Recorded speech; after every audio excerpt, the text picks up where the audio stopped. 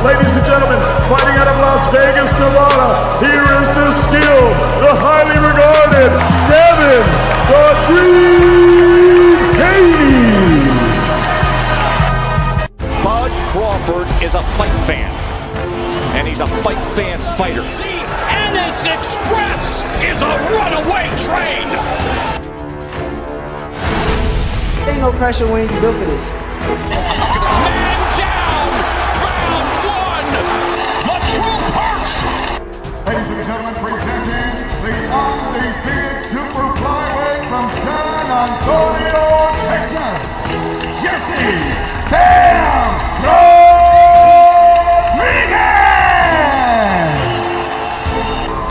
The universally recognized undisputed lightweight champion of the world, Devin the Dream Haney!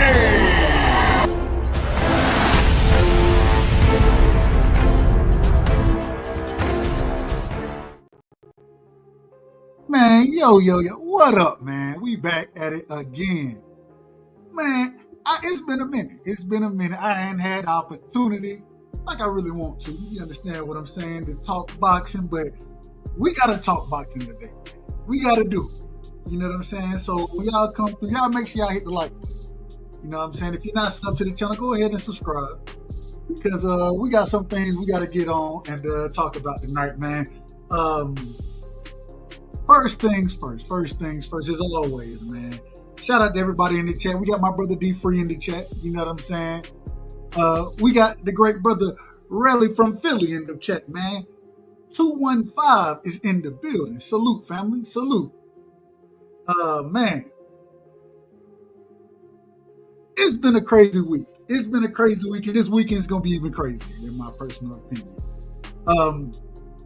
We have, at this current moment in time, Devin Haney. Well, first off, I ain't even going to say Devin. We got Bill Haney and Brian Norman Sr., they talking crazy right now. They out here talking crazy to each other. But I ain't got no problem with it. I ain't got no problems with it. You understand what I'm saying? We got this weekend Tevin Farmer versus Kid Austin. Floyd Schofield Jr. is what they call him. They talking crazy too. They talking wild out here. You understand?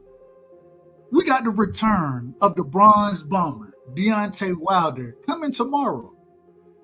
In 26 minutes. It's definitely going to be today.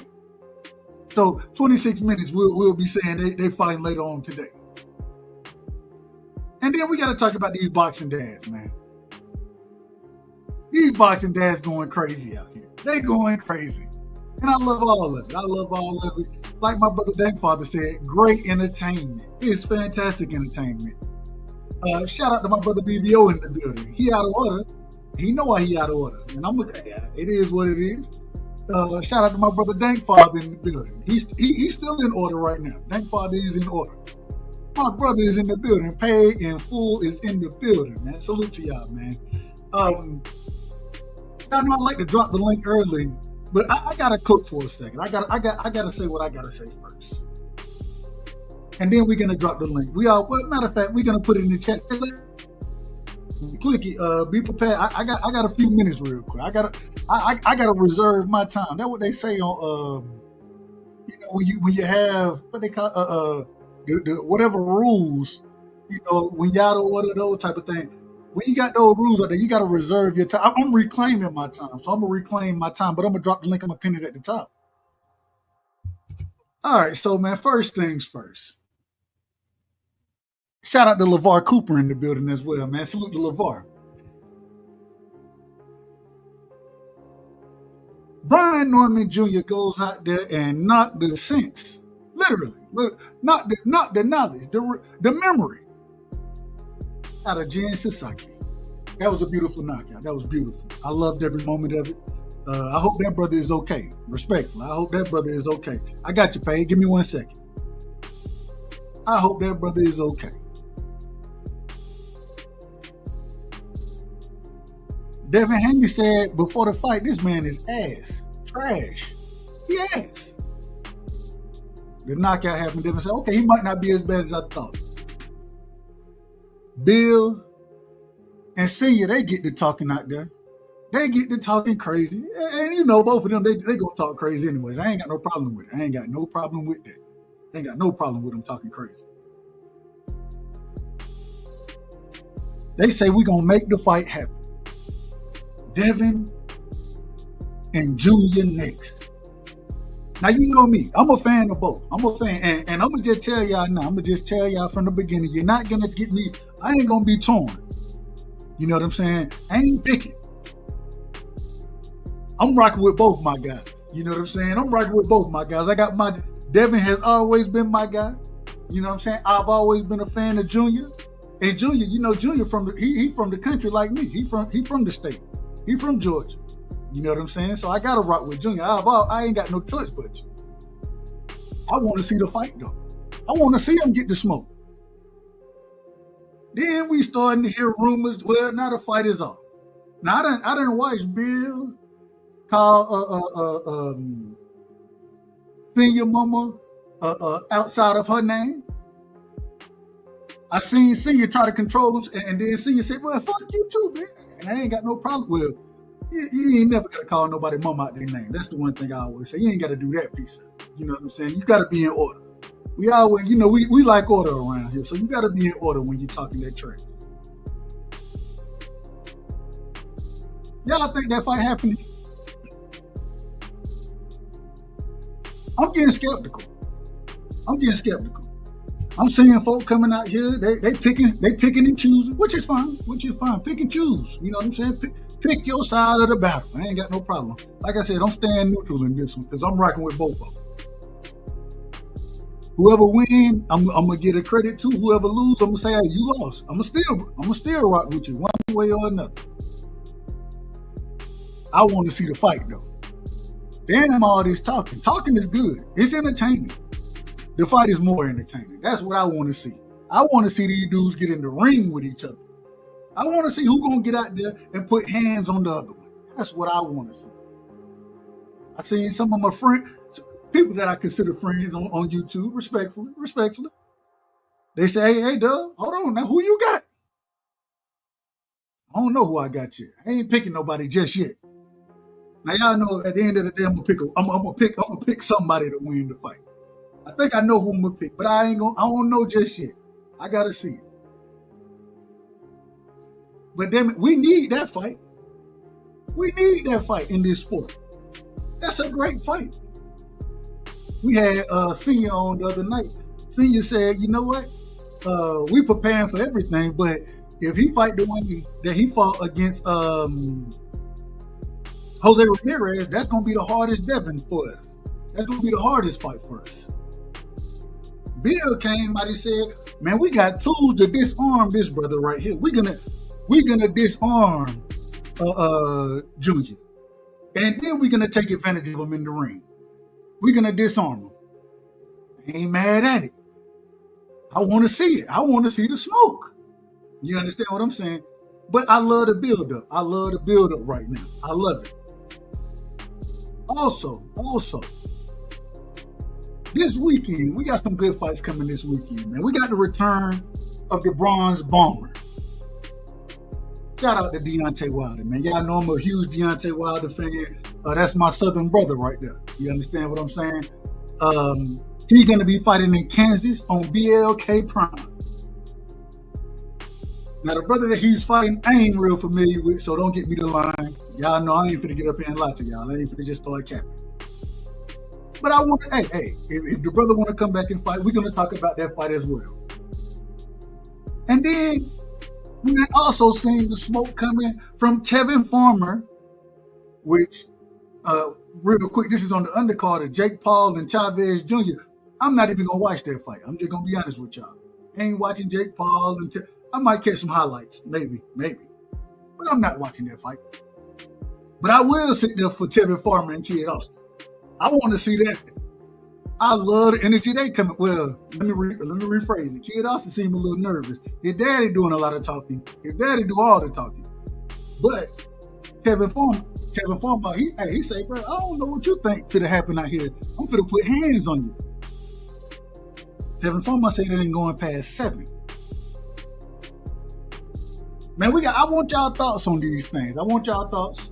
And we got my brother in the building, man. And we're gonna break all this stuff down as we progress through the night. You know what I'm saying? We're gonna break all this stuff down. But I got my brother in the building.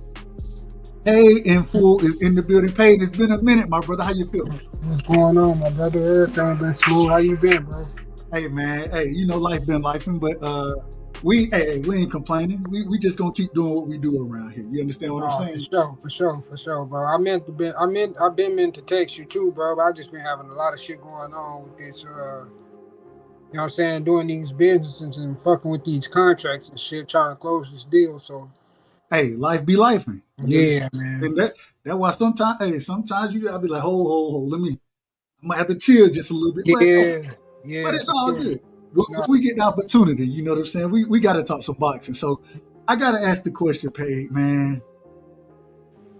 First things first. What you think about this supposed smoke? They say that term sheets have been sent. Everybody saying they didn't agree on the term sheet. That's what everybody's saying. I don't know what the truth is. That's what they're saying. I don't know what the truth is. But everybody's saying they didn't agree on these term sheets. Between and we know term sheets aren't contracts, right? All the whole signing thing, all that. I don't know if that's really possible right now. But Devin Haney and Brian Norman Jr. What's your thoughts on that fight, my brother? I like the fight. It's a good fight. I just think that I don't think that's a safe fight for Devin right now. Just based off his last performance. I think bro, to be honest, bro, after that Jen Sasaki fight, like I always knew that Brian Norman was like a dope ass fighter. But after that Jen Sasaki fight just made me a bigger fan of him, bro. Even though, you know what I'm saying, I was kind of torn between the situation with him and Boots. But that's past gone. We got something new on the table right now. So with that fight, I kind of got Brian Norman. I just feel like he's too big and too strong for Devin right now, bro. Another thing is, I think I heard you cooking on these dads, bro. I think a lot of this passion and shit get in the way of certain situations, and it make some people crash out. Like I went back and watched the video or whatever with on Coach Malachi's channel or whatever, and I feel like Bill was out of line, man. You ain't gotta call nobody mama. You ain't gotta because that's when it go to a whole nother different level, especially when that man mama battling cancer. You already know what I done told you about mine or whatever. Right. Like certain shit just go way beyond boxing, bro. Absolutely. And far as I just feel like he was a man enough to come back up, and I gotta respect him for that. For coming back up, you know what I'm saying, apologizing for righting their wrongs, bro. So as men, we got to respect that, because the worst thing it is for us to we already the kind of minority when we going against each other. So it's like that's what they want from us. But they both young, bro. I just want to see that fight, but I got Brian Norman in that fight for sure. And real quick, like I say, for everybody, y'all missed it. I'm telling you now, I ain't picking a winner, because I rock with both of these three. And for me, this ain't gonna be no Bud EJ situation for me. Yeah, I rock with both of these fighters. You know what I'm saying? When it's made, you know what I'm saying? Then we're gonna pick a winner. We're gonna pick a winner. But until that happen, I'm just gonna sit back and watch, and we gonna break the fights down, those type of things. I got my brother in the building, man. Prize Fighter is in the building. Salute to my brother Prize, man. Yeah. Give me opening statements, family. And I'm gonna come to everybody. I'm coming to everybody. I got y'all. Yeah, man. Shout out to you, Doug, man. You know, shout out to the STN, man. I was just listening to you cook, man. I came up here.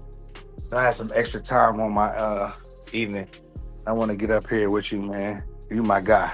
Hey, I already know, man. Brian Norman versus Devin Haney, man. What you got on there so far? Man, I like it, you know. I want to see it go down. It could go either way to me, you know, because Devin can use a bunch of lateral movement and a jab and make it difficult. Brian Norman Sr. already said it would be the most difficult because of how Devin is. Or we could see, you know, what Brian Norman did. He went out there and smoked Jin Sasaki, like knockout of the year thus far. I know we got a little ways to go, but for right now, man, he knocked dude brains out. Man, they had to come pick that boy up. That boy can't remember nothing. But Brian Norman Sr. respectfully, Brian Norman Sr. said he's doing better. You know, Brian Norman. You could tell the Normans was very, very appreciative of Japan. If you listen to our channel the other day, you can tell. But I mean, that fight, I love it, Doug. You know, like you said, when it's signed and sealed, then we'll pick our winners. But I like it. It can go either way to me. I think it's a 50-50 fight. I'm not going to lie. Me too. Me too. 50-50 fight. Marky Dan is in the building. Marky, before and I'm glad you're here. I'm glad. And shout out to me Marky. too. Y'all make sure y'all go sub to my brother Marky channel, man. Yes. Mark, I gotta ask. You picked Jin Sasaki to stop Brian Norman. I haven't seen you on the boxing show. Now we had our political show. We had our political show, but I hadn't seen you talking boxing with me in a minute. So how do you feel since man, I ain't been ducking no smoke. You ducked all the smoke. You ducked all the smoke. I ain't ducked no smoke. I didn't say that. That's crazy. You picked Jin Sasaki to beat. He was the only one on the panel. It was 4 o'clock in the morning. I was crying. I don't care what time it comes. I don't care what time it was, brother. That's crazy. Hold on. Y'all let the brother cook. Man. Let him defend it. Let him cook. Go ahead, Marky. Yeah. But I ain't got no problem with that. I was supporting the Island Boy with my voice. I didn't care. I just wanted to see somebody get beat dead, and Brian Norman did that for me. So, I mean, it was an interesting 7 o'clock in the morning to fight. I wasn't mad at it because he put him to bed. Jin Sasaki, they said he woke up. He didn't remember the fight. He didn't remember his 6-week training camp. I'm going to just say prayers to that Island Boy and respect to his glorious death. And they have said that he is okay. You know what I'm saying? He's recovering. You know what I'm saying? Those type of things. And I wish nothing but the best for Jin Sasaki. You know what I'm saying? You don't want to see nobody really, you know, we love the sport, but you don't want to see people hurt in the sport. Yeah, well, I do. But it's the hurt game. It is the hurt game. I want to see somebody get hurt. I like to see what I want to see what I saw, Marky. I want to see somebody get their brains knocked out. And that's what happened. Real quick, Marky, man. Devin versus Junior. Is it happening? Do you believe that fight happening? And what's your thoughts on that fight? Until they announce the date of a press conference, I don't ever believe a fight is happening. Until they do that, I don't put no stock in it at all whatsoever. Because you talked about Crawford and Spence. I remember the negotiations. Matter of fact, I remember the year before negotiations where they teased us for 6 months. They keep saying every 2 weeks, oh, give us 2 weeks, give us 2 weeks. We'll have the fight done. It never gets done. So no, I don't get into the pre-fight nuptials. I don't get into the pre-fight contract stuff. Until it's made, I don't ever think it's gonna happen. Okay, and we got my brother in the building, man. It's been a minute. I'm gonna open this thing up. I'm gonna open it up and let y'all run. But I got my brother in this building. It's been a minute since I rocked with King Judah in this thing, man. Shout out to my brother King Judah in the building, man. Salute, King. Man, give me your opening thoughts about Junior versus Dev, man. Okay, bro. Listen, Dub, you right, bro. It's been a minute. My brother from another mother, right? But Dub, you should know why I'm up here, bro. I'm here to set the record straight. Now, Dub, I know you from Georgia. I know this. But Brian Norman Jr. about to duck Devin Haney right now with face, bro. That's what's really going on. People want to tiptoe around what's really happening. Because I'm gonna tell you what I seen, Dub. I'm gonna tell you. No, let me get it out. Let him finish. Go ahead. Now I know y'all gonna have some pushback. That's why I came up here. Y'all, I come here for the controversy. But from what I seen from day one is with the Haneys, I seen a pattern, Dub, that we done seen before. Devin Haney said he wanted Brian Norman Jr. And from what I seen from Devin Haney, I'm led to believe that when Devin say he wants somebody, he want him. Well, Devin doubled down by going to Japan while Brian Norman Jr. had a fight in Japan. It's the same thing they did when they came down to New Orleans, Louisiana to watch Regis right before they sent him a contract. Now, I seen all. They was in Japan for the fight? Yes, they was in Japan. Okay, that's what's up. I didn't know that. Go ahead. Yes, they were. Hold on. Let the brother finish. They was scouting Brian Norman Jr. Now, after that, as soon as the fight was over with, before the fight, Devin said Brian Norman Jr. is ass, right? You know, Devin liked to clown a little bit. After Brian Norman knocked him out, Devin didn't try to discredit his win. Devin said, I guess he wasn't ass after all. A lot of people took that as a sign, well, now Devin backtracking, he don't want to fight Brian Norman. Well, no, Devin doubled down after that and said, I still want Brian Norman Jr. Bill Haney went looking for him. So you fast forward it to them trying to get this fight with Brian Norman. When they asked Brian Norman them about the fight, Brian Norman team said, no, we're eyeing the winner of Manny Pacquiao and Mario Barrios. That's what they said at first. Well, Bill Haney didn't stop there. They kept putting the pressure on. The fans got behind it because they wanted to see the fight. Then you had Brian Norman and his team saying, yeah, we'll fight Devin next. We just need this to make sense. We waiting on this and we waiting on that. Well, Bill say, man, we got an offer. We ready to sign our terms to agree with y'all. Do y'all agree for this fight? Then Brian Norman and them said they agreed to it. They just waiting on the official contract. You fast forward to today, as recent as today, now Brian Norman's junior manager came out and said, we don't think the fight is going to happen. There's been some kind of discrepancy. You would have to be a damn fool if you think that the fight is not happening on Devin Haney and them side after all the evidence we have. Well, I didn't say that. I said I'm just saying in general. A person would have to be a damn fool. Judah was cooking. And we finna open this thing. All I want to say is, and y'all know how I am. Just be respectful. You know what I'm saying? When a brother talking, y'all can go back and forth all you want to. I ain't got no problem with it. Let me just quickly give my thoughts on that fight. Now I get up out of here. I can't even finish. Can I finish saying what I'm gonna say? All right, go ahead, nigga. You long-winded. Remember, go ahead. Oh my God, it's his whole show. Already, man. I be defending Marky. I be looking. Marky be having me looking crazy. Man, you let Prize cut you off, bro. Man, what? Marky, oh man, Marky, man, come on, bro. Come on, man. Be in order. Man, we got to give Marky the drop early in the damn show, man. I ain't even expect to get a drop this early in the show. But I know we got it. The fuck is wrong with you people? Who raised you? Who the fuck raised y'all, man? So look. Go. You know what? Man, Marky, look, go ahead, Marky. Oh, go ahead, God. Marky. Go ahead, Marky. Go ahead. Marky, just go ahead and host the show. Let him host. Well, he left, man. He ran. He raged quit. We ain't mad at it. Marky, come up taking the damn show. We in the middle of trying to go back and forth, have a conversation, and you want it about you. Respectfully. I ain't got no problem with what you're saying, King. I ain't got no problem with what you're saying there. But I will tell you, when I done listened from everything I done heard, and even when they were talking about, I saw what you were talking about with the manager coming out saying that the fight might, I think he said something to the effect, unless I'm being punked, the fight is off or something like that on Twitter. And over on Coach Malachi's show, Coach, he made the phone calls, and Bill and Senior both came back and said, that's not true right there. We still working to make this fight. You know what I'm saying?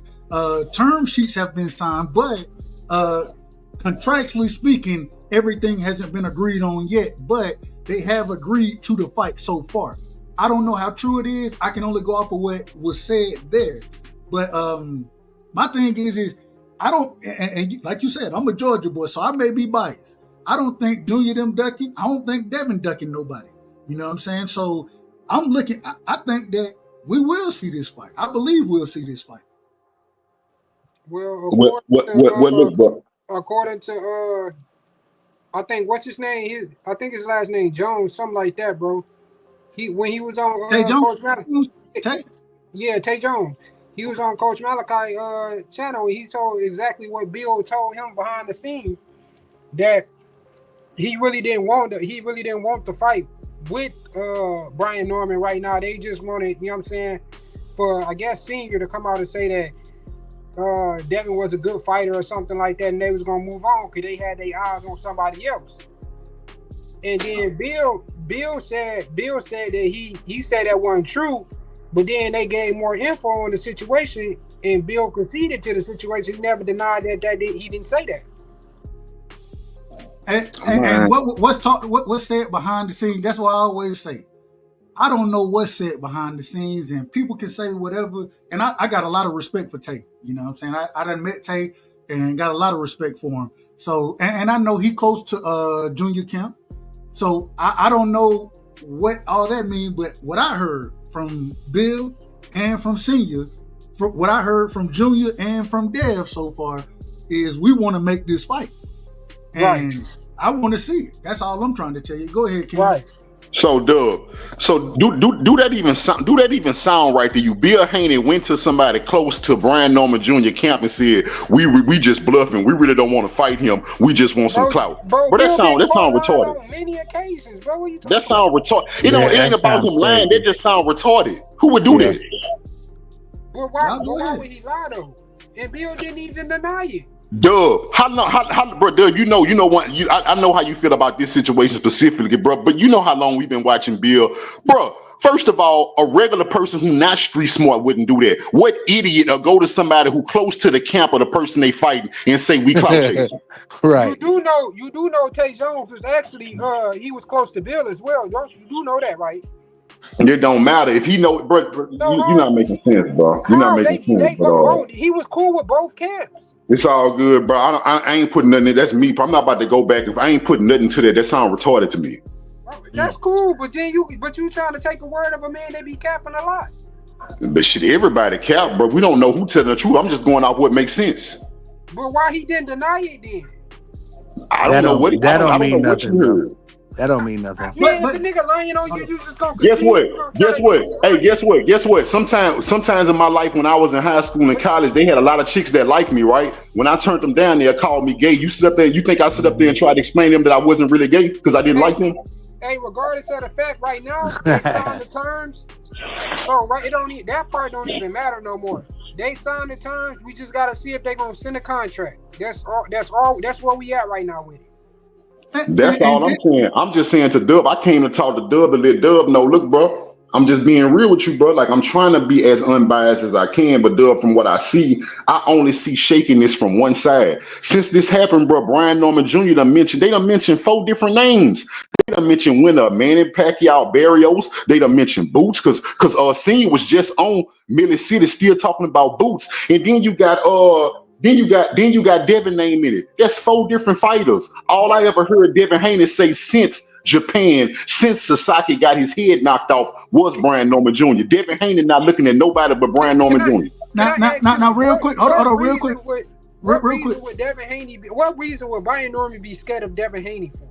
Hold on. I don't think it's the fighter in this case. I like Brian Norman. I'm from the South too. I'm not from Georgia, but I'm from the South. I like Brian Norman. I think the team don't want this. But what I want to say real quick, King, is the same way. And I hear, I always say, you know what I'm saying. I kind of try to, and I love Bill. Well, I ain't gonna lie, I don't love Bill. I don't like Bill a lot. Man, I'm just be honest. I ain't no fan of Bill. I ain't gonna lie to you. But at the same time, I listen to Devin, you know what I'm saying? And it seemed like Devin is pushing for this fight. It seemed like I heard Junior say he pushing for this fight. And until I hear either one of them talking crazy outside of that, they can talk, man. The manager and the same individual that I was speaking on earlier that came out said that the fight, it seemed like it's off. And then when Coach Malachi make the phone calls and do what he do, shout out to him, man. Y'all make sure y'all go sub the True Media over there. When he make the phone calls, it comes out that both parents and both fathers in this situation, they both say, nah, we working on getting this fight. And everything I've heard from Junior is, nah, hey, I want to fight Devin. We can make that happen. That's who I'm looking at. And everything I heard from Devin is the same. So I think we're going to get it. Let me ask that now. Do you think we're going to get the fight, Judah? Man, at this point, bro, I don't, bro. I'm looking at, bro, I told you, bro, Doug, one thing you know about me, bro, you ain't never heard me come with an opinion that's not based in facts. I will not give you opinion that's based on my emotion. I'm only gonna go off the facts that I see. And from what I've seen, I'm putting these pieces together. One side has been all gas, no brakes. The other side been shaky. And on top of that, the other side was the only side that mentioned anything about the fight not happening. You ain't hear nobody from Devin Haney camp mention one time that they don't want the fight or the fight not happening. All that's coming from Brian Norman camp. But the only person the only person we hearing it from is, what's the brother name? I can't remember the brother name now. Can't remember. What's his name? Nah, it's something Adrian something. Huh? Adrian Crooks or Crooks? Is it Crooks? I don't know. I don't really know. Yeah, Adrian. That's the only person I've heard anything. What somebody outside said of that come from? What Dub? Somebody said, I don't know how true this is. Don't quote me on it, but I was on YSM just now talking with Greg Hack and them, and somebody in the comments said. Yeah. Somebody said that Turkey said it was off. Now I don't know how true that is. They might just be talking, bro. But it sounds like now this what they saying it might be about. Now we'll tell you, I do have an inclination of what it might be about. They saying that Brian Norman or his team, because I don't think Brian Norman's scary at all. They don't want to go to Saudi. They saying they think that's Dub. I'm gonna take the word of Junior. Hold on, I'm gonna take the word. Hey, of Dub, Junior. is it Adrian Clark? Yeah, Clark. That's his name, Clark. But I'm gonna take the word of Junior over Clark. And Junior said, "Man, we can make the fight happen in Saudi. We can make it happen in Vegas. We can make it happen in New York. I don't care where it's at." That's what Junior said. And like I said, I done met Junior in person. And I got a lot of respect for Junior. So I think he a man of his word. And so I can't say nothing about Adrian Clark. I don't know that relationship. I think he the manager or whatever, but he can say what he's saying.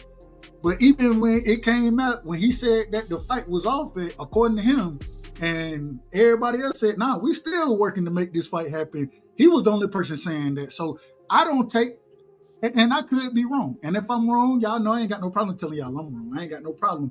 But I don't see it that way. I trust Junior and I trust Dev more than anybody else talking about this right now. You know what I'm saying? And that's how I'm looking at it. And I'm hoping that is real. You know what I'm saying? I'm hoping that it's real. But what Brian Norman Sr. been talking about a bunch of them brothers. Hold on, real quick. Them brothers want to have a homecoming fight.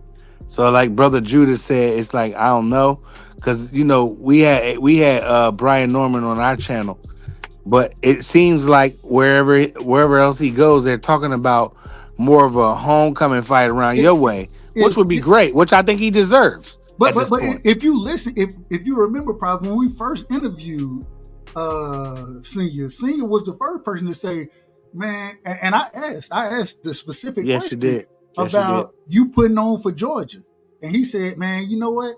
Right now, man, we ain't worried about putting on. We worried about winning. We worried about fighting. You know what I'm saying? If we can get a homecoming fight, cool. But we willing to fight anywhere." I thought he said he wanted they said they prefer a hometown fight, but if like a Devin fight presents itself, a Jerron Ennis or something big, they'll do that first. But if they could have it their way, they'd rather have a homecoming fight. Whether they put what's the kid name? They said Speedy Rashidi. Who else he said? Rocha. Rocha was up. Alexis Rocha. One of those for a hometown fight. So I feel like they want to do that first. I just feel like that. I don't like. I mean, but the money talk though. If Devin and Turkey and everybody come with the money, I'm pretty sure the scenes the Normans will take the money. Right now, go ahead, Paige. Then let me get my brother free in here. Go ahead, Paige. Right now, this the issue though. This is the problem when you negotiating in the public, bro. So much shit get misconstrued, dog. That's why a lot of that shit should have just took place behind the scenes. But as of right now, Senior was just saying on Mill City that they had a minor error or something with the term sheet, but everything should be fixed by the morning. So pretty much they already signed. So what we wait now is the contract's got to come, but that's probably later on. That's probably like the last thing that gets signed. And I want to say this. I agree with you with what you just said, Paige. One of the things about negotiating on YouTube, right? And it's crazy because these folks, they're doing so many interviews right now that I can't even catch up with all the interviews. And y'all know I be trying my best to follow. I can't catch up with all the interviews that's going on right now. So I understand it. Let me bring Free in here. Then we coming back to you, my brother King. Go ahead, Free. Welcome to the show, my brother. Give me your opening statements. Yeah, I think this is what Bill thrives on. He thrives on a bunch of confusion. We never seen Devin Haney make a major fight when all of this stuff was in the public. Whenever he made a fight that we wanted to see him make, it was made behind closed doors. Facts. And the thing is, I believe the fight is going to happen when things make sense. Whatever they come with, and it makes sense, it's going to happen. It got to make sense on both sides. You can't just say it's going to make sense for one and the fight got to happen, and if it doesn't, the other man is ducking. I mean, outside of a name, Devin Haney doesn't bring anything to the table for Brian Norman. So if Brian Norman wants to fight, Brian Norman said, I take the fight. I want it. I don't think it has to be a homecoming fight, because what they said was they was going to wait for the Manny Pacquiao and Mario, the winner of that, they was going to fight. And then the Devin Haney fight came along, and so Brian Norman Sr. said, yeah, that was our intention, was to wait on that. But now that Devin opened up his mouth, well, things changed. So we want that smoke. So I don't think that they're scared to make the fight. I think it's up to Devin to make the fight. Devin is the A side. Brian Norman's not the A side. Yes, he is the champion, but he's not the A side. That's why Devin got to make that fight. So if we say if it's on anybody, if Devin wants to fight, he got to make the fight. That's what everybody say about everybody else. Oh, well, he's the A side. He got to make the fight. So put it on that. Put it on the A side. He got to make the fight. If he wants it, he got to make it. We can't switch up because of somebody that we like. You got to keep it the same way across the board with everybody. You say it for one, say it for the next one. Thanks. Go ahead. Yeah. The only problem with that, bro, is that what you're saying not making no sense. Devin Haney is trying to make the fight. Only one side got any objections to anything. And what you having a double standard, because on one hand you just said Devin don't offer nothing, but you also called him the A side. That means he offers something. If he the A side, then he offering something. That means Brian Norman Jr. would benefit from this more than Devin. Devin is the A side. He automatically gains something. Well, he probably gonna be on pay-per-view. This fight probably gonna be on pay-per-view. Brian Norman probably gonna get his biggest payday. Devin is not about to get his biggest payday. Why who cut me off? Because I ain't cut nobody off. Let him finish. But go ahead, brother. Go ahead. Brian Norman Jr. is going to get his biggest payday to fight Devin Haney. Brian Norman Jr. is not going to be Devin's biggest payday. So how you assume that Brian Norman Jr. that Brian Norman Jr. is bringing Devin anything? The person going to come out on top on this, who got nothing to lose, is Brian Norman Jr. So you want Devin Haney to be the A side and acquiesce to the B side? That don't make sense, because y'all don't ask Tank Davis to acquiesce to nobody. Y'all don't ask Canelo to acquiesce to nobody. Y'all don't ask no other A side except Devin Haney to acquiesce to nobody. This is the fourth time we done heard y'all niggas say Devin Haney is the A side and he got to acquiesce to somebody else. I said Devin Haney got to make the fight. He's the A side. He doing that. He making the fight. Okay, he making the fight. Okay, I let you finish saying what you were saying. But you only heard Brian Norman is the only one that said anything. I didn't hear Brian Norman say anything. You taking a word from a manager where Brian Norman Sr. and Brian Norman Jr. both said that's not true. We heard Bill Haney said that's not true. But you still taking the word of a manager that we heard from both sides said it is not true. So it seems like Brian Norman wants to fight. It seems like Brian Norman Sr. wants to fight, and Jr. So you still hanging your hats on a word of somebody who's been proven that it's not true. Well, that's what I'm saying. That's why I started off by saying that I don't think Brian Norman's scared of nobody. I put that out there that I'm a fan of Brian Norman too, because he's from the South. I ride with Brian Norman too. I know the dude got skills. I like Brian Norman. I'm not putting this on Brian Norman, but I do think people above Brian Norman, because Brian Norman is not his own boss, don't want this fight. All right, hey, real quick, man. Shout out to everybody in the chat, man. My brother L Dub is in the chat. The plug is in the chat. Shout out to Rick Timms in the building, man. Vondi is in the building. Dankfather's in the building. Anthony Richardson in the building. Majestic is in the. Is it Majestic Majesty? I don't know how to say it. LPJ, 2 cents. Salute to all y'all brothers, man. Salute. Eric R is in the building as well. My thing is this. All this back and forth, you know what I'm saying? I think it's good for promotion. I think it's fantastic for promotion. At the same time, I see both sides saying that, hey, look, we gonna make this happen. You know what I'm saying? So my question, outside of what's actually going on, and we definitely gonna talk about Wilder in a second, but outside of the arguments going on as far as YouTube go, if y'all have to put it on a scale of 1 to 10, you know what I'm saying? 10 being it absolutely happened, 1 being no chance it happens. What chance do y'all give this fight to happen? I'm gonna go around. I'm gonna start with Paige, then we go into Prize, we go into Judah, we go into Free. Paige, 1 to 10. What's your feeling as far as this fight happening? I'll probably go with right now I'm like at a 5 because I see like even though I feel like they signed the agreement, that's all we got to go off of right now. So until anything else come out, I'm gonna leave it at a 5. So I'm like feeling halfway it is, halfway it ain't. Okay, Prize, what's your 1 to 10? Mm-hmm. 10 being the best, 1 being not happening at all. What's your thoughts on this fight happening? I mean, I love both the brothers. I love both their fathers. But if you wanted me to answer your question, I say the fight's a 4 and to happen next.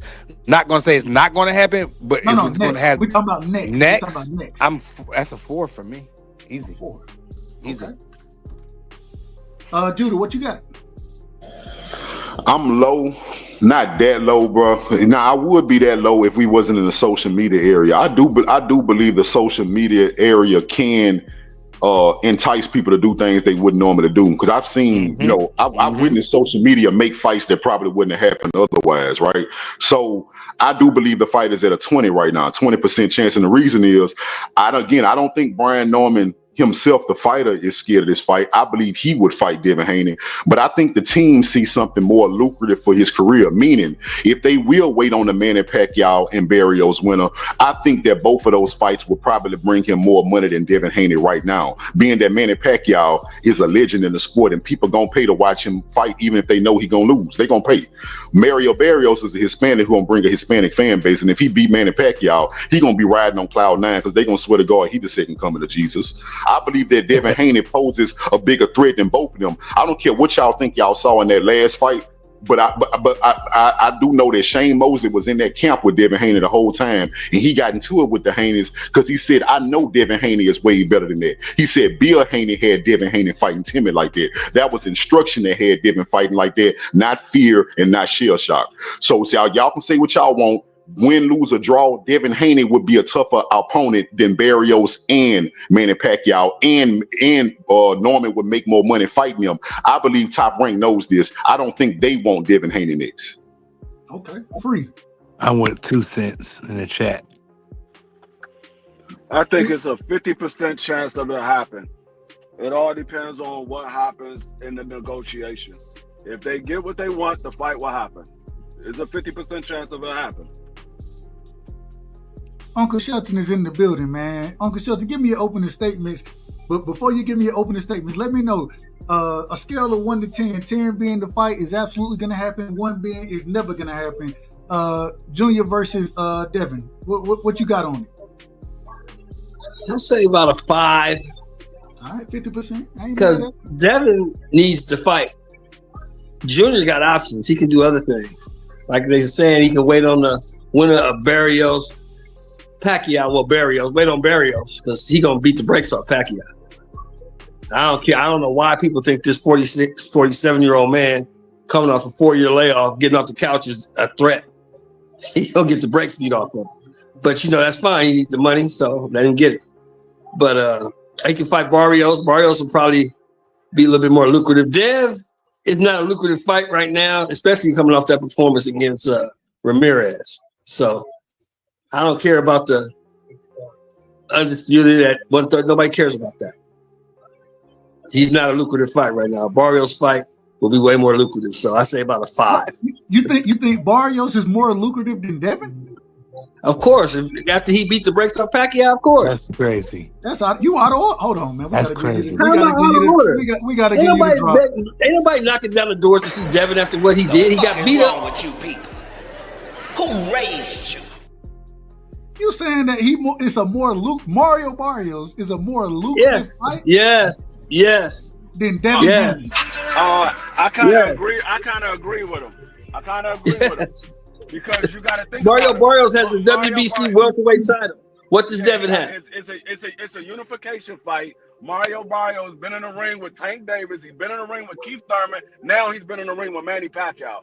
He lost to both of them. It doesn't matter whether he lost. It He lost to everybody. It matters that he shared the ring with them. He's been in the ring with him. So he got people watching him that probably wouldn't normally watch him. Well, y'all just proving my point. The same point y'all argue with me about. Y'all just proving my point. So basically, y'all leading to what I'm saying, that it's Brian Norman team who might not want this fight. I didn't say that. I didn't say that. I just said that Mario Barrio is a more lucrative fight. Yeah, I said Brian Norman Jr. got options. He ain't got to take Devin Haney. Devin Haney's the one that needs to fight. Barrios is a more lucrative fight, and he an easier out than a Devin Haney on top of his game also. Well, maybe so. Hold on. You think Barrios is more lucrative than Devin is? I think just because of the Mexican fan base, I think especially he beat Manny Pacquiao, they gonna ride that. Mexicans, bro, when they fighters get a win, they ride that into the next fight. I might be out of order then. Clearly, I'm out of order tonight. After he beat the brakes off Pacquiao, he's gonna be a bigger star than he is. He's not a star now. He'll be a star after he beat the brakes off Pacquiao. Amazing. Manny Pacquiao, who all are 73 years old. Oh, you got fools out here saying Manny Pacquiao got a good chance to win. They said Manny Pacquiao gonna knock Barrios out. Yeah, you got that word lucrative. It depends how you looking at the word lucrative. Let me rephrase it. Let me rephrase it. Because if Barrios wins against Pacquiao, he's still a champion. That's fine. At the same time, when I say lucrative, a Devin Haney fight brings much more money to Brian Norman Jr. than a Barrios fight could ever bring. Yes. No, you're right. Guaranteed. With guarantees. You're right. With guarantees. It do. With Devin Haney, by Devin Haney being his own boss, Devin Haney get money, like I want to say, the money Devin Haney get is different than an average fighter. So a lot of his opponents able to get more money than they would fighting somebody else. I don't know if y'all know how this works, but when they fight Devin, everybody get their highest payday because their guarantees is higher fighting Devin. How is he? Nobody had a highest payday fighting Barrios. He his own boss. Like, why y'all keep saying that? Because he is. That's what it looks like. How he never promotes his own fights? How come he never promotes his own fights then if he's his own boss? That's what I'm saying. Devin Haney don't promote no fights. He don't promote his own fights, bro. Like I get it. Yes, he's young. He got his LLC going on. I'm proud of him, but he's not his own boss, bro. What y'all not understand is Devin get paid twice. Devin get paid as a fighter and as a promoter because it's always Devin Haney promotion is involved. Not every fight. Some of his fights, yes. Not every fight. When he's fighting on a rehab season, Devin Haney promotion is not involved. It's rehab season. Well, with Turkey, the guarantee gonna be high anyway. The whole point is, bro, when you fight Devin, you get your biggest payday because if he fighting with Riyadh, Turkey always give the highest guarantees out of everybody else in boxing. So that's guaranteed. Your guarantee is gonna be high. But that's not Devin. I'm not saying it is. I'm telling you that if he fight Devin, which would be on Riyadh, he is going to get a highest guarantee that he ever got before, ever fighting with Devin on Riyadh. Maybe it's not a guarantee that he will. What Brian Norman already said. Brian Norman already said they heard about what kind of money they're gonna get from Turkey and they satisfied with it. Okay. Well, Turkey got to make the offer. Has the offer been made? Yeah, that's what they said on our channel. They don't want to go to Saudi, from what we understand. They don't want to go to Saudi. That's the word on the street. I never heard that. Why wouldn't they want to go to Saudi? I think Brian. I think the Normans will go to Saudi. I mean, he just said in an interview yesterday that he would go to Saudi. He just said it. Yeah. They literally just left Japan. Why the fuck wouldn't they go to Saudi? He just said on our channel yesterday that he was willing to do that for the right price, for sure. All I'm saying is I'm going and shout out to seniors, shout out to Bill, but with Junior and Devin, I'm going off of what those two done said so far. Junior said himself, I don't care where the fight is at. It can be in Saudi, it can be in Vegas. I don't care where it's at. It could be in Compton. Let's make the fight. I don't think Devin ducking nobody. So that's one thing you can't say. If you can't say shit else about Devin, the one thing you can say is he don't duck. He don't duck no smoke. You can't say that. So all I'm trying to say is, and that's why the one thing I don't like. And once again, I don't know the manager. I don't really know. I don't know who that individual is respectfully, and I say that respectfully to him. You know what I'm saying? Hopefully, we can get an interview with him, and we'll talk all that good stuff with him. But even after, and shout out to my brother, straight from the sunny side. You know what I'm saying? Rick Timms. They both came out and said. Both fathers came out and said, no, we still working on this and we trying to make this fight. So I don't see any ducking going on. All I'm saying is I think in my personal opinion, I give this a 7. I think it's a 70% chance that this fight can be made next. I ain't talking about no other time. I'm talking about next. And I think we need to have it next, especially with the drama that's building up. And look how rapid this drama is building. The man, it's literally a week now. We was live a week ago when Junior knocked out Jin Sasaki. It's been a week, and we see the traction that all this fight is getting right now. And so I think this is huge. Go ahead. Dub, let me ask you this, bro. So I love you like a brother, bro. But it sound like a lot of hoping because there's a Georgia boy involved, right? It's like you want to overlook some of the factors. Now, one factor that I didn't bring up that I just thought about is y'all got to remember that Brian Norman Jr. fight on Top Rank. Top Rank is not in the business of putting a young prospect against the toughest competition early. But we also saw he's not a prospect. He's a world champion. He's not a prospect. Hold on, Uncle Shut. We also saw when Big Baby was offered, and Big Baby is a top-ranked fighter. When he was offered money or life-changing money from Turkey to go fight Bakole, and even though I remember Bob saying he didn't say that. He said I don't think he should take that fight, and Big Baby still went and took that fight. Correct? But guess what though, Dub? Guess what you missing out of there? A key detail in that fight. They thought that was going to be an easy touch because Bakole was coming off short notice. They thought Bakole wasn't going to be in shape. Nobody expected him to go in there and fight that dude who was out of shape and didn't train for that fight to beat the hell out of Big Baby. Nobody expected it. No, that's what Bob thought. Bob said, no, you shouldn't go over there and fight him. That's not a good fight for you. That's what Bob said. He said, but Big Baby said, I can't turn down the money. So he went over there and fought him for the money. Right. Man, it's the same thing Bakole did when they offered him the Joe Parker fight. He couldn't turn down the money. But at the end of the day, my thing is this. Regardless of what Bob says, you know what I'm saying? When you're offered a contract, Bob gonna get his cut, you know what I'm saying? And especially if it's a big payday over there for Bob fighting, you telling me Bob ain't gonna take that nice piece of change? Regardless, win, lose, or draw, he not gonna take it. He needs that cut. Plus, you gotta remember,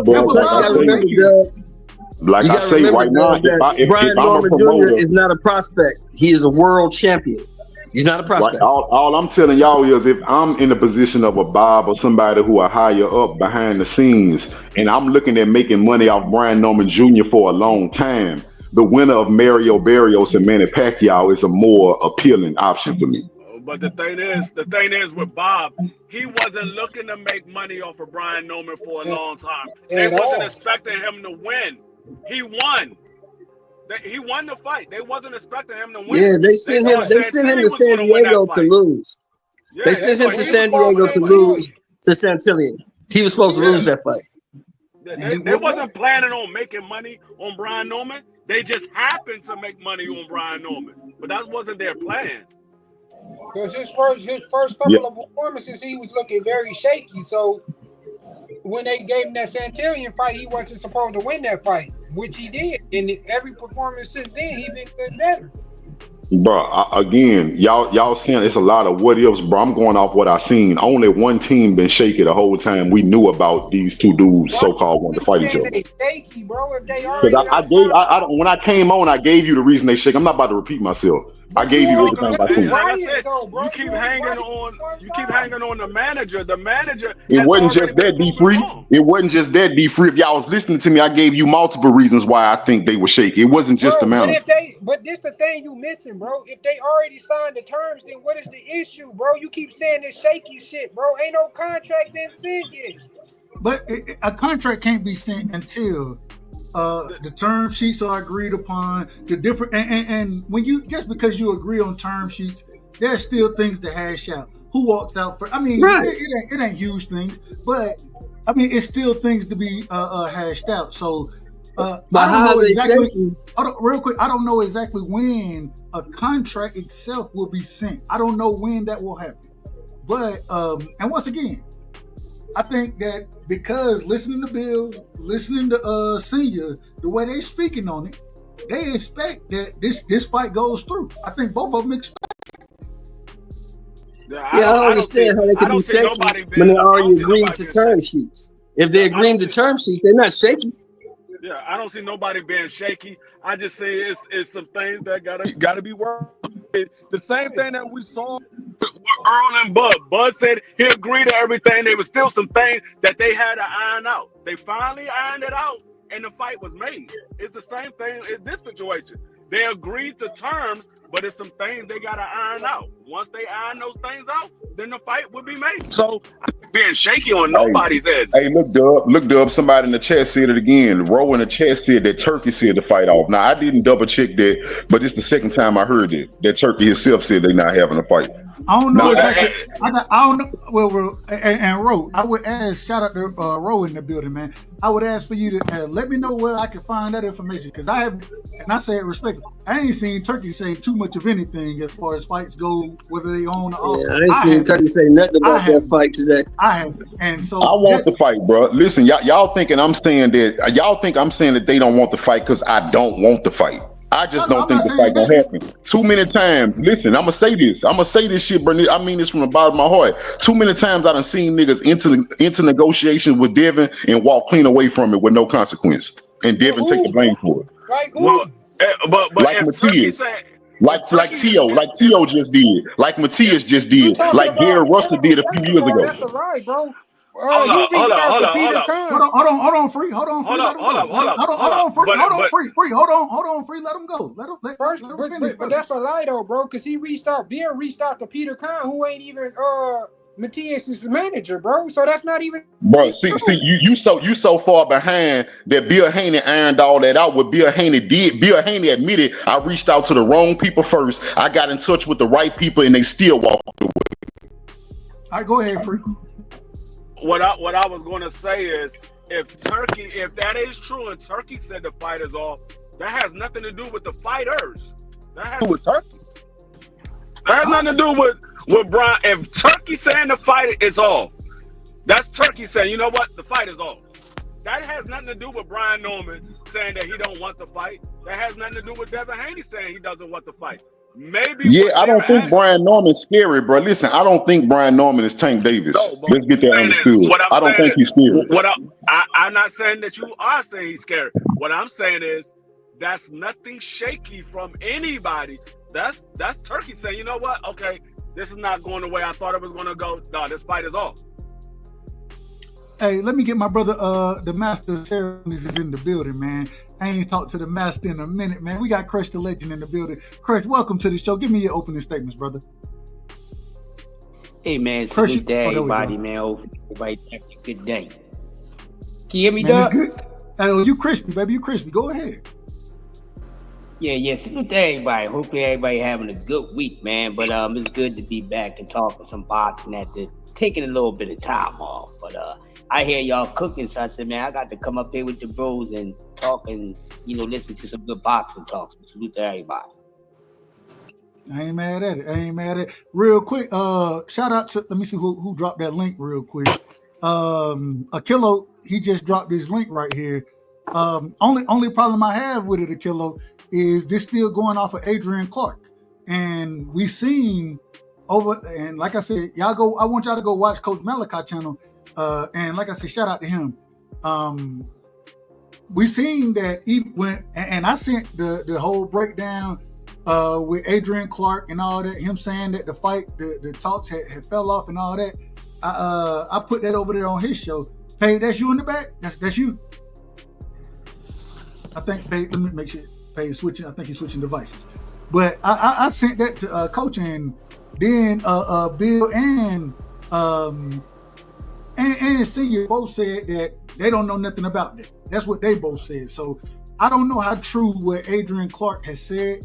That's why I said I'm gonna reach out to the brother on Twitter and see if we can get him on the show pretty soon, so we can kind of clear this up. But my thing is, at the end of the day, I feel like there are individuals, and when I say individuals, I ain't talking about anybody specific on the panel.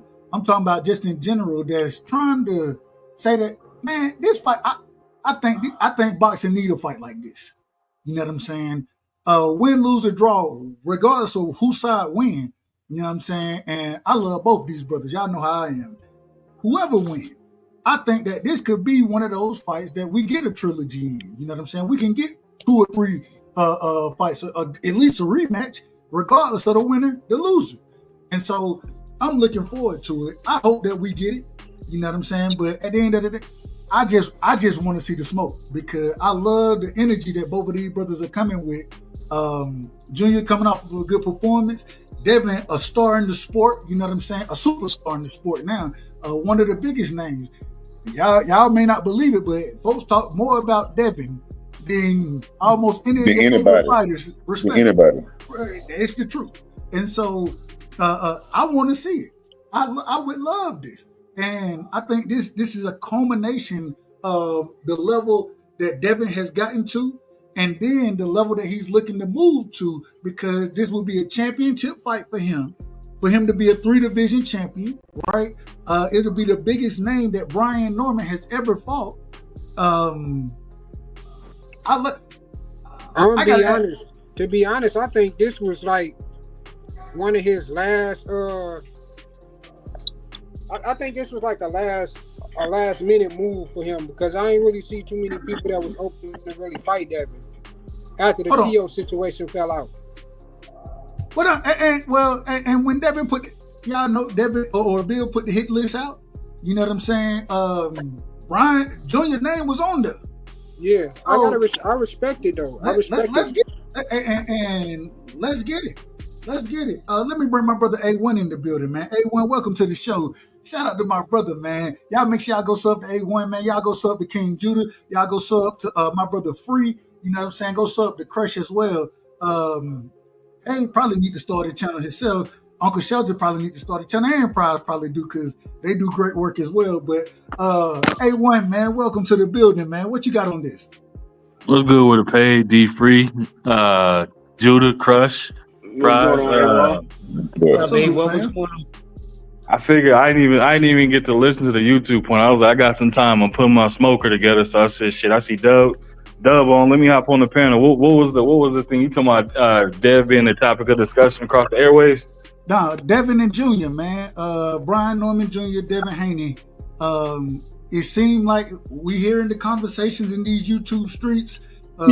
Senior and Bill, they going at it on every time I look up, they on the Boxing Voice, they on Mill City, they on Coach, they everywhere out here. That's great promotion. I love it. Do you think that fight happened? It need to, because you can't do all this promoting for it not to happen. So it makes sense for it to happen. If Dev is officially going to 147 and he making that his new stomping ground, a new house, and he coming up there going like he pulling an EJ move, which is, you know, I don't do tune-ups. Right? By him going to a whole new division, he going straight for the, you know what I'm saying? Right now, the number one guy in the division. His Boots is out of there, so who is the number one guy? It definitely ain't Barrio, so we talking B Norm. So B Norm is that guy, and Dev says, shit, I'm daring to be great, and I'm coming to take some shit. So he coming up there looking to challenge right off the gate. So if this fight happened, hey, people gonna have to change the narrative of what they gonna have to say about Dev. Now, me, I ain't no hater of Dev. I ain't the biggest supporter, but at the same time, like when you trying to give us the fights or give me fights to showcase your skills and talents and pit yourself up against the best of them, I can't do nothing but hats off to it and support the brothers. So I mean, if you can't, a lot of people that hate on that, they just haters of it. Me, I'm a fan of I'm a fan of the sport, bro. Like it's very simple and easy to put the sport first and the boxer second. If a person, you just a real one, bro. Like you just a real one, bro. Because one thing I want to say is, this not the first time Devin did that, bro. When Devin went to 140, Devin didn't go look for a soft touch at 140 either. Now is Regis the best fighter ever?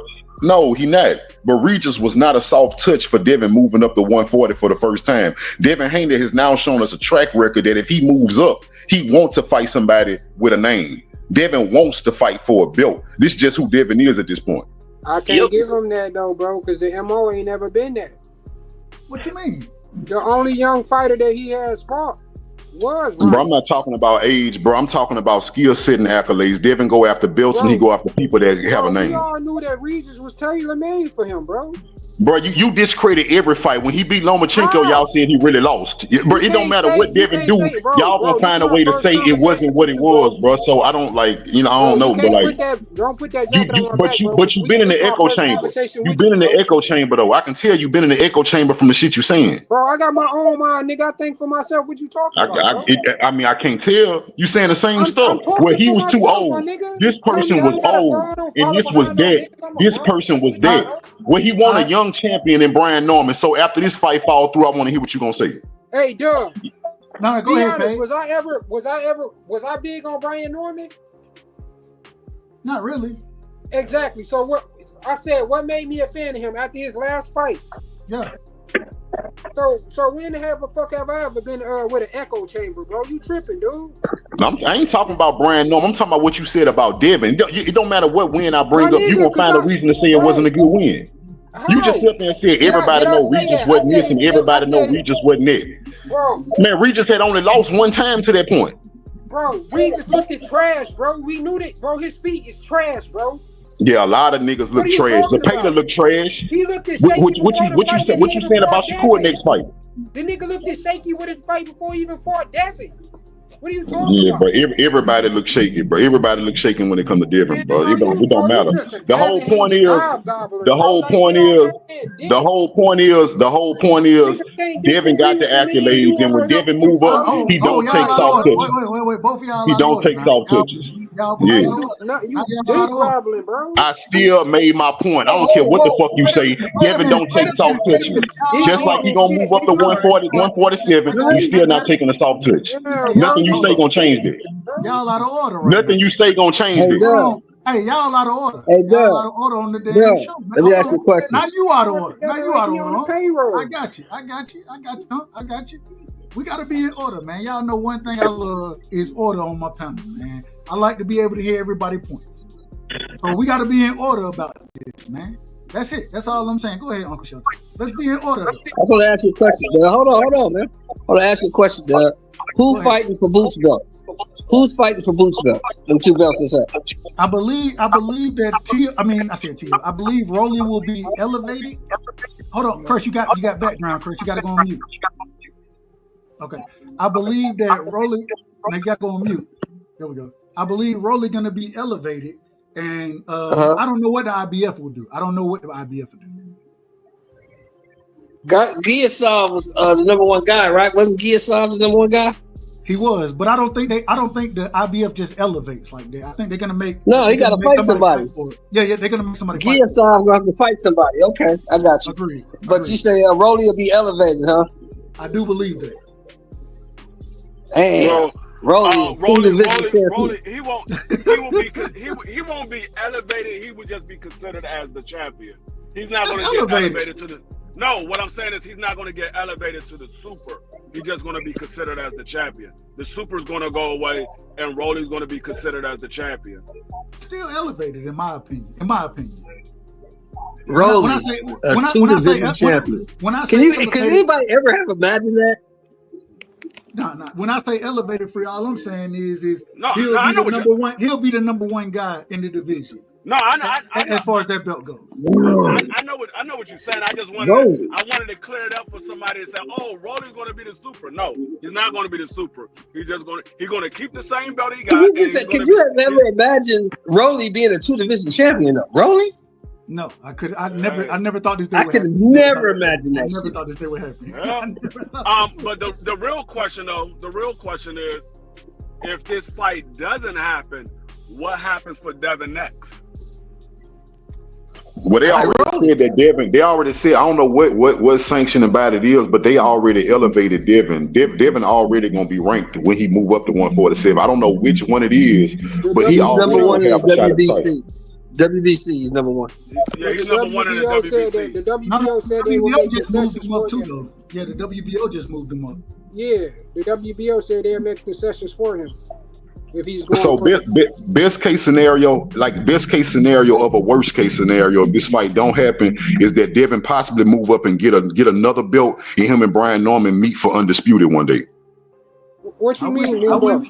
I wouldn't be mad at that. I just think that after the smoke that we done seen, all the talking we done seen from both sides, I think this fight, man, and once again, shout out to Coach Malcolm. I was listening to him, and when it came out, and the brother Adrian said what he said, I felt the same way. You can't do all this talking. Neither one of y'all can do all this talking, and this fight don't happen.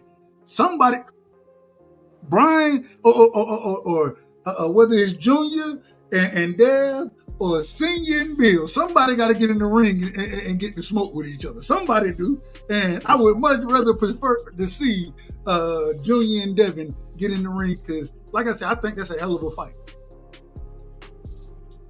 I do. Like I said, I'm satisfied. I'm satisfied. Like you say, bro, if Devin moved to 147 and get a title shot right away, I'm cool with that because now I know Brian Norman, the type that's going to be collecting belts. We already know what Devin like to do. He going to be looking for belts, and they possibly going to meet each other for undisputed. So that's the only way I'm going to be cool with this fight not happening is that if Devin next fight is at 147 for a belt. Devin ain't he at 147? He already at 147. But he still don't have a fight yet. The question was, what happens if he don't fight Brian Norman Jr.? Right. That was the question. I don't think he's gonna go back down. I mean, what he gonna go fight Rolly? Hold on, Crush, get in here, Crush. Here's the thing, right? Let's just be honest. 147 is weak as hell right now. So it's really not much going on, right? So this fight with Devin Haney and Brian Norman Jr., if they're going to fight this year very soon, which it sounds like it need to happen because anything else, these two fighting each other, there's nothing big or anything too exciting going on at 147. So what would Dev be doing? Probably be taking another touch. And not someone as good as Brian Norman Jr. because 147 is not loaded with a lot of talent. Let's just be honest, okay? We're not going to sit here and make it seem like there's something up there like that, and it really ain't. This has nothing to do with the fighters there. I'm just going to be honest about the whole situation. So, what about the legendary Manny Pacquiao? Hold on, real quick, Crush. I do think that the IBF, just thinking about this, and this just off the top of the head, I think the IBF, they'll probably mandate Giasov versus who Boots just beat. I can't think of his name right now. Stan Leone. I think they'll probably mandate that fight for the IBF again, and then we'll see what happens there. But go ahead, Chris. I apologize for cutting you off. Yeah. Shelton saying something about Manny Pacquiao. I'm not going to talk about no old ass man. Hold on, Crush. The legendary Manny Pacquiao, Crush. We don't care if the man is he's 77 years old. Listen. He's 74. He's not 77, bro. He's 74. Get it right. The man is 83 years. The man is 83 years old. I don't know what you. Listen. I'm gonna say this, Mr. Shelton. 95 years old and gonna be walking to the ring with a fucking cane. Listen. I'm gonna say this. I'm not putting legendary in front of his goddamn name. His ass shouldn't be boxing. They need to make a rule. Once you get into the Hall of Fame, you don't get to come back into boxing. Y'all all excited about this. This is a mess. No, this trash. Yeah, y'all starting to make it seem like y'all desperate for things right now. Wait a minute. Y'all out of order, man. Y'all out of order. Y'all a lot of order on the damn show, man. Be Hey, order. hey, Dub, Hold on, Dub, wait, bro. no, wait a minute. It's on Crush. It's on Crush. Let that man finish. Go ahead. Now y'all attacking me and all that. I say it. But anyways, it always get like that. I got a moist meter for him anyways, man. But nobody wants to see Manny Pacquiao. The man damn near died in the ring the last time we saw him in the ring, and y'all sitting around acting like this man is gonna come back and be everything that he was before he looked a whole hot ass mess. Father Time is going to be there with him and everything else. Manny Pacquiao don't need to be bothering in the business of these young guns right now. Boxing is a young man's game. We don't need no old ass people in this sport holding it up, making it worse than what it is, because it's not making it better. And then y'all, oh well, you know they get to get Manny name on their resume. You're not a true goddamn boxing fan if you up here worrying about these young guns having somebody on name on their resume that's way past their prime times fucking 6. Are y'all serious? Yeah, no. I got to tell y'all about this because, like Dub said, y'all out of order. And boxing ain't doing that damn bad for y'all to be acting desperate and be talking about he ain't some Manny Pacquiao. He's in a damn way. This is about these young dudes. He should not be a part about who's going to be undisputed. He should not be a part of the conversation with a Devin Haney, a Brian Norman, and everybody else that's there. I hope Barrios put his ass all the way in the damn dirt so he can get the hell up on out of here. Go into an old folks league. They need to do that for whatever reason, man. Like, seriously, they need to cut this man. Crush, calm down, Crush.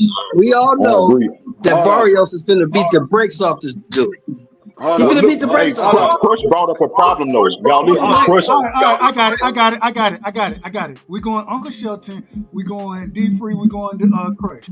I mean, not Crush. Excuse me, King. Excuse me. Y'all going Crush. We all know. Listen, Crush. That was a great soliloquy. That soliloquy was great. But everybody on this panel know that Mario Barrios is going to beat the brakes, rotors, and motherfucking shoes off this dude.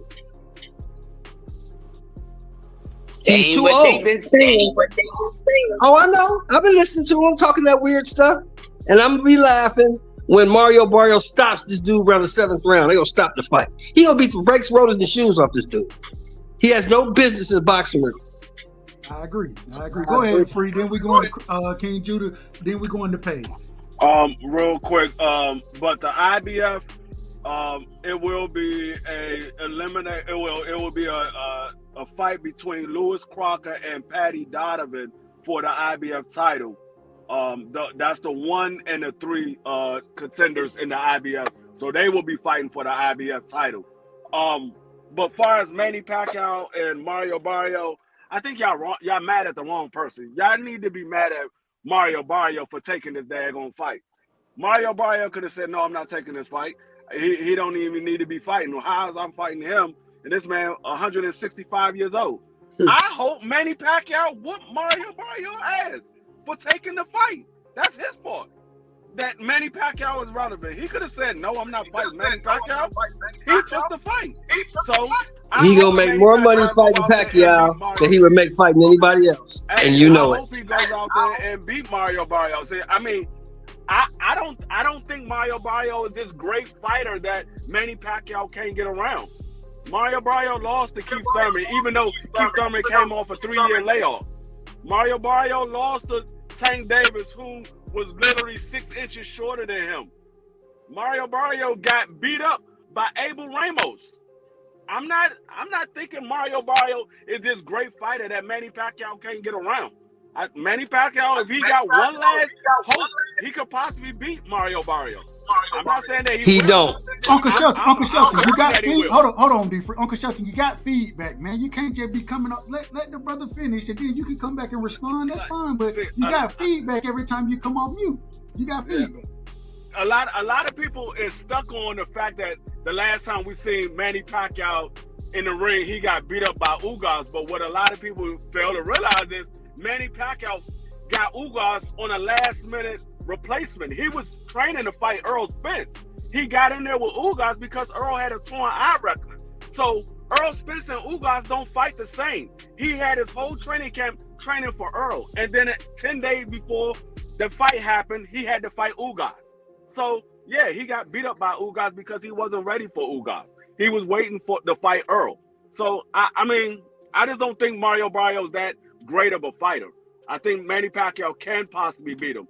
I'm not saying that he will, but I think he can.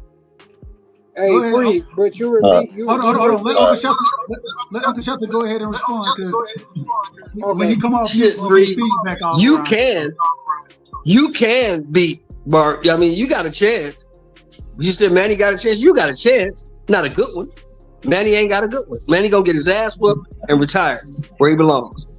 All right, now can I go? Go ahead, and then we go into pain. Go ahead. So I want to bring up Crush. Well, two things. I want to talk about that Manning situation too. But some Crush was saying about how this fight is in the way. I agree because I just thought about something that I've been thinking about, but I didn't bring forward. Was that I noticed that with a lot of time with these non-black fighters, they like to keep a belt or belts available for non-black fighters to have. That's my biggest fear about them making this fight with Manny Pacquiao and Barrios, because I heard through the grapevine that it might be Rolly they try to get to fight this winter. And we done seen Rolly at 140. When he get a belt, he hold it. Rolly is not looking to unify. Rolly is damn sure not looking to unify with a black fighter.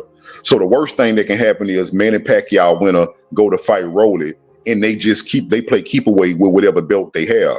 So none of these other fighters can become undisputed. But back to the Manny Pacquiao thing is, we keep talking about what happened when we saw him against Ugas. I don't think y'all actually watched Manny Pacquiao last fight when he fought that Japanese dude that nobody knew, and that Japanese dude beat the fuck out of Manny Pacquiao. And he was I don't think y'all seen it. He was a kickboxer. No, he fast.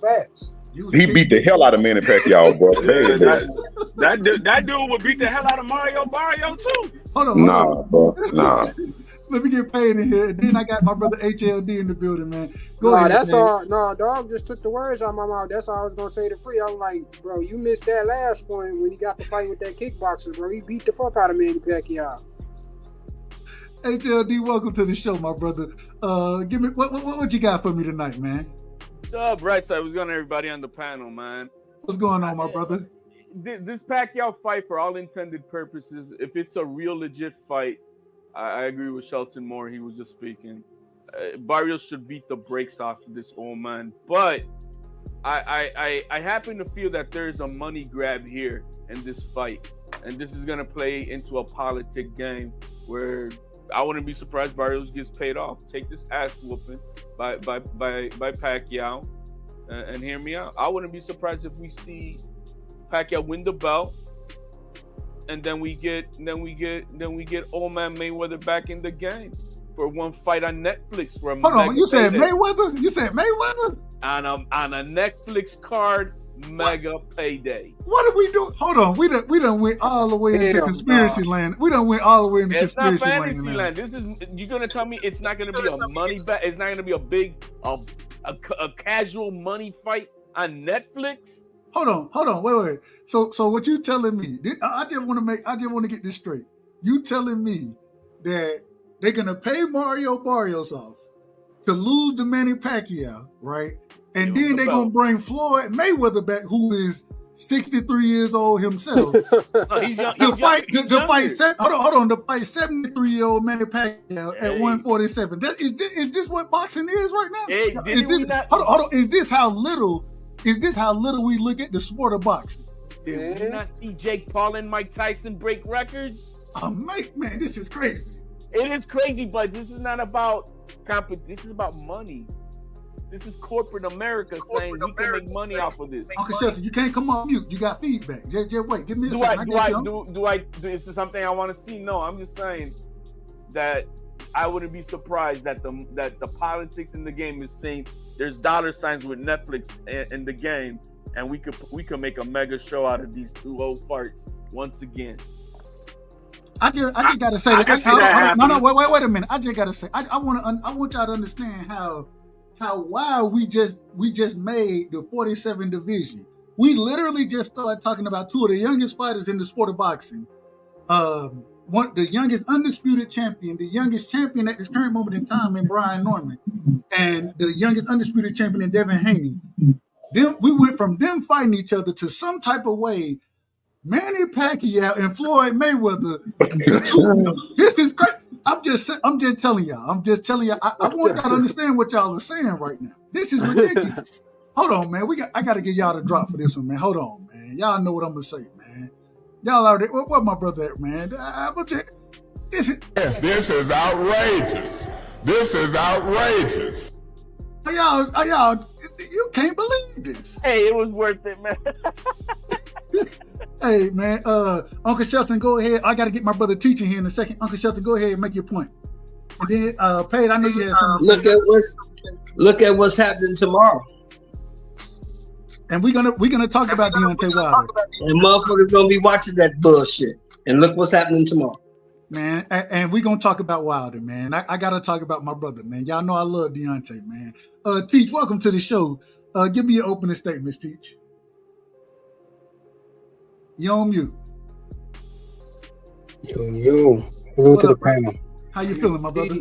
Yeah, man. I just came up here to hear Dub's, side of this. Like, what do you think about the Brian Norman and Devin thing? You probably went over it, but you could just give me like a summary of what you thought of it.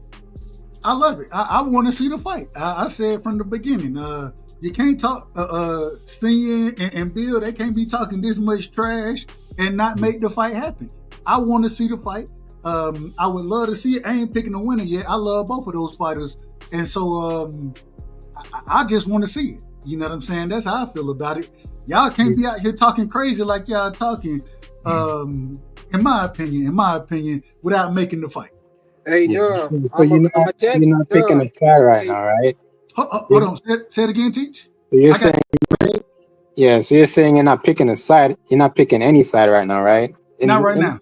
I mean, I'm gonna pick a winner eventually, but at this current moment in time, when the fight is made, at the weigh-in, those type of, I make my prediction accordingly. But I think the fight need to happen. I want to see it. I mean, I just want to say with this whole situation, right? I mean, I feel like, all right, all the talk about Brian Norman not being like their first option, like who cares about that, right? I mean, he signed a term sheet anyway, so I mean, the whole thing that he doesn't want to fight, that whole narrative is dead right there. Because I think Devin wants to fight. Plus, an interview I saw with Brian Norman is like his first choice also wasn't Devin Haney. Like his first choice is Barrios and Pacquiao, and the way that he's talking is like he wants to fight Pacquiao instead of Barrios. So I mean, at the end of the day, Brian Norman wasn't Haney's first choice. The dude signed a term sheet to fight him anyway, so that whole thing is just dead. Okay. So I don't think Bill and them is pump faking. No, I never said they were. I'm just saying what I think. That's it. Yeah, I think they're both trying to make it. They're trapped in their own bullshit. They're trapped. Pay, go ahead. What you gonna say, Pay? I was gonna say, bro, I'm gonna text you. I'm gonna make you pick. I can't make you pick, but I'm gonna text you. I'm gonna get your pick, and that's who I'm gonna go with. Like I told you, I'm gonna make a pick now. I'm gonna make a pick. I just gotta. I gotta. Once it's made, you know what I'm saying. Right. I want to see how it all kind of play out first. I want to see what they look like when they start talking to each other. I think all that plays a part in it, and but I'm gonna make a pick off of who I think will win. I will make a pick eventually. Yeah. Right now, though, I will say I think it's a 50-50 fight right now. I think Devin got a lot of faith in this fight happening. Well, we talked to Senior, and one of the things I thought was very interesting when we talked to Senior the other day. Senior said himself, the Devin that fought Jose Ramirez, that'll be the hardest Devin for us to even beat. That'll be the hardest Devin for us to beat. You know what I'm saying? But we also think he has some other things. He got one of the best jabs in boxing. We gotta have to figure out how to get around that. So Senior, he brought out a few points when we had that conversation with him. So like I said, I think it's a 50-50 fight right now. But I'll make a prediction when it's time. I just want to see it made first. I want to see it made. I think it's a 50-50 fight, but I'm gonna give the edge to Devin in that fight, man, because I don't think Devin is gonna give Norman the same looks Sasaki gave him. Like Devin is gonna be harder to hit than that. It ain't gonna be nearly the same looks as exactly. He ain't And Sasaki didn't give him no looks. What do you mean? The man, Yeah. that's a whole other people just feel like pressure, like the pressure fighter always wins, when that's not the case. Like the boxer usually wins. Nah, I don't believe that the pressure fighter always wins. And one of the things that's so interesting to me when you talk about Junior, one of the things they always say is Junior, he'll come forward fighter, and that's what we've seen from him. He always say, him and his father, they always say, well, we can fight any style. We can brawl, we can box. Well, I ain't never seen it. I ain't seen it. You know what I'm saying? I mean, he can box. He can box. But because I haven't seen it, you know what I'm saying? I have to take all that into consideration. That's why I say I'll give you a prediction when it's time. But right now, I'm worried about, man, if the fight gonna happen. That's what I'm more worried about, that piece. About an hour ago, I was with Senior on live with Mill City, and he didn't want. He's a little bit more quiet down about. He just says it's in the air. We'll find out hopefully tomorrow. So it's on. It's not on. He's hoping that something happens tomorrow. I'm thinking left it at that. I ain't gonna lie to you, HLD. I'm thinking it's gonna be more a week, maybe 2 weeks before we really. I don't think this fight is happening. But and I said if something does happen, I think it's gonna be more a week, 2 weeks from now that we'll really see traction and we'll know if the fight is gonna be made. But I don't think it's gonna happen tomorrow, anytime like that. They're waiting after the Pacquiao and Barrios fight. But to entertain Cheeches, who's gonna win and whatnot. If the Devin Haney that showed up for Regis fights Norman Jr., he's getting knocked the fuck out. If the same type of Haney that fought Linares in those first 10 rounds, he's gonna get knocked the fuck out. The same one that showed up for Loma, he's gonna get knocked by Norman Jr. That style, it can be. You just got Devin getting knocked out regardless. No, I think Devin is gonna need to implement a different style. Not that running shit that we saw. That was in boxing. But he's gonna need to learn how to create a more pendulum style fighting to be able to box a Norman Jr. And I have never seen Devin Haney fight like that. I disagree. Devin got one of the greatest jabs, man. Real quick. I disagree. Go ahead. I disagree with that one. Maybe the Loma style to get him knocked out, Linares to get him knocked out. But the Regis style, if you paid attention to the Regis style was all about baiting the aggressive fighter and making him pay every time he missed. I think that style would be good against Brian Norman Jr. And you get him to be aggressive. Range. And when Devin maintained range, that's when he's at his most dangerous. You know what I'm saying? Right. So between Regis and Norman Jr., that Regis was an old flat-footed dude already. And this guy is only 23, 24 years old, a lot more explosive. He ain't I like Brian Norman, bro, but don't get it twisted. I like Brian Norman, but don't get it twisted. He got flat feet too. But I like him though. Not like Regis Prograde was in that fight. Well, all I'm saying is if Devin want to win, running, like you said, against Ramirez, that'll catch up to him. The best style for Devin is to maintain distance on the outside, but every time Brian Norman miss, you need to make him pay the same way you was making Regis pay. But I think that is the best style going forward. I think he's going to be hesitant due to his power, though. That's my only issue with that fight. I don't feel like Devin got enough pop on his punches to keep B. Norman honest. I know, but that's why we want to see it, bro. Because also what you're not taking into account is that we never seen a full-grown Devin Haney. But Devin Haney always cut about 10 pounds of muscle for each fight. We ain't never seen Devin come to the fight with all his muscles before, never.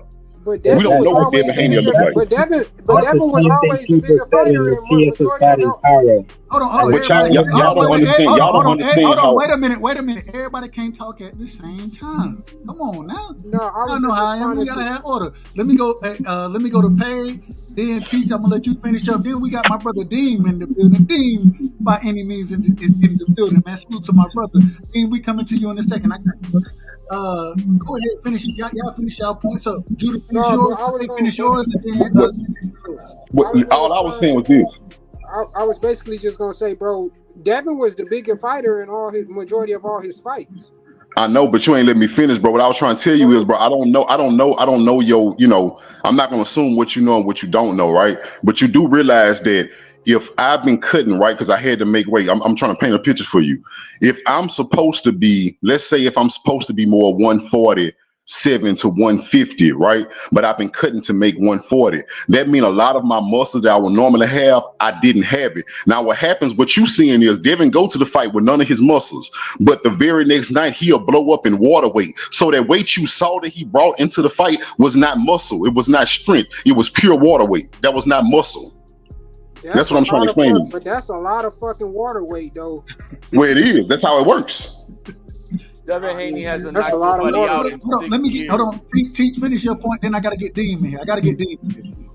Go ahead, Teach, finish your point. No, I'm just trying to say it's always the same point. Like, this dude doesn't have enough pop to get this dude off him. I mean, again, just talk about it earlier. A pressure fighter doesn't always win. People kept saying the same thing about Matias and Paro. Like, Matias was gonna murder the dude. What happened in the end? Paro won. Won by being smart, and that's it. Welcome to the show. We got my brother Dean by any means in the building, man. That's my brother right there, man. Salute to Dean. Dean, welcome to the show. Give me your opening statement, fam. What's up, Dub? What's the deal, Brody? What's going on? Hey, it's been a minute, man. I was up here, hearing some things.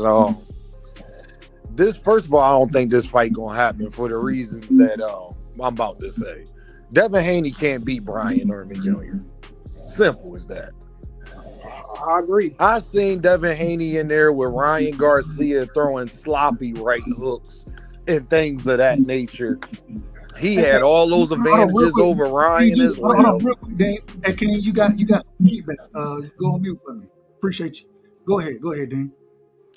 I seen Devin Haney have all of them same advantages against Ryan Garcia, and he almost got knocked out in the first minute of the fight with a left hook that Haney-Norman Jr. just put down that Japanese boy with. So, like I said, I just think, Devin could blow up and all of this other stuff. Haney-Norman Jr. is already acclimated to the weight. He's already ready to go. So even him doing that, he still will be coming up. He still won't have that advantage. Haney-Norman Jr. still had that advantage. He the stronger fight. And the thing that I'm not liking is everybody is acting like Devin is just so much of a better boxer than Haney-Norman Jr. Is Devin a little more fundamentally sound? Yes, but Devin does a lot of things fundamentally wrong as well. He throws the butterfly jab, and that's why Ryan Garcia kept hitting him over and over again. Devin defense ain't that good, or his IQ ain't that great, because if it was, he would have got out the way of Ryan Garcia kept throwing that same punch. All he had to do was stick his hand out there like Tank did and just neutralize that from the door, but he don't have the power to counteract that, so he couldn't do that. So it's going to come down to Haney-Norman is did y'all see how fast Haney-Norman hit that boy with that punch? It ain't like he's slow in there. Like, he's not going to be able to catch Devin Haney no, the advantages that Devin got, he does have some advantages, but I don't think that they're that much greater than what Haney-Norman does that it would even matter. You can have a better jab. It doesn't mean you're going to win the fight. You can have a little better footwork. That doesn't mean you're going to win the fight. Devin don't do too much else that much better than Haney-Norman Jr. But if he get hit, I'm not sure if Devin can stand 5 right hooks from left hooks from Haney-Norman Jr.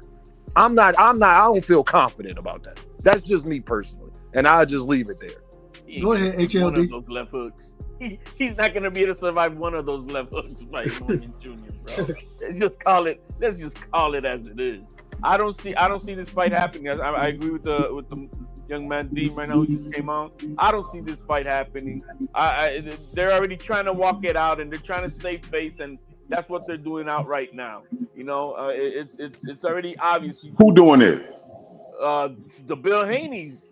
Man, you done lost your mind. Well, did you hear what they did? Was it yesterday morning? Yeah, it's yesterday morning now. No, I only heard Haney-Norman Jr. said they don't want to fight Devin. That's all I heard. Well, then you mistaken when it was Bill Haney. No, I'm not mistaken. I heard they say they was waiting on Manny Pacquiao and the Barrios winning. Hold on. Let him finish, King. Let him finish, and then we coming to you. Bill Haney called Tay Jones trying to get this fight nullified. nullified because it's hurting their brand. They don't want to fight this Norman Jr. Hey, HLD, who said that? Who said that? That was on Tay Jones was on. What's that the guy's show? Coach Malachi. Okay. I didn't see it. Yo, you gotta watch it. It was a hell of an interview between Bill Haney, Tay Jones, and Norman Sr. And Tay Jones, I believe, came on and he verbatim repeated what Norman Sr. said. He got called by Bill Haney that they didn't want to make this fight, that it's hurting their brand, and they want to try to get out of it. And that's where I'm like, that says it all for me. Whatever happens from here on out, I don't believe this fight is happening. I don't believe it. They're just going to try to find a way to nullify this fight. And say yeah, that's that bullshit that we was told earlier when I first came on, Dub, that Bill Haney went to somebody that's close to Brian Norman and told him they clout chasing Brian Norman. Bro, you can go watch the interview. Hold on, hold on, y'all. Hold on. We gotta be in order. Look, we gotta be on order on the show. We gotta be in order. Okay, so real quick, finish your point. Well, King Judah, you good?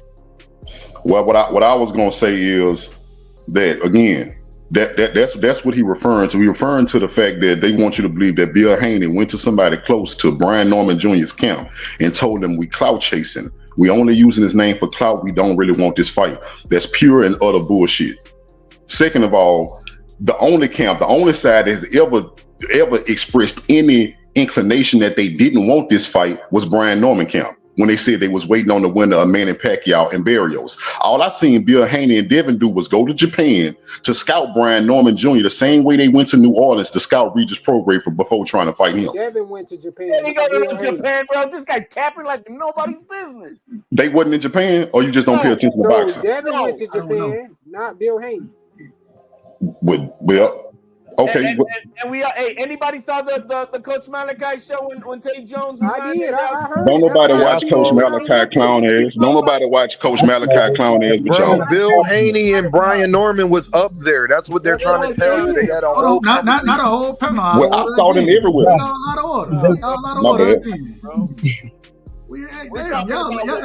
Nah, Deb, I want.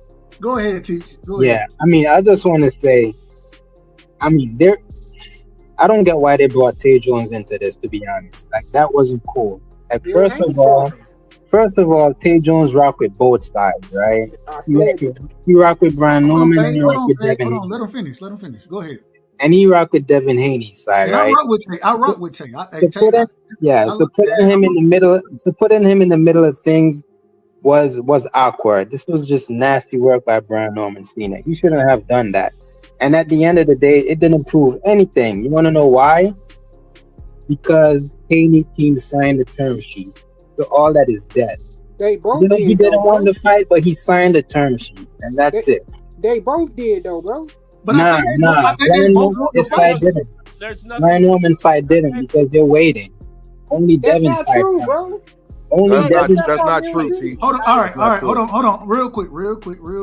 We don't know on this panel. We only know what we done heard, right? So what I'm trying to tell you, I don't know what's true. I know what people have said, and hey, people can say a lot of things, you know what I'm saying? But I have heard both sides say that we want this fight. Both of them saying that we signing whatever term sheets are being signed. I don't know, and that's why. When we talking about what happened in that back and forth, it's messy. You know what I'm saying? And I don't like to deal in mess. I ain't gonna lie. I don't like to deal in mess. One thing it comes down to, and this is why I said I think we gotta wait a little. We gotta wait a minute because I know somebody said that they think it may happen tomorrow. I don't think none of that happened. I think we got 2 or 3 weeks. Maybe longer than that before we really know if this fight is made. Senior said about an hour, 2 hours. I don't know what happened after the Coach Malachi thing, but that interview or that stream right there just confirmed that Haney's side is the only one who signed the term sheet. That's what was confirmed. You said what? See, hold on, repeat that. That the Haney side were the only ones to sign the term sheet as of now, and then Norman's team is still waiting. Hey, real quick, Prize. Hold on, Page, real quick. Prize, you in the building? Prize, are you there?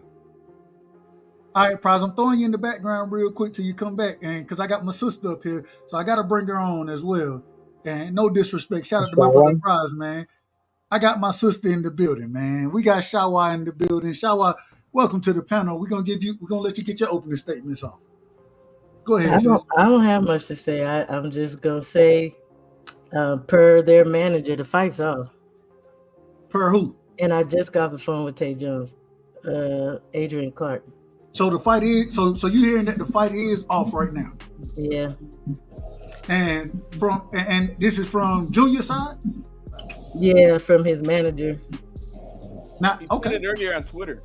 I saw that earlier on Twitter, but also I did see where they both of them were reached out to, and they both said they were still trying to make the fight. But go ahead. Yeah, that's what it is. So, because before I came here, well, a little while ago, Senior was on Mill City, and Mill was asking him, was the fight still on? And he was like, yeah, but he really didn't sound sure. Right. But, he said it was going to be till tomorrow to find out there's a hiccup that happened. What exactly it is, but there was a hiccup, right? Yeah, he said it was something with the contract, with the term sheet. That he said they got to go back and it's something small. He said, but the fight's still pretty much on. Yeah, it's possible it could possibly still go through, but if their manager's saying no, and then that was tonight. That nigga, he need to move fuck around there because he fucking up their money. Hold on. Let her cook. I'm just saying, I think they're trying to salvage it through Turkey. I think, they're probably trying to do what they can. But as of right now, it's not. And that's tonight. I appreciate Shawa coming on and backing what I said, that it was on Mill City about an hour ago or so. The Senior was on, and he was like, exactly, he wasn't too sure. He wants to fight. He did say he wants to fight, and he's hoping that we all out here, encourage everybody that we want to fight. But he didn't sound confident in his voice, and he just said we'll know more about tomorrow. That's crazy work. Well, I'm just telling y'all now. Anybody listening that got anything to do with this fight, we want the fight as fans. We want the fight. We ain't looking. We want to see the smoke. You know what I'm saying? You can't talk all this craziness out here in these YouTube streets and not get the smoke. In my personal opinion, that's my opinion. I agree. My thing is, out of all this dub, I just want to say this because I heard we all heard the dude Adrian Clark say that. We saw it on Twitter. Shawa said she heard it personally from Tay. We knew this, but nobody talking about the fact, because this another thing nobody brought up that I also heard surrounding this is the fact that Brian Norman Jr. wanted this fight in Atlanta if it was gonna happen. But Turkey is fronting the money. Turkey want to fight in Saudi. They saying Brian Norman Jr. team don't want to go to Saudi Arabia. Not true. Not true at all. True. Not true at all. They want to fight wherever Turkey wants it. Could be on planet Mars, and they're willing to go. Yeah, he said Vegas, Atlanta, Riyadh, wherever. That's Junior. He's like, I'm down for the smoke. It don't matter where. I believe Junior more than I always say. I believe the fighter more than anybody else. Now, I know, and I think King Judah said this earlier, that there may be those levels and people above that's going to say, well, this may not be the best move, these type of things. But in my personal opinion, I don't care what a fight is. And from what I heard from Junior said, I don't give a damn if it's, like you said, whether it's in Saudi, Vegas, New York. I never even heard him say Atlanta. Now, if it's in Atlanta, y'all know that's exactly where I want it to be at. Me personally. That's just a personal preference. That's just a personal preference. I agree with that. And that's a big ass money fight, though. Man, I want to see it. Man, I hope the fight. I hope that we wrong about it. But A1, you just pulled back up. Let me get my brother A1 back in here. Go ahead, A1. No, I gotta. My man Dean is still up here, right? Yeah, Dean up there. So I had a quick question for Dean when he was talking about I think it was Dean. I was listening to somebody. My bad. I'm still putting my smoker together, so I was just listening. That's a good family man right there. The man said, I got to get the grill right. Go ahead. My apologies. They was talking about what is it? Haney potential inability to not be able to take a punch, right? Now, mind you, somebody brought up a good point is that Haney's been weight draining himself down correct me if I'm wrong, but if you weight drain, that means your punch resistance is weakened too, right? Agree. We agree. So if we see Dev at his full weight capacity and he take a punch and he eat it, like everybody think he chinny, like Bud got clipped, what was it, at 135 and 140, or was it 140 and 147 by Mean Machine and Gunboy? And everybody called him chinny. But he got to his more closer to his natural weight, whether it be 147 or 154. We saw him getting hit with shots. Did he look hurt or anything like that? It's like, no, he started these stopping. people, He was stopping. that's what I'm saying. So when you weight drain, that could be an argument to be had, bro. Like, he got hurt or he been wobbled and dropped because dude draining himself so much. When he fully hydrated, let's say he get clipped and they don't do nothing. Then people, what they gonna say? So I'm curious to see, like, the thing is, A1. Let me say this. Hold on. We gotta be in order. Y'all. We gotta be in order. Let me get Dean in here first. Then let me get HLD. Then let me get King. A1, I feel you, bro. That means something if you get clipped like how Terrence got clipped against Gamboa or Mean Machine. Yeah, that happened one time in the fight at some point of the fight.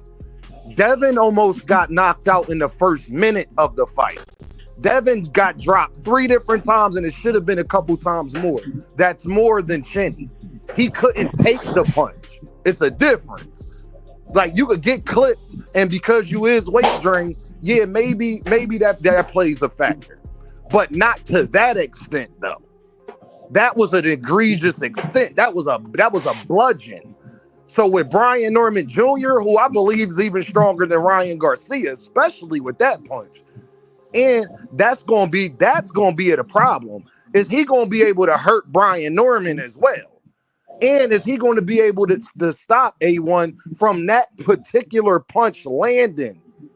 And I don't think he can take 5 of them from Brian Norman Jr. in a 12-round fight. Not clean ones.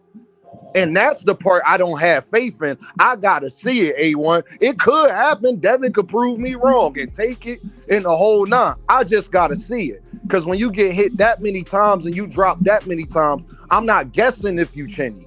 You are chinny when it's somebody that got power like that. So that's what I would say to that. It's the difference between getting clipped one time in the fight, you wobble, whatever, and then you actually hitting the canvas 3-4 times and flopping all over the ring and everything like that. Go ahead, King, then HLD. Yeah, bro. So I think that was A1, bro. You made a perfect point. And you used a perfect fighter to illustrate that point. Because what you did, A1, you didn't bring opinions to the table. You gave us your opinion and you gave us a factual antidote that we can look to and analyze in real time. Because if you, I'm gonna go deeper on, I'm gonna expound deeper on your example, but to let you know that what you're saying is absolutely true. Because if anybody been paying attention to Terrence Crawford's career, Bomac out his own mouth admitted that Terrence Crawford was always bigger than the weight class they was fighting at. So Terrence Crawford was also weight draining every single fight he had up until he got to 147.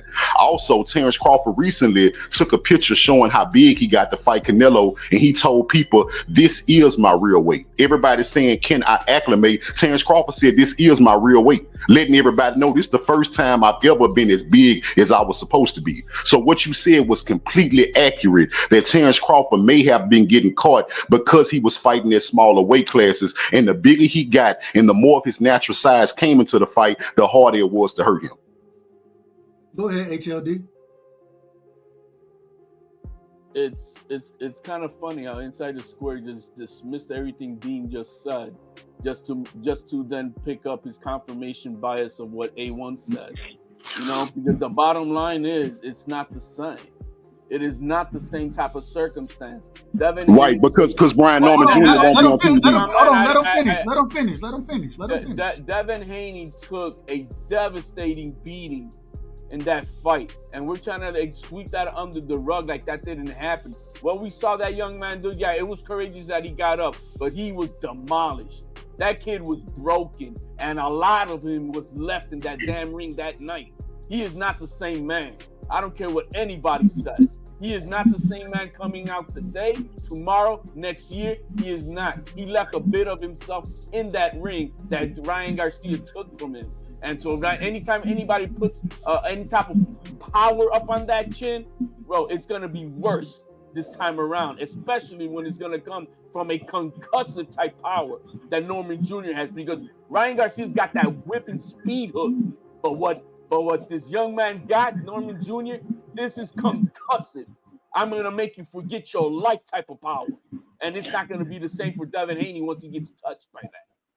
So you're gonna let me answer, Dub? Can I answer? Go ahead. So my point is, all I was doing was letting A1 know he made a great point. I wasn't going against Deem at all. You made it some emotional thing while I was going against Deem. Deem got his own opinion. But what y'all conveniently forgot to mention was Ryan Garcia was full of PEDs and 3 pounds heavier than Devin Haney. That's something y'all conveniently leave out, that Brian Norman Jr. won't be on PEDs if he fight Devin Haney. Also, y'all passionate about saying Devin is finished and his chin can't take this. And then Brian Norman can has concussive power, and all we saying is we just want to see the fight. You mad, and you want to believe so much that Devin is done that you're not even listening. That we want to see him fight Brian. We want to see if Brian Norman can knock him out. You seem like you don't want to see the fight, and you passionate about not wanting to see if Devin is the same or not. You just want to convince yourself that he not. You don't even want to see him. Can I respond when he done? Well, hold on. Let me get Teach in here. Teach, I think Teach wanted to say something. Dean, we coming to you. Yeah, I'm about to hop off though. I mean, I'll just say this. Again, for me, the fight is 50-50, and I'm just going to give the edge to Devin Haney. I mean, just because someone hits hard and comes forward doesn't mean that they're built to beat every style, right? Like a boxer who moves well, a boxer who counters can always like neutralize a puncher for sure. Devin Haney case, to me, he has good defense. He has distance control, right? So, I mean, a puncher could land like big hits, and Deem said it. Okay, let's say Brian Norman lands a few big hits and Devin Haney survive, right? But at the end of the day, if Brian Norman is eating more like clean counters, right? The judge is going to take note of that, right? So a fighter who can control distance and lands more clean shots, it's just going to outpoint. It's going to outpoint the puncher over time, right? And that's how I see this fight happening. 12 rounds, Devin Haney wins. And for me, I feel like a lot of people, man, they just hate Devin Haney, right? They don't want to see big fights from him. I love Devin. I mean, they don't want to see big fights from him. All they want to see is their team. They just want Bill Haney to pump fake all the time so they can make content, and that's it. They just hate. He's going with that sensitive ass shit, bro. Like niggas can have their own opinions about a fighter, bro. Like what the fuck? People just hate Devin Haney. That's it. Y'all just want to see him get none. Hold on, Pay. Let him finish his point. Come on, that's it. I'm done. Oh, go ahead. Okay, we don't know these fighters personally. Just because a nigga having a different opinion of a nigga don't mean you hate that nigga, bro. We don't know these fighters personally, bro. Niggas up here giving their own different opinions, bro. You haven't heard a nigga say nothing hateful about that man, bro. What are you talking about? Well, I just want to say this, bro. Oversensitive about these fighters, bro. They don't fucking know us, dog. They don't know us. When they can't make a point, they're gonna start saying we're emotional. Some of us. I ain't gonna lie. Nah, you got some niggas that be out here lying on niggas and shit. I don't condone that, but bro, like if a nigga get a different opinion about a nigga, bro, let that shit be. Let me say this though, y'all. Go ahead, I'm talking about in the ring. Me too. I saw what I saw. Like when you talk about the PEDs, Austrian don't even help your strength, but that's a whole nother thing. And I'm not even going on to that. That has nothing to do with him not being able to dodge the punch. That has nothing to do with his dodging ability. Yeah, Ryan connect. You could talk about all the PEDs, whatever in the world. Okay, whatever. It has nothing to do with Devin not being able to get out the way of it, though. That's on Devin. That's on Ryan Garcia could have been in there, because the part I don't like is if you're going to admit that Ryan is a cheater. Well, we know from people who cheat, they didn't just start cheating the time they got caught. They've been cheating. So I don't want, like, why was Gervonta? Was he not cheating against Gervonta Davis? Was it because Oscar? I never hear Devin fans talk about Oscar Diorte saying the same exact thing. But people be like, "Oh no, it was just with Devin." Like, how do we know that? We don't know that. Hold on. Well, I gotta ask the question. When else did Ryan pop dirty? Dub, you know better. You know better than me, Dub. No, I'm just asking the question. He did. I'm gonna give you a prime example. Dub, do you think Conor Ben just started taking PEDs when he popped dirty? I don't think any fighter that pops dirty just started doing it. That's my point, Dub. Thank you. That's my point. But at the same time, I can't prove that. And but Dub, we know when you get to certain, if they catch you, they catch you. But if I can't prove it, then it's a mute argument to me. I only, and you know how I am. I only argue things that I can prove. And the reason I do it that way is because if I can't prove it, for me to say that he was dirty against any other person, then it's pure speculation. And when you start speculating, you make an ass out yourself. I know that ain't the right term to use, but I'm not trying to speculate. I'm saying I know that he was dirty against Devin. I don't know if he was dirty at any other time. I can't prove it. And so, because I can't prove it, then I'm just going to tell you. We allowed to make an educated guess. Do you make an educated guess from what we've known from boxing from years? People who get caught taking PEDs, they didn't just start at the fight they got caught at. I said that. Okay, so that's what I'm gonna go off of then. But forget all that right there. It has nothing to do with him being able to dodge the punch and take the punch. Ryan Garcia is not the Incredible Hulk either. He's not none of that. So that's what I'm talking about. Is he going to be able to get out the way of Brian Norman Jr. doing it? That's the question. And I'm not sure of that part. I'm not going to put all my money on him rehydrating at a different weight and maybe he could do this and do that. I don't know about none of that. I ain't going to speculate. I'm going to go off what I saw. And what I saw was he was throwing a butterfly jab. He was leaving his head on the line. He wasn't using it. He wasn't dipping under punches, slipping and sliding. He wasn't doing none of that. So if he don't do that and implement that against somebody like Brian Norman Jr., it's going to be a tough night. And I don't think I'm tripping for saying that. At the same time, the other thing I would always argue is that, he got clipped against Ryan Garcia. Do you not think he went back in the gym and tried to make those adjustments? I don't know if those adjustments are going to show in the ring. I don't know. I think they will. But at the same time, he looked at worse this fight and he won. No, well, I don't think he looked worse in. Come on, Dub. Hold on. Now, wait a minute. Y'all out of order. Y'all out of order. Wait a minute. I definitely don't think he looked worse against Jose Ramirez than he did against Ryan Garcia. I thought he fought and y'all heard when I called that fight, I said the man was doing the cha-cha slide around the ring. That's how it looked. I don't know. At the same time, my thing is I think that you can go in and you can make those adjustments. So I don't know if he's made the adjustments or not. I want to see it. But at the same time, an individual is on PEDs, and regardless of what, and shout out to my brother Cash. I know Cash gonna tell me he know more about doping than I will ever know. Shout out to Cash.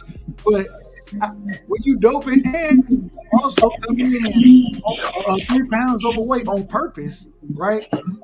I mean, you have multiple benefits. That's a fact. That's a fact. Y'all out of order. I got it. When I pass it to y'all, let y'all talk. I try my best not to cut y'all off. Matter of fact, if somebody cut y'all off, I stop them from cutting y'all off. Let me finish. So all I'm trying to tell you is I think Devin is good enough and brilliant enough to make the adjustments to go work on what he struggled at in that fight. Like I said in the fight, I thought it was more of him fighting the wrong fight, trying to walk toward Ryan Garcia instead of using his muscles. I definitely said that from the beginning. And I agree. And I criticized him for fighting that fight even before we think about the PEDs. And then we found out that the man was on PEDs and that he was also, you're right, Cash, I need to learn the terminology. It is what it is. But I also when we found out that the man was on drugs and that the man came in overweight like he did, I still said Devin fought the wrong fight, but he was fighting an individual that was cheating. It is what it is. And so, hold on, I got it. Y'all ain't gonna let me finish. Go ahead. And so all I'm trying to tell you is I think Devin is smart enough to make the adjustments, go in there and work on certain things, and then be able to come back and show it in the ring. You know what I'm saying? He didn't show it against Jose Ramirez. I was critical of that fight against Jose Ramirez. I was critical of it because I thought that you didn't have to move as much as you did in that fight. You could have let your hands go much more than you did and really put hands on Jose Ramirez, in my personal opinion. But at the same time, right? And so I'm looking forward to seeing what you do. And hey, shout out to my sister Jan. Like she said, you know what? I'm gonna give him grace on that fight right there because I ain't never seen Devin fight like that. That was my first time ever seeing it. And so it was stupid. I'm gonna give the brother grace, and what I'm gonna say is the next fight that I see, I want to see. And what's so interesting is when we talk to Senior said himself that's the hardest Devin Forrest to beat right there. The one that fought Jose Ramirez, that's the hardest Devin Forrest to beat. For him to say that, what you want me? If the man if he gonna shuffle around the ring, even though I disagree with it, if he gonna do it. And see, that's the hardest Devin Forrest to beat. Well, shit, I want to go out there and be the hardest individual to beat in a fight. But I'm just telling the truth. This why I think. But another thing is, bro, when you get dropped that many times, fight like that shit can psychologically damage you, bro. So, and another thing that Bill said when he was during that fight is he was telling Dev that it was all in his head when he was moving around like that. He told him to calm down and just settle down. Bill was the one who said he was the one who wanted. Bill lied, but if you go back and look at that, you go back and listen to those rounds, bro. When he went back to the corner, he said, "Dev, it's in your head, bro. You got to just calm down."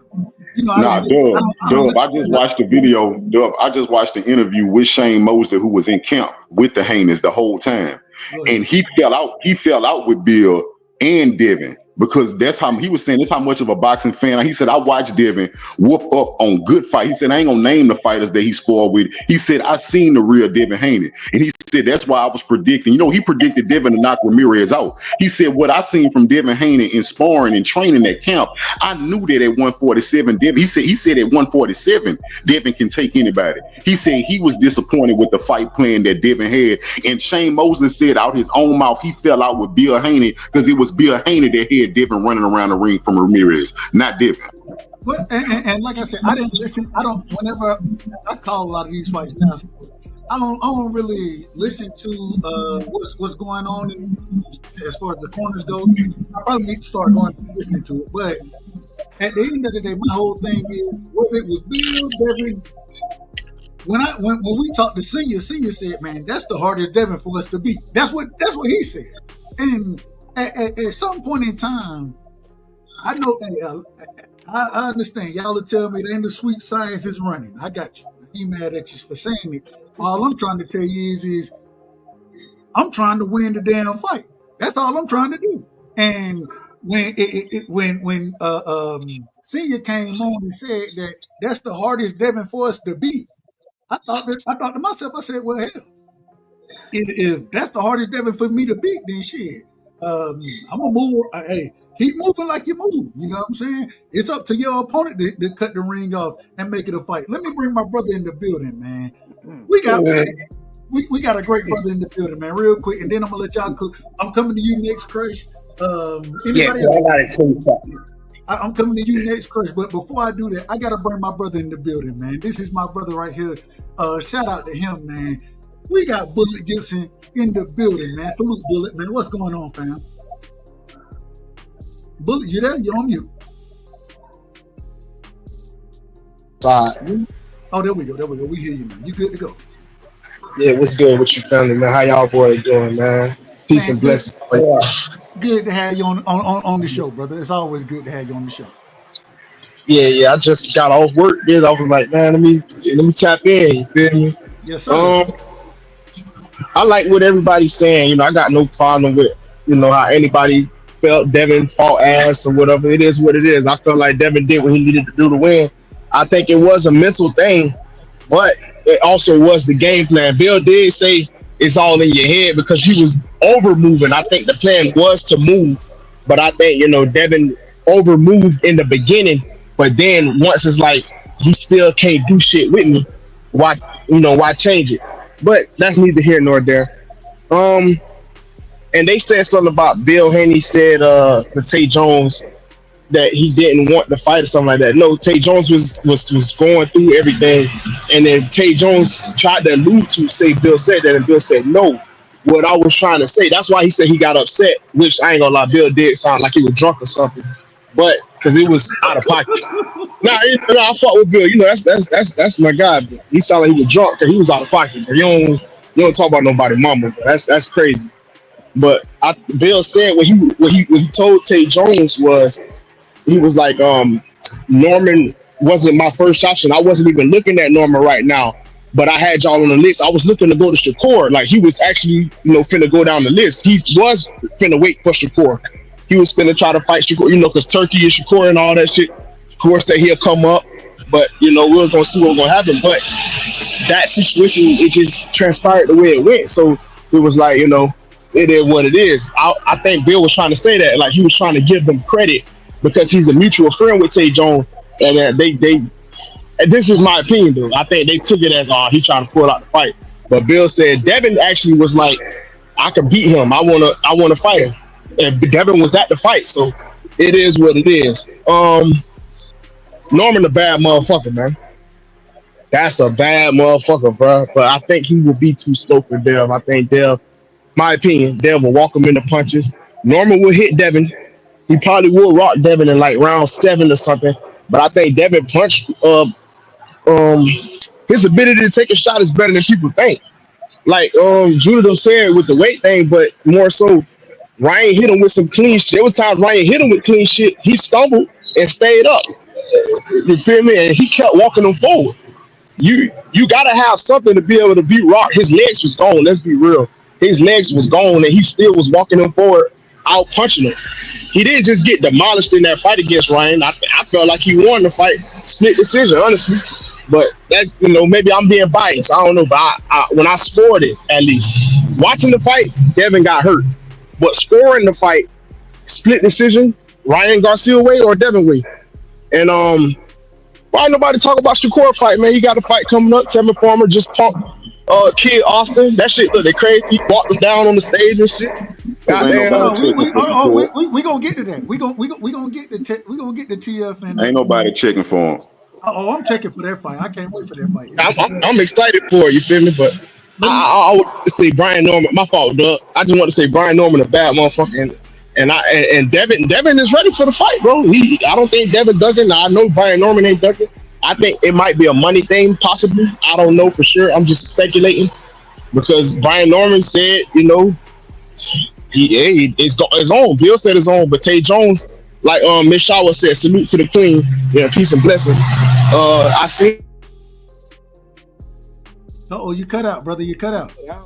Is he there?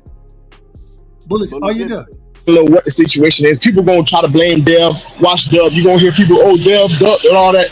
Dev signed the shit. Dev said he was ready.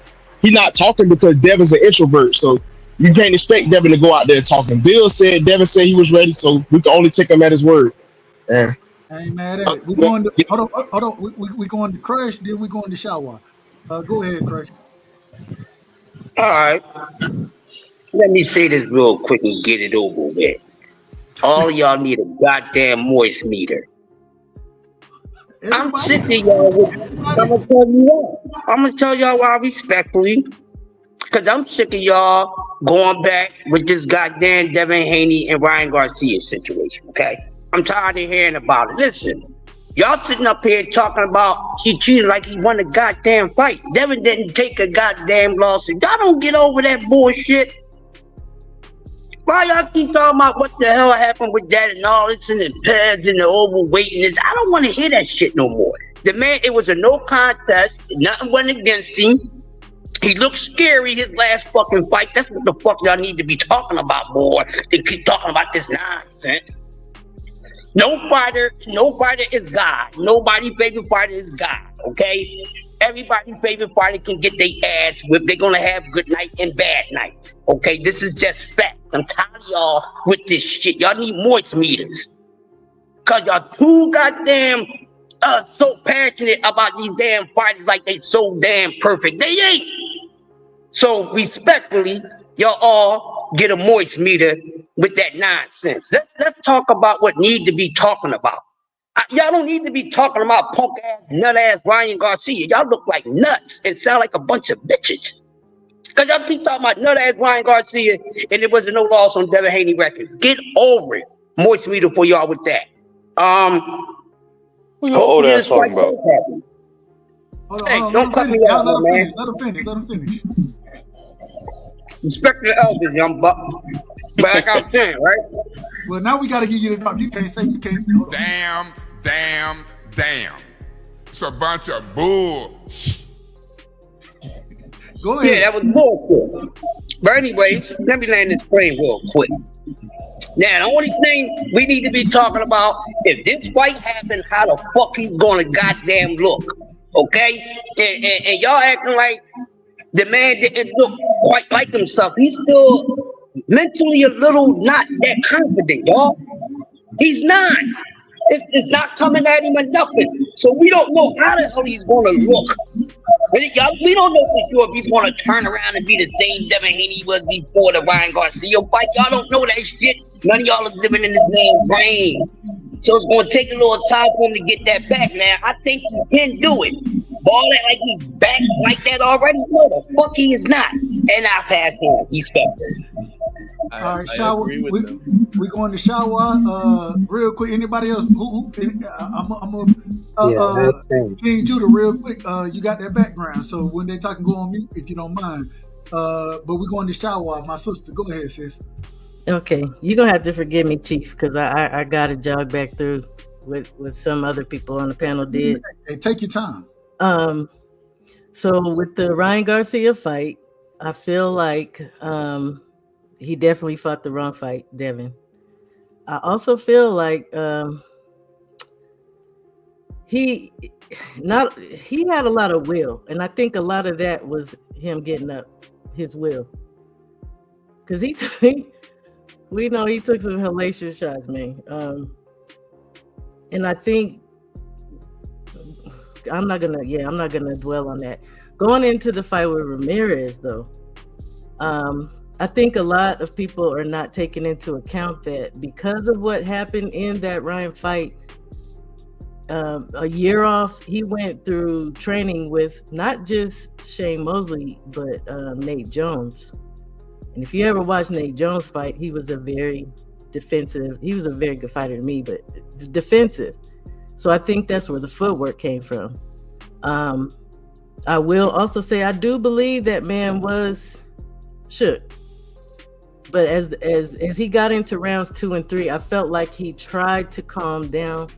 But at the end of the day, we did see him constantly moving. Now, me personally, I liked the addition of the footwork. Let me say that, because his footwork before, it was always jittery, and I didn't like pre-Ramirez footwork. So if he can settle down in his footwork, and he's sitting on his punches, and this is the reason why I believe Ramirez did not walk him down, because Ramirez could absolutely have walked that man down. He could have cut off the ring, but the couple of shots that Devin threw, I think it had enough sting on it where Ramirez was not really trying to face that. This is just my personal opinion.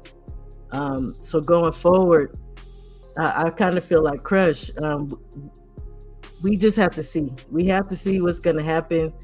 I do think there was apprehension though with him, as far as what happened to him and what's going to happen going forward.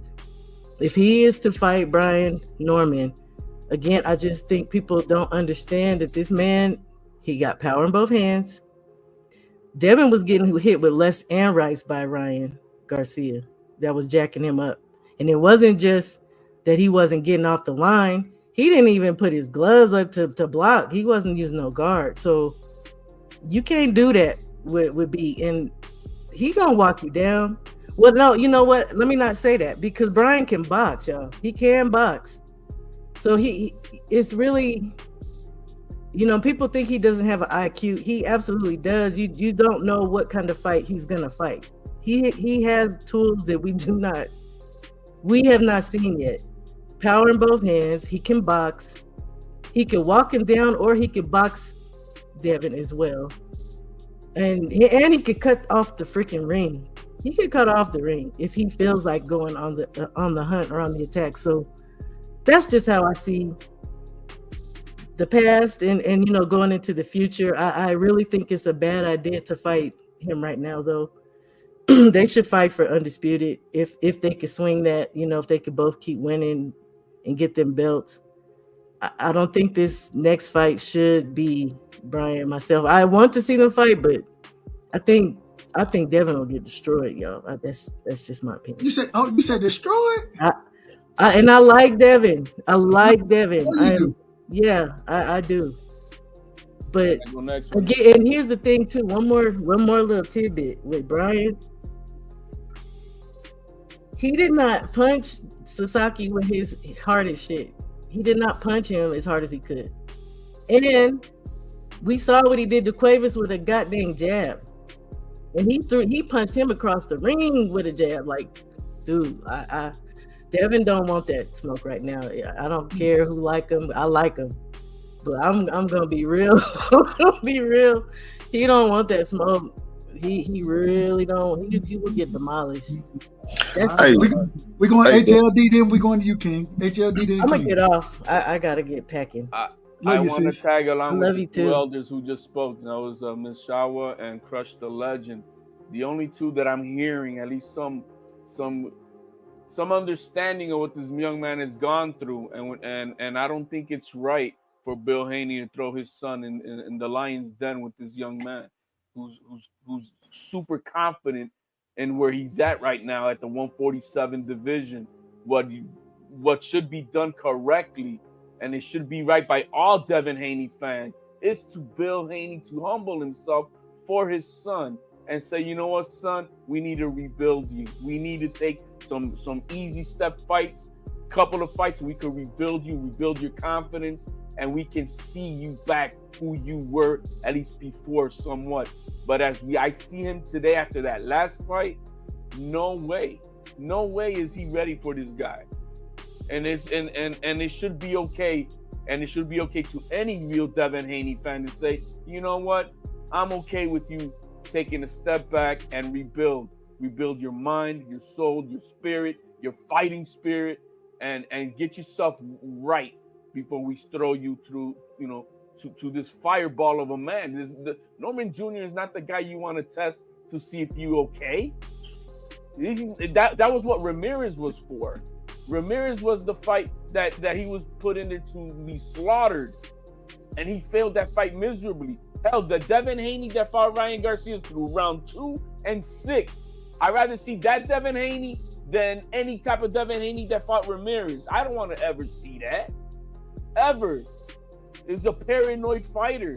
And I'm going to take, I think it was Paid in Full who said that, I never paid attention to the corner. I'm going to watch that fight tomorrow or later on today because, it's already past the we get late over here. Yeah. Right. So I'm going to watch that fight. I'm going to pay attention to what Bill Haney was telling his son and see if it was that Devin Haney was going against his father's instructions, or was it the instructions that his father told him to do to perform the way he did?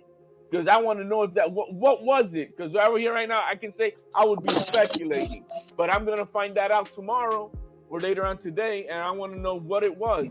But I think Devin Haney is a fine young man, and it should be okay for anybody to say, you know what?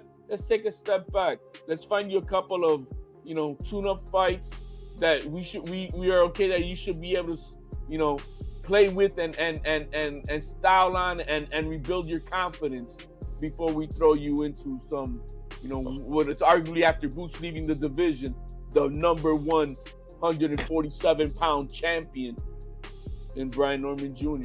So that's all I got to say. I'm going to King Jr. Then I got to get my brother Cash in here. Then we're going to Mr. Chapman. Go ahead, King. Yeah, all I got to say is, bro, I just heard a lot of disingenuous takes just now. Because I heard people saying that, well, Crush called us moist. We was moist because we want to see Devin fight. You have all these people saying, "Oh, we don't know what Devin gonna be. We don't know how." Don't do this, Devin. Don't fight Brian Norman. Devin, stay away from Brian Norman. Since when we started protecting fighters? Devin say he want to fight, and I want to see Devin fight. We want to see him fight because he say he's ready. We not even so tell me what's really moist. Is it moist for us to say, Devin, if you want to fight him, we behind you? Or is it moist to say, Devin, don't go do that. Don't go touch that bad man, because that's what y'all doing. What's even more disingenuous is we let him get some fights to see if he can get back to the level he was before Ryan Garcia. When half of y'all was the same ones that was saying he was trash before Ryan Garcia. It was a lot of disingenuous takes just now. That's what I just heard. Amazing. We going. We got my brother in the building, man. Away from emotions, man. Calm your Straight out. Oh, wait a minute. You know I got. You know what I'm gonna say real quick. We got my brother straight from Alaska, man. My brother from Alaska is in the building, man. Shout out to Cash Crypto in the building. Cash, what you got? Hey, man. Shout out to Shawad La, man. Shit, because you know she a big Haney fan and. Man, it sounds like she keeping it real though. Y'all know Brian Norman gonna beat the fucking life out that boy right now, man. I don't understand why y'all even believe this whole bullshit. It's ain't the first time you see Bill pull this move, all this social media banter, acting like he want to throw his son in there with a killer. It's just the design to get you niggas fall in line and get, you know what I mean, like some troops. Troop full of crash test dummies running around, running with this nigga's narrative. The next narrative Bill Haney done came with. So they want to fight the baddest man at 147, but they've been chasing nobody but people that are still at 140. I mean, if that makes sense to you, it makes sense to you. It don't make sense to me, man. Like, I'll jump back in when we get on the next subject, man. Devin soft. That nigga was in there fighting like a scared deer, man. Eyes all big and shit like a dope fiend, man. But throw him, like you said, throw his ass in there with Norman. I watch it. I watch him get beat to death. Mr. Chapman, welcome to the show. Are you there, Mr. Chapman? Oh, I'm here. Go ahead, Mr. Chapman. I'm here. And we got some Haney fans that are like, you remember that scene up in The Color Purple when Sophia came back to life and finally started talking? My, has a dead, has a risen. we got some fans that done rose from the dead, man. And hallelujah to that, dog. But let me say this. Oh, wait a minute, Mr. Chapman. You ain't gonna get on my show and talk about. Yeah, wait a minute. You out of order. Hold on. Hold on. Hey, wait a minute. My bad. Damn. It's a bunch of bull. You ain't gonna get in here and talk crazy on my man. Well, you out of order. My bad, Dub. Hey, all I gotta say is this: if this fight is genuine, and if it is true and it's real, props and bravo to both fighters. I can't do nothing but commend them because they trying to do what's best for their careers and they trying to make boxing quote unquote great again, like my man HALD's guy Teofimo Lopez. Hopefully no Steve Claggett's come out of the bush, though. We don't want no ram in the thickets. I'll say this. When the stuff first hit the news, the airways, and it was talking about a possible fight and contracts had been sent, when there was a fact check and it said, hey, Bill, we got ESPN on the line, and they said they ain't received, Top Rank on the line, they ain't seen no contracts. All we heard was,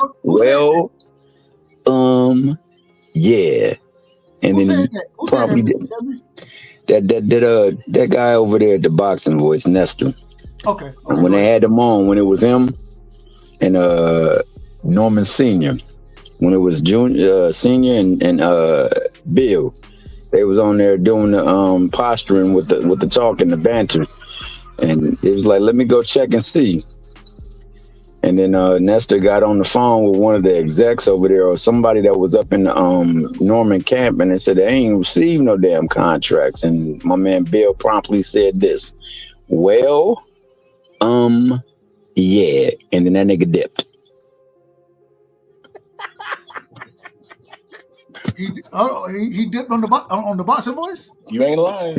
He dipped. He said, well, yeah. And then that nigga ejectocito. Yo, man, he had a connection problems, man. You know that.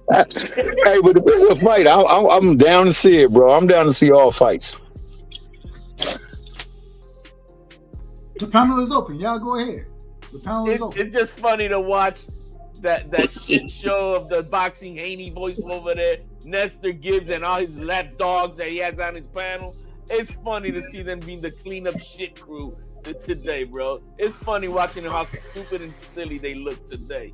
I was just having a ball watching how dumb they look today. That's all I got. I'll just be honest with y'all. I don't, and I say it respectfully. I know the Boxing Voice, they got a good channel. I don't watch the Boxing Voice, me personally, so I ain't seen. I don't watch it. Me personally, that's just me. But go ahead, Crush. Then we go on the bullet. Yeah, I don't watch it much, man. But listen, man, I'm gonna say this. Y'all motherfuckers need some baby wipes or something. Get up on out of here with that sensitive stuff. But something needs to be done at 147 since the real deal guys left. Since that last group of fighters have moved on, and since Errol and Bud and all them left, there hasn't really been anything at 147. So it's in desperate need of something. Somebody just got to be the baddest man to damn do it, and other people got to be willing to get in the ring and do it. And we don't need old ass people that's on Geritol, Bengay, and all that trying to be up in young boys' business. Y'all just keep biting for it. This is what's wrong with the damn sport right now. Make up your damn mind. Do y'all want boxing or not? Because some of y'all just want a fucking circus.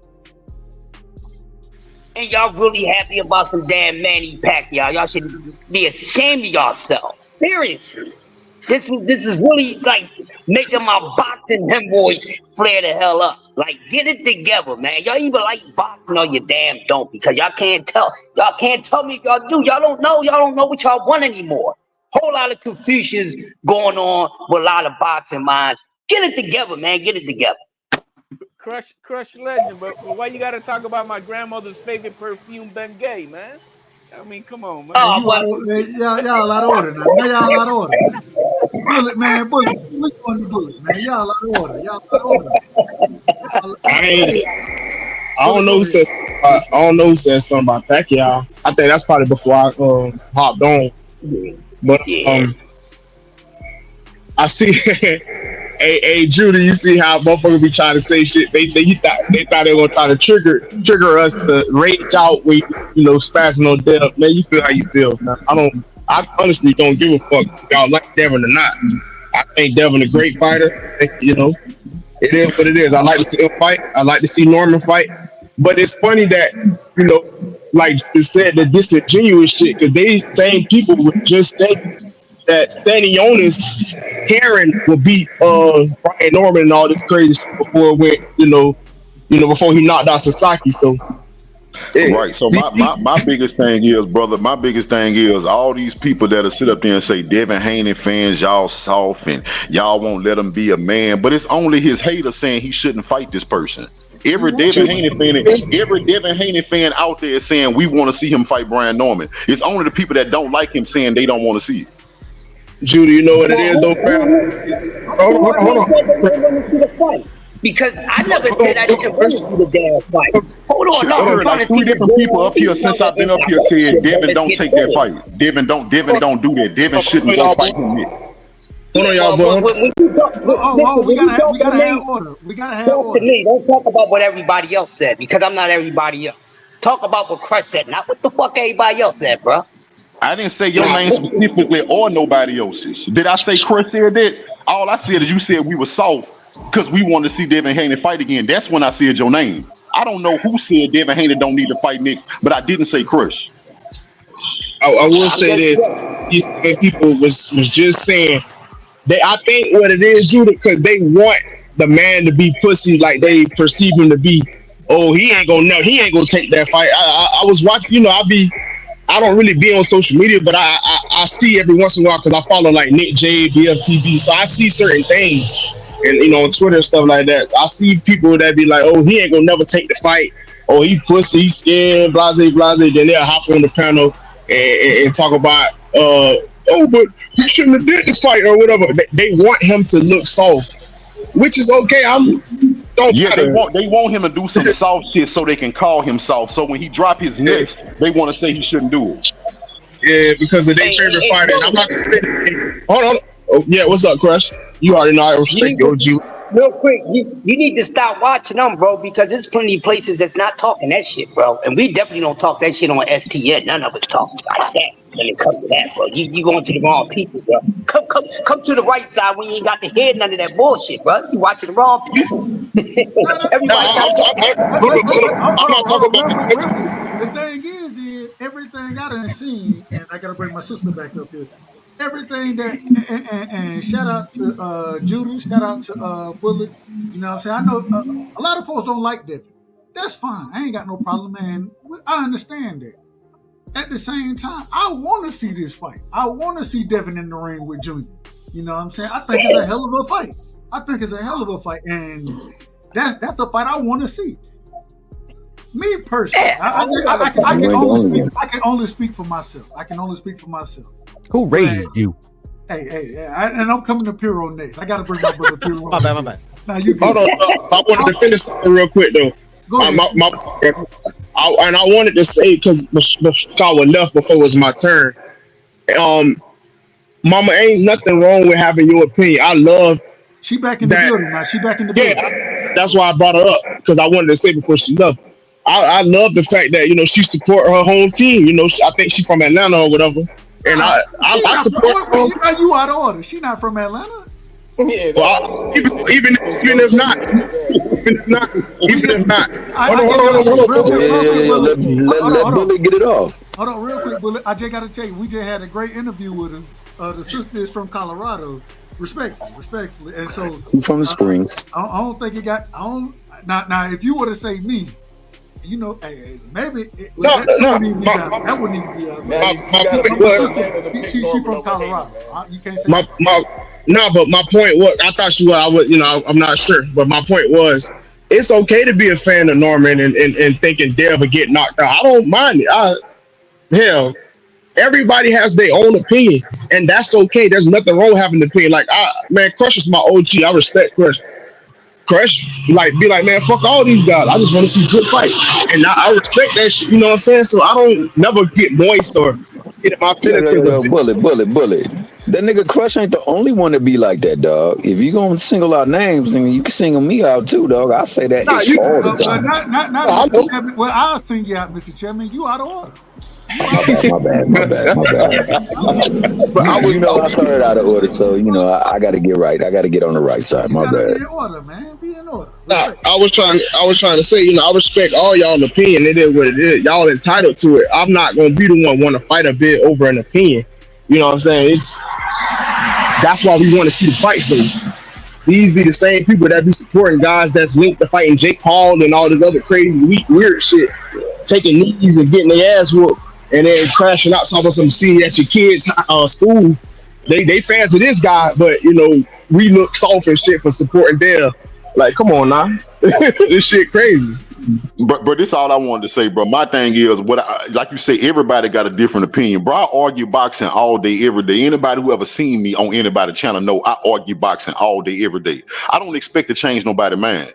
I expect people to stand on their square, and I expect to walk away with you still believing what you believe, and I believe what I believe. What I will not stand for with no type of combat is hearing somebody say, this person shouldn't fight that person. Bro, if I was with you in the street somewhere, I don't care if a dude 6'6", 370, and he a trained professional fighter disrespect you, I'm not going to say, man, you don't need to fight him, bro. I'm going to say, go get it in blood.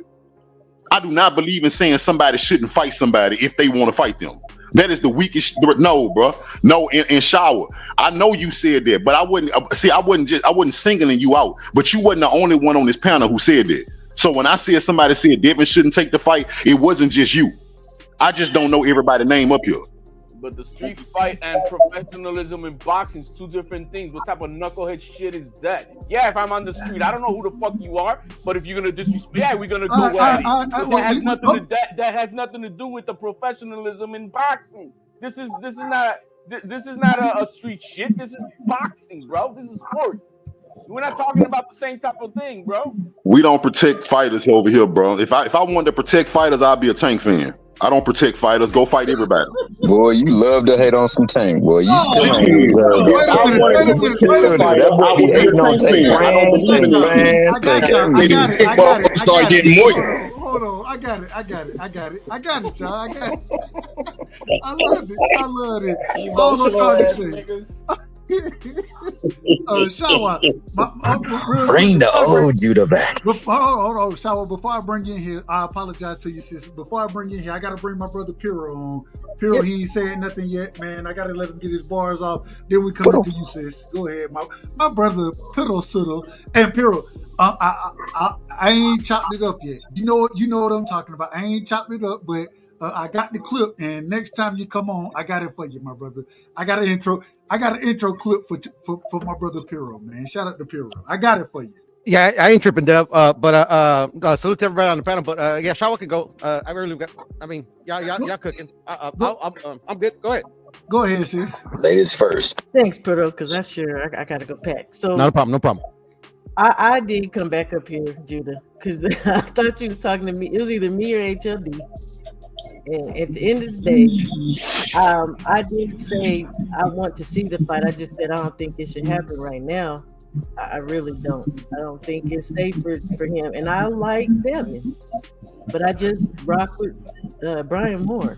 No, and look, and that's the thing about it. See, I'm the type of person, just because you said that, right? If you would have been the only one that said that, I wouldn't have thought nothing of it. But it's the fact that multiple people saying Devin shouldn't take this fight. And it just don't stop on this panel. I've been on panels all day talking about this. Everywhere I go, the same people who saying they don't like Devin, or Devin not their favorite fighter, or they can point out so much stuff they don't like about Devin. These are the people saying stay away from Brian Norman Jr. Why the fuck you care if you don't like him in the first place? I feel that. I agree. And I gotta say this. Man, he put 10s on I think everybody on this panel know how much I love Devin. I love Devin. You know what I'm saying? One of my favorite fighters. I love Junior. I want to see the fight. I want to see the smoke. And that's what we've been. I think we should be pushing for that fight. I'm not. If y'all think that Devin looked bad, okay, that's fine. I ain't got no problem. I didn't like the way he fought against Ramirez. I thought he fought the wrong fight against Ryan Garcia. I still want to see this fight. I'm not trying to. It's not my job to protect the fighter. That ain't my job. My job is, hey, I want to see you fight the best out there. If you're the goods, like I think you are, I want to see you fight. And I understand individuals saying stay up. Nah, don't stay away from them. Don't stay away from them. Go get the smoke. Go get it. That's what we want to see. I'm not looking for fighters that want to stay away from the smoke. I'm looking for niggas who running into the fight. Facts, because the moment Devin run away from smoke, I'm not going to be a fan no more. That's why I want to see him fight. The moment he run from smoke, I'm not going to be a fan. I'm looking for niggas who gonna wait. So if this fight don't take place, you not gonna be a fan? Shit, Devin ain't running from it. I ain't worried about that. Devin ain't running from the fight. We'll find out tomorrow. No, y'all gonna take whatever y'all hear negative and run with it. If it's anything negative about Devin, y'all gonna swear it's the gospel. That's what y'all gonna do. Well, I don't know who y'all is, man. I ain't never said nothing negative about Devin, but I do know one thing. It doesn't look very sound right now, but given the way the two dads have carried themselves, I can't take the word of a dad, and I damn sure know that they don't make fights on freaking podcasts, especially the Boxing Voice podcast. I'm just saying, but from whoever that was talking, because like I said, I don't know y'all name. It was unanimous that if the fight don't happen, y'all already put it on Devin. I didn't say who was gonna run from the fight. Y'all automatically lean to, yeah, if it don't happen, we gonna see tomorrow. If Devin run from smoke, you're not gonna be a fan, huh? Y'all disingenuous, bro. I'm trying to keep it real with y'all, but y'all not keeping it real. Yeah, well, you damn sure not talking to me. You like to throw stones, but when you get cracked with the same stone, you just don't like it.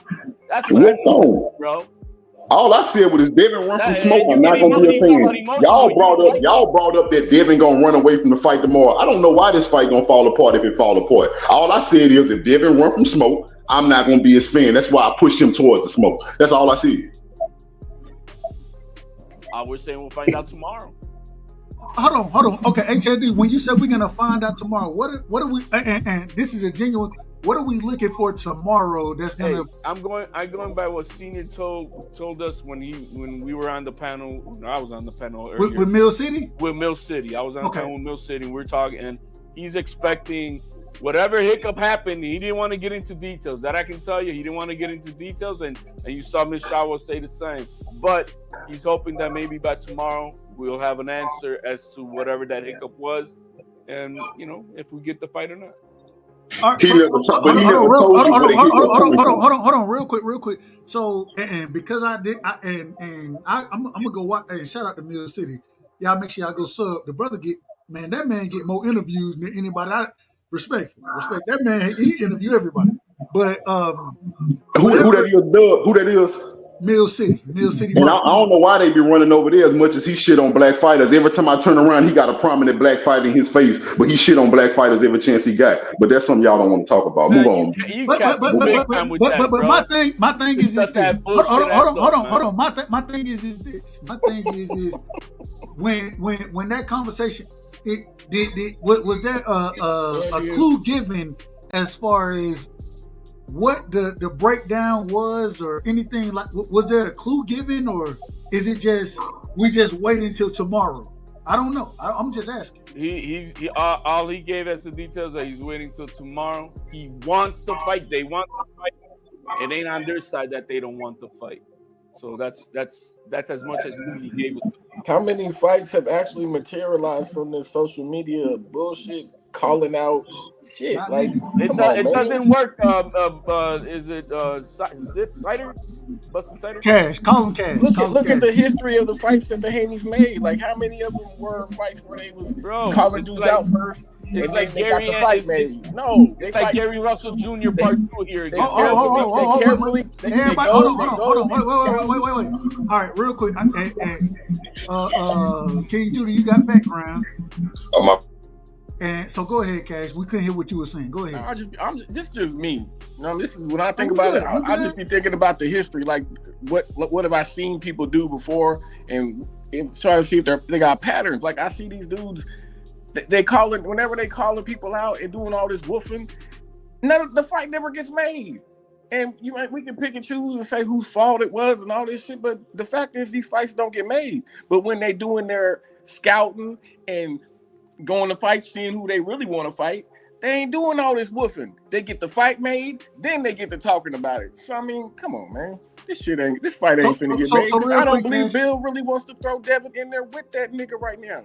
He just fought a dude that wasn't even a true welterweight and ran for his life. But you're gonna throw him in there with a nigga who's really, really punching while Devin's still making the same mistakes, dipping to the right. He gonna dip right into one of them left hooks again. Man, cut it out. So you don't see the fight happening. I'm all for the smoke. I don't give a fuck about a nigga getting beat the fuck up. Whoever it is. If it's a dude I like to see fight, if it's a nigga I don't really care to see fight, I don't give a fuck. But do you think the fight will happen? I don't think this fight's gonna happen. Absolutely not. Okay. Hey Dub, I think we all were rude. Ms. Shawa was given a pass to speak because she was packing and then was supposed to be Poodle. I don't think Poodle got his sense in after. Yeah, no, we gonna get. Hey, I got Piro. I got. Hey, that's my brother right there. He understands. He gonna be in order. Shout out to my brother. And since you said it, Piro, man, go ahead, man. Devin versus Brian Norman. You know what I'm saying? The nonsense that we done seen. And I'm calling it nonsense right now because it ain't. I didn't expect it to be this out of order. I didn't expect none of this tonight, to be quite honest with y'all. But Piro, what you got on it, man? To me, same old, same old. I mean, like, didn't Tio just duck the Devin Haney fight last week? So Brian Norman or Devin ducked it this week. Next week is gonna be, I don't know, Boots or something. You know, so it is what it is, bro. I mean, like, if it happens, it happens. I'll watch it, obviously. So everybody ducking. I mean, that's what it always is, Dub. Come on, man. I mean, you forgot Ryan Garcia walked away from the Devin Haney rematch first. You forgot that one. That one slipped you. You forgot that one. What I tell you. See, now Ryan's ducking. I'm telling you, bro. Next week is gonna be I don't know, bro. Bam's gonna be ducking next week. I don't know. Hey, no, Bam ain't ducking no smoke, man. We ain't gonna put that on his name, man. We're not gonna put that on his name, man. He ducking Juto. Hey, Man, Doug. here we go. Oh Lord, here we go. I just said we ain't gonna put that on the name. My brother Cash said he ducking Juto. Hey, Doug. Hold on, real quick. And I'm coming to you next, Bullet.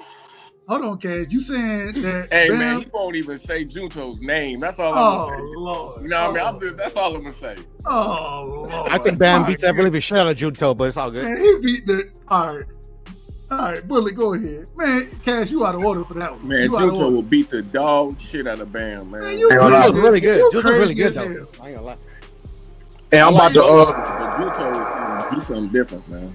I'm about to hop off. I'm about to hop off soon, but you already know, man. God bless y'all. But it was something else I wanted to ask y'all, but it didn't come to my mind until just now. I heard that on Champ's side, Tay Jones had said that because there was these myths about Boots whooping Brian Norman in sparring, but he said they sparred 7 times, and like the last 2 times, Norman had Boots on the stanky leg. Nobody talking about it, but I heard that shit. And so whenever you get a chance, ask Shawa, tell Tay Jones release that tape, man. I wouldn't mind seeing it, because they was, people were shitting on Norman and stuff. And he said Norman had Boots, hit the stanky leg a little bit, so he rocked him. But ain't nobody, you ain't hearing nobody talk about it because Boots is a fan favorite, and I fuck with Boots too. But I just feel like they be picking and choosing to shit on who they want to shit on. You know what I'm saying? But I just wanted to put that out there on your channel, so it's gonna be heard. You know what I'm saying? They say Norman rock. This is either breaking news or breaking cap. Hey yo, Hold on, real quick. You said Tay said it on who? Tay Jones said it on Champ's side. He interviewed. They were doing the interview. He said I got the tape that Brian Norman hadn't rocked them, but I don't want to put too much on it because I don't know how far it went. You know what I'm saying? I just wanted you to know that. You know what I'm saying? But God bless y'all, boy. No, real quick. Shout out to my brother Bullet. I'm gonna go find it because, like I said, I'm gonna reach out to Tay. You know what I'm saying? I don't really got a relationship with Champ's like that, so it is what it is. But if the footage is out there, we'll try to get it. I ain't gonna play it over here because that ain't how I rock. But I'll see what I can see. Hey, and shout out to my main man, Bullet Gibson, dog. As always, love, baby boy. Be easy out there. You already know. Hey, Bullet, man, yeah. I gotta get you on for an interview, man. I gotta get you on as well, man. You already know how I do it, so I gotta get you on soon, brother. Hey, Dub Rightside, I'm gonna dip. I want to say thank you for having me on. Bro, hey, you're general at the way you manage your panel. I'm going to tell you that. Bro, it takes a lot of patience and everything, bro. So I appreciate the way you manage your shit here, man. It's really well done. I just try to be in order. Hey, you out of order, but everybody on the panel, hey, I appreciate the back and forth banter, regardless if we're on the opposite side of it. But hey, man, we're all here for the game. We love boxing. Other than that, guys, everybody, man, God bless and have a good night. Much love, HLD. Much love, my brother. Let me see. Where we going with this? You always crying. Say it again. I'm talking shit, man. Go ahead. So Doug, this is what I got to say, bro. And I gotta get you on for an interview too, King Judah. Go ahead. Yeah, that's cool, man. We're gonna keep in touch, bro. But look, so I said what I said tonight. My opinions don't change. I'm consistent. I've been this way for years. So you can probably predict how I take or how I look at something because I am who I am, bro, and I see stuff the way I see it. The point of the matter is, like I said, I don't think this fight gonna happen. The best case scenario and a worst case scenario that we don't get this fight is that Brian Norman fight the winner of Barrios and Manny, like he said he want to fight them. You know what I'm saying? Devin move up. He already number 1 in one sanctioning body and number 2, I believe, in another one. Hopefully Devin get a tighter shot immediately. They both belt holders and one day they meet for undisputed. That's the best case scenario now, because I'm not gonna lie, bro, I don't see this fight happening. For the people who believe that a fight can't be made through social media, there's a lot of truth to that. And that's one of the reasons why I don't believe it's gonna happen. For whatever reason. Now, what's not coming out is why. That's the secrecy I don't like. That's why no side. That's why you don't see me. I insinuated that I think it's Brian Norman's side because that's the only side that spoke on it. That's the only side that said that they didn't want Devin because they said they would rather fight Barrios or the Manny Pacquiao winner. And the manager came out and also said the fight is off, but he didn't want to give details. That makes me look at them sideways. But I'm not putting it all the way on them because neither side verified why the fight fell through yet. But for the people out there saying, man, just wait till tomorrow, we gonna see. I know what they gonna do, Dub. I've been going through this shit for 5 years. The moment that fight fall through and it's ambiguous, they gonna swear to God it was because of Devin Haney with no facts. That's what they waiting on. Hey man, I ain't gonna lie to you. I don't think Devin, and this is just my opinion. I don't think Devin turning down the smoke. I don't think Junior turning down the smoke. I've heard like same way we spoke on earlier as far as Junior manager. I would hope that Junior have enough control of his career that his manager can't turn down nothing. You know what I'm saying? That he don't want to turn down. I would hope that. And at the end of the day, man, I did want to see the fight. That's it. I want to see them get in the ring with each other. So the politics of boxing, like my brother in the chat just said, the politics of boxing is nasty. But and we done went through this for a while, but I don't think either one of these brothers turning down fight. I don't think they are. We gonna see what happens. Man, you like niggas that pity pat and run. Don't quit saying you want to see a fight, nigga. That's not what a fight look like, nigga. Say you want to see a pity pat boxing match or something, nigga. Pick better words. But yo, Dub, I'm about to hop off though, bro. I ain't gonna be no stranger, bro. I'm gonna hop off though. You know, I appreciate running it with you, man. You bring me on the panel, bro. Much love, my brother. Nah. Cash, you can say whatever. I'm on your back like a bra strap. You can say you can say any of that. If that's the case, hey, I love boxing. You know what I'm saying? What is and anybody who can go in there and box their ass off and you call it pity patting, shit, they win in fights. They win in fights. You may not like the way they win in fights, but they win, and that's a part of the sport. So you can call it whatever you want to, but I love the sport in general. That's how I look at it. Nah, man. Go ahead. I gotta bring Piro back in here. Then we going to Crush. We're going to Thomas Hill. Yeah, man. Maybe they should add like a plastic pool and some mud. You know, maybe it'll be more exciting. No, I'm just fucking around. Yeah, man. Whatever, bro. Like it's already tired, bro. Like, you know, all it is a bunch of bullshit coming out of the camps, bro. If they fight, they fight. If they don't fight, they don't fight, man. Like at this point for me, I don't really care. Y'all know it's crazy because so I had what 3 other topics I really wanted to talk about, but we 3 hours in, and I'm trying to keep my shows to 3 hours moving forward. So man, y'all give me y'all last words. We're gonna shut this thing down, and then we'll be back tomorrow though.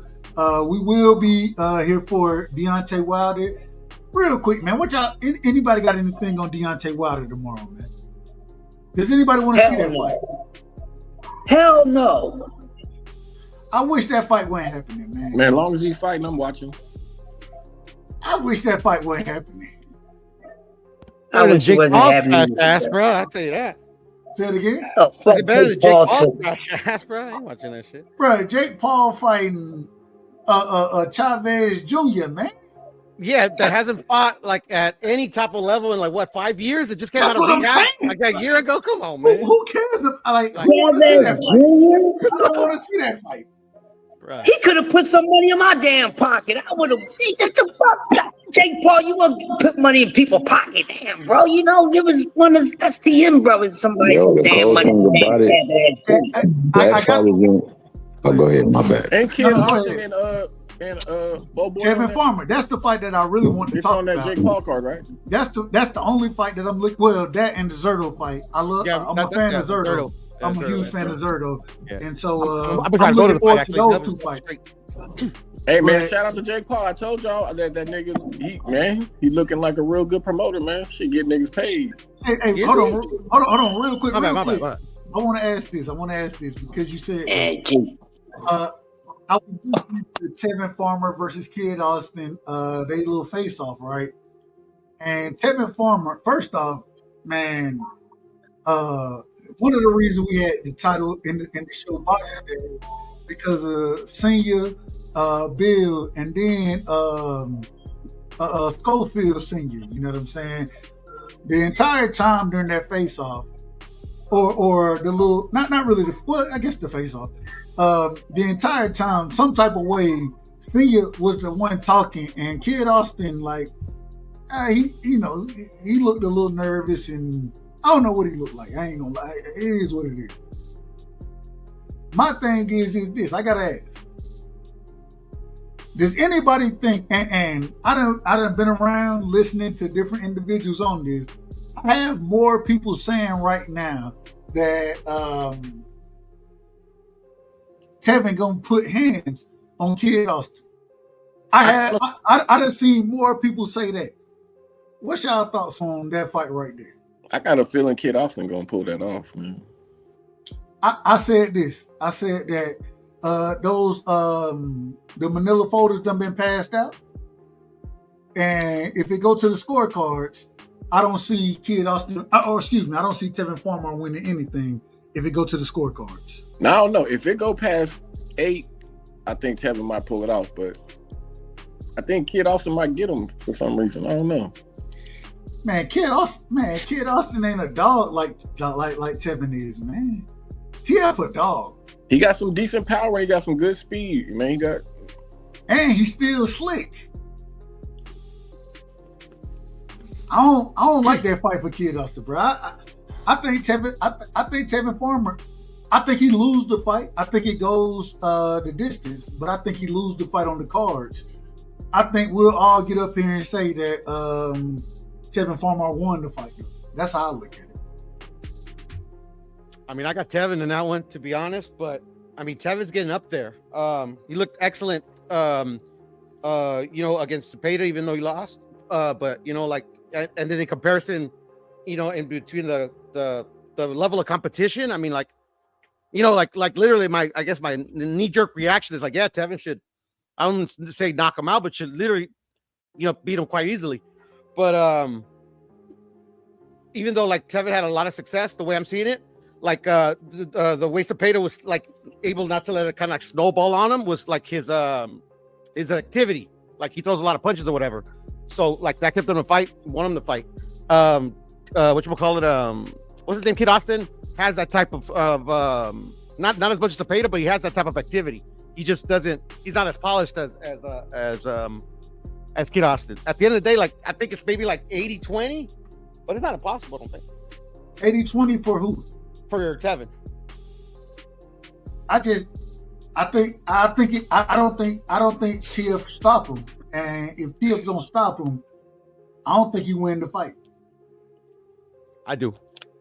I think, like I said, I think the manila folders that have been passed out.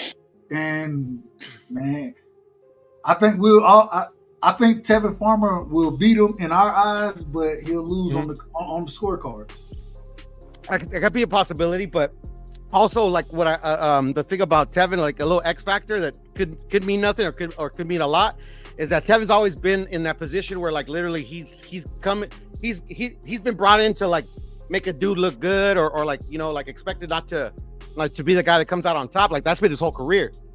And the way he's changed up his style since he's moved up to 135, since his loss to JoJo, it's like it's really effective. Like it was a pretty impressive, like because like he literally was a pure boxer up until like the last 3 or 4 fights where he literally like started to implement like more forward pressure. So at the end of the day, like Kid Austin has been proven against nobody, bruh. And he's kind of like he's trying to be like Sean Porter, but he ain't a Sean Porter. You get what I'm saying?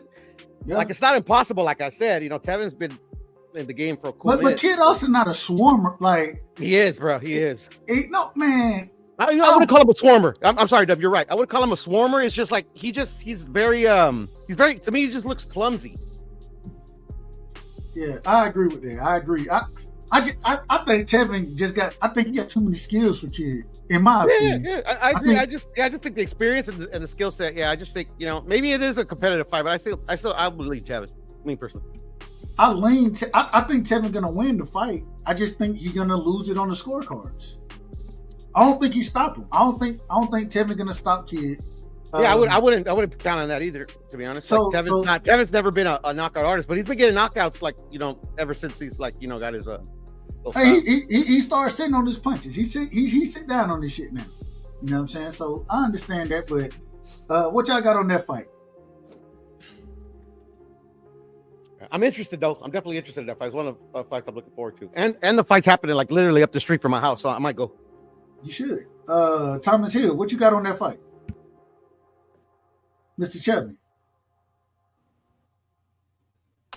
Yeah, I'm back. My bad. I was on the phone. On the fight, the Devin Farmer, Kid Austin fight.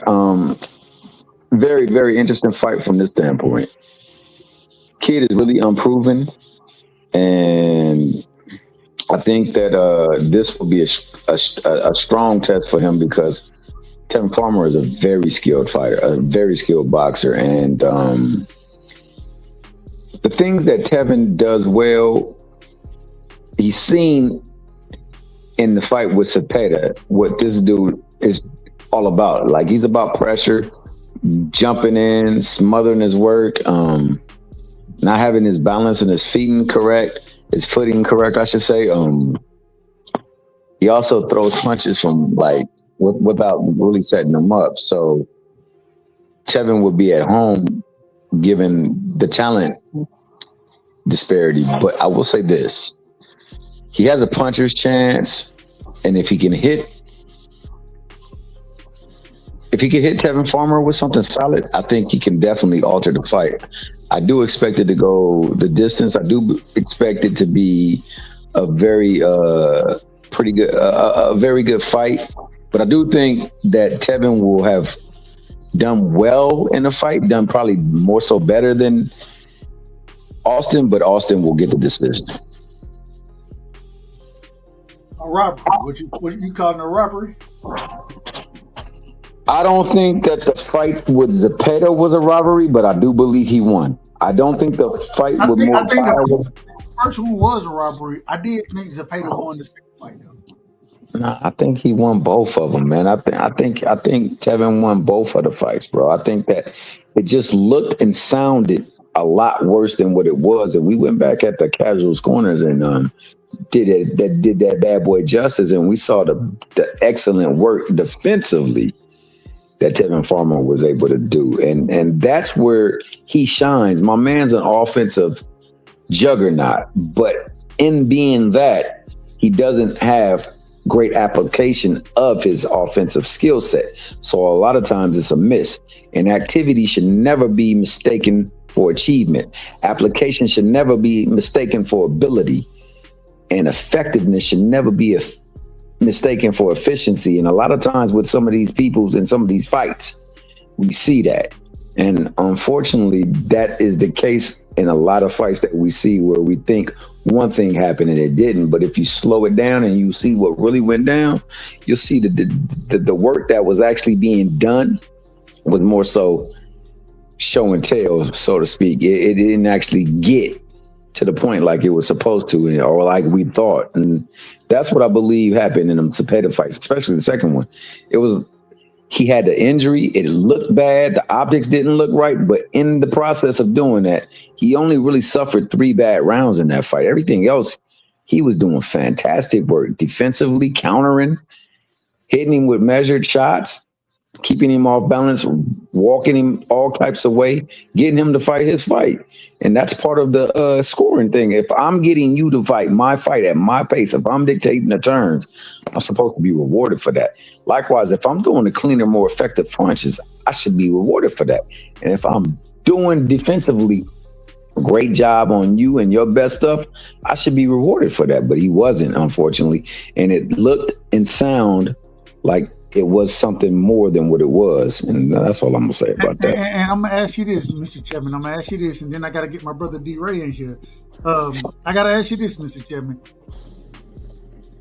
who does Williams pay to? Who is his promotional company? Oh, that's De La Hoya. And who is at this current moment in time the promotional company for Kid Austin? De La Hoya. Yeah, the Manila folders have been passed out. They done been Absolutely. passed out. They done been passed out. And so all I'm trying to tell you is that regardless, I think Tevin Farmer, I think he will. I think, like I said, I think when we get back on the panel, we'll all think that he won the fight. But I think Kid Austin gonna get the victory one way or another. Especially if it go the distance. If Tevin, and I don't think Tevin Farmer stopped Kid Austin. I don't stop him. He said 7 rounds. Now he did say 7 rounds. I don't see that. I think they're gonna rob the hell out of him. Well, I think he said that because he lunges into his punch. Like when he punches, he lunges. And if you lunge into a perfectly timed punch, it could have irreparable damage. And I think that he's banking on that, but I think it goes the distance as well.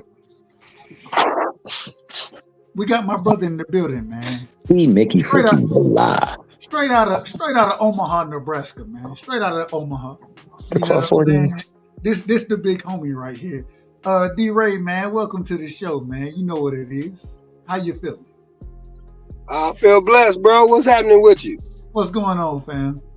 Hey, man, I heard there's a rumor we got a press conference today. For what? For Canelo and Bud, right? Oh, yeah. Well, shit, man. Canelo and Bud, they've been having press conferences out here, man. They've been having. Oh, absolutely. Man, fired up, bro. I know you're excited about it. Hey, man, but let me ask you a question, bro. Do you think Canelo was out of line with this elite fighter question, or do you think that it was a good question? And do you think? I think Bud answered it absolutely incorrectly. I thought it was one of the worst answers I've ever heard from Bud. He was asking about this man feeling some type of way because Canelo pulled Bud's car. Hold on. Cut it out, man. Wait a minute. Bud, this man said Ricky Burns and Victor Postile. I'm thinking to myself, I'm like, so you telling me you couldn't bring up Sean Porter, Errol Spence, what's the brother name from the UK? I can't call it Amir Khan. You can't call any of these dudes, but you bring up Ricky Burns and Victor Postile. Those are the elite fighters you bring up. It was ridiculous. I'm gonna let you answer, but when he answered the question, this man is out of order. He out of order. Ain't no way you gonna say Ricky Burns and Victor Postile is a better fighter than Errol Spence. Y'all act like that's the first time that nigga said that shit. I didn't act like that. I just said in this situation. I'm just talking about the situation. I ain't said like it's the first time. I'm just telling you, if you couldn't come up with a better answer than that, you out of order. Go ahead. Hey man, well let me ask you a question, bro. I heard a lot of times, right? They would ask Floyd who was his toughest fight, and he don't give people the name fighter, do he? Yep. Man, he ain't no damn Floyd. Emmanuel Augustus. There you go, Emmanuel Augustus, who nobody knows. No. Wait a minute. Hold on. He also gave Emmanuel flowers. Emmanuel Augustus was, and I don't know. You ain't never heard him say that? Hold on, wait a minute. Emmanuel Augustus, that man had one of the most awkward styles that we've ever seen. So for Floyd to say that, that's one thing. This nigga moved the goalpost though, man. But when you bring up Ricky, hold on. When you bring up Ricky Burns and you bring up damn Victor Postile, they can't even lick. What are we doing right now? The question was name one elite fighter, not name a tough fighter. So you know what I mean? No, but hold on. But this is why I believe that. Here we go. You know that nigga resume trash, nigga. Just keep it a buck. I don't know that. He got a decent resume. He got a perfect record, bro. if he were to bring up, I appreciate you. if Bud were to bring up any Errol Spence, if he were to bring up Sean Porter, if he were to bring any of these guys up, we'll be like, okay, you know what I'm saying? Those are elite guys. We give you credit for that. This man brought up Ricky Burns and damn Victor Postap. But what did you hear Bud? Let's go What with did a you good hear one. Bud do after that, Dub? You heard him start trying to attack Canelo's resume about when Canelo fought certain guys. But he don't. But these Bud fans don't want. They want to leave the context out when Bud fought certain guys like Sean Porter after Errol gave his nigga hip surgery. Kell Brook coming down from 200 pounds doing coke and press. I can go on and on down the list. Hey, hold up. Context. Hold on, nigga. Damn, you always want to jump in when Hey, I'm talking man. about yourself. Watch your niggas, man. Emotional ass Watch nigga. your niggas, man. Don't get a baby wipe and wipe your mouth, nigga. Oh, emotional ass. Now y'all out of order. Now y'all, not both of y'all out of order. Well, Yeah, talking about context. Wait a minute. Now we got to give y'all the drop. Now we got to give y'all give me the the drop. drop. Y'all out of order tonight. Give me the drop. Man. I want to run. Damn. It's a bunch of bull. Oh, no. Rough on him now. No, he needs to know. Okay. He's always crying. Y'all out of order tonight. Yeah, man. stop all that crying, nigga. I'm just trying to tell you. You just telling half truths. Yeah, sounds good. Hold on. Yeah, I try my best to tell the truth. People don't like my style, how I talk, my delivery, but you ain't catching me in half truth and lie. Y'all out of order, man. Hey, man, can I say this real quick? I just want to say, nigga, Ricky you won't let Burns. me talk. I ain't Hold gonna up. let you talk either, nigga. No. Well, somebody gonna let some. Hold on. Wait a minute, man. All right. Wait a minute. The fuck is wrong with you people? Who raised you? Hey, if anybody gonna talk around this motherfucker, it's gonna be me, nigga. It's gonna You be always crying. All right, well, fine. Y'all want to see? Y'all want to see who gonna talk? That's that Omaha up in here. Omaha up in here. And now you talking, Mr. Chapman. You are all right. Fine. I'll do it this way. Then. Fuck y'all. Fuck all y'all. If anybody gonna talk around this motherfucker, it's gonna be me.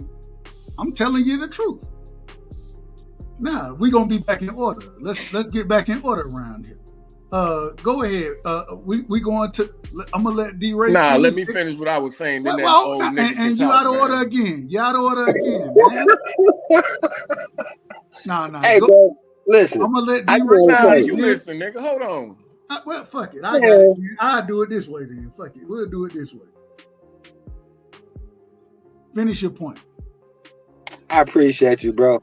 Hey, man, y'all subscribe, y'all like and share. We ain't got time for it. We ain't got time for it. Doing great work. Hey, man, hold up, bro. Listen. Ricky Burns is a 3-weight world champion. Oh my God. Man, Yeah. don't start Hey, this. listen. Hold on. Respect the game. Who has Canelo fought that been a 3-weight world champion? Nobody. Sir, you're out Come of order. on. Hey, Canelo ain't even fought and beat a unified champion. What did you talk? Who the hell do you think you're talking to? You out of I'm gonna order, just say man. this, bro. None of us Wait, on this real quick. I'm coming to you, Cat. Hold on, I got you. Hey, don't bring up Ricky Burns, brother. Don't bring Ricky Burns up here. Don't do that. Don't do that. Ricky Burns, come on, man. What are we doing? We literally talking about Ricky Burns right now. I'm trying to wonder, man, has anybody on the panel ever got on the YouTube talking about, man, I gotta check out Ricky Burns? All right, man. When Ricky Burns was in the ain't heyday, shit, YouTube man. wasn't like Niggas that. is crazy, man. Yeah, I try my best to tell the truth. People don't like my style, how I talk, my delivery, but you ain't catching me in half truth and lie. Fuck Ricky Burns. Ricky Burns is nowhere near an elite fighter, was never an elite fighter. And for Bud to bring him up and when the question was asked, Bud is out of order. He out of Hey, order. man, do me a favor, bro. Name me a fighter that's won 3 weight classes that is not elite. I will wait. Name one. Rolly You Romero. gonna say that's Ricky Burns, right? Rolly Romero. Hey, you told me to name me one. I got you. Hey, and you did a good job. Ain't nothing I can say on that, I bro. think that's the only one, to be honest. I ain't gonna lie. All right. I was gonna say, hey, hold on. Let D-Ray get it. Go ahead, D-Ray. Go ahead, bro. Yeah, hey, look, and the other thing I wanted to say with Post Style, just to piss you off real quick, even a little bit more, right? Oh, God. Danny Garcia. You smoke crack, don't you? You smoke crack, don't you? Look at me, boy. Don't you smoke crack? I already heard you say this shit once today, nigga. You gonna be up here Look at repeating me, yourself? boy. Go ahead, Cash. If you want to keep it real, bro, look, when Bud fought Khan, he was supposed to fight Garcia, but Bob Arum and them sent Garcia a damn offer of like $1 million. Then they turned around and gave Khan $7 million, and Bud took the peanuts. So did it really look like they wanted Bud to fight Danny Garcia, man? No, nigga. If you know how the shit really went down, you wouldn't be saying all this dumb shit, man. Bro, listen, hold up. I ain't holding up shit. You niggas always capping damn buttercups. Why don't y'all just keep it a buck? The nigga is a great fighter. He's a great fighter. He didn't fight the best competition. Just keep it a buck. Hold on, D-Ray. Let him finish. I'm letting you finish. Hold on. Let that brother finish. Let that brother finish, and then I'm gonna let you go. Nigga's so emotional because I'm talking about Bud. He just can't stop talking, man. The nigga's a great fighter that did not fight the best competition of his time. Period. Why is it so hard to say that? Go ahead, D-Ray. Ain't nobody cutting. Thank you. Hold on. Man, look, before you ever made it to YouTube, I done told motherfuckers everybody is ducking Bud. That ain't his fucking fault, bro. What's wrong with you? He can't make Pacquiao go get in the ring. What's wrong with you, bro? He can't make Danny Garcia and his daddy stand on what he talking about. That's against the law.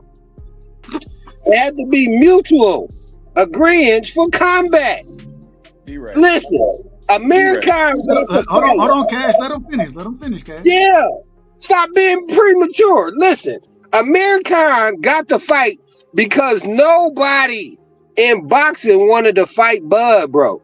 They was looking to try to fight because if you know, which you probably don't, but Sean Porter had a belt. Keith Thurman had a belt. Earl Spence had a belt. None of them wanted to fight him. So Bob did his best. It was a horrible business decision. But I don't hold that against Crawford, bro. Bob is the who make the fights, bro. But go ahead, Cash. Okay, I just told you how the whole situation went with Garcia, bro. That is not Garcia ducking Bud. If you offer Garcia, who's really an A side at that time, to even Amir Khan, you don't offer him $1 million and then turn around and offer Khan $7 million. And since you bring up Manny, Bud and Bomac admitted that they had a contract for Manny Pacquiao, and them niggas didn't sign it, motherfucker. That ain't Manny ducking Bud either, nigga. Hey, why you gotta keep being so damn nigga. You had your chance. Calm your ass down. Hey, look, bro, look. When you call me a motherfucker, Hold on. Bunch of emotional ass niggas. I want to run. Now look. These damn buttercups. Hold on, wait a minute, Cat. Wait a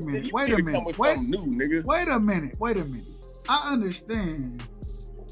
I know D-Ray, you rock with Bud. I know Cash, you don't. I ain't got no problem with neither one of y'all. But what I'm gonna tell y'all is this: y'all gonna be in order around here, man. Y'all gonna be in order. So let D-Ray. Hey, bro, you just seen me let that nigga talk, and then as soon as I start talking, he jumped in. And you talking about y'all need to be in order. Come on, bro. I let you cook. I let you cook. Let that brother finish making his point and then respond. That's it. Nigga, I was talking. What are you talking about? No, he was still talking. Oh my bro, God. He said bro. Go ahead, Cash. What does that mean? That means Cash. I did, bro, but then you start calling me out of my name, bro. You think I'm just supposed to sit back here and let you call me a motherfucker and a nigga, bro? This is outrageous. This is outrageous. Yeah, Cash, I don't think you understand who you talking to. That's the Mickey Freaky Ray live on the Mickey freaking Drive. Can we just get in order, man? Can we Yeah, get in whatever order? this nigga name is. Hey, look. I like it out of order better myself, but it's all good. Well, Hey, go look. somewhere else. Go somewhere else. Oh, you kicking me out? All right, that's how No, you always welcome over here. You always welcome. I'm just saying. You said you like it out of order. That ain't what we do. Hey, I got one more question, and I'll be quiet for a minute. Cash, who is your fighter, bro? It don't matter. The favorite guy I like to watch right now. Question for him. Who's your fighter? I'm about to tell you if you let me talk, nigga. My two favorite guys to watch right now is Benavidez and probably Juto Nakatani. Okay, so hey, But so you did ain't you gonna have ever that hear me same care for energy? nobody. You know what I mean? I don't. Hold on, wait, man. Answer the question, bro. You ain't even answering the question. I just did.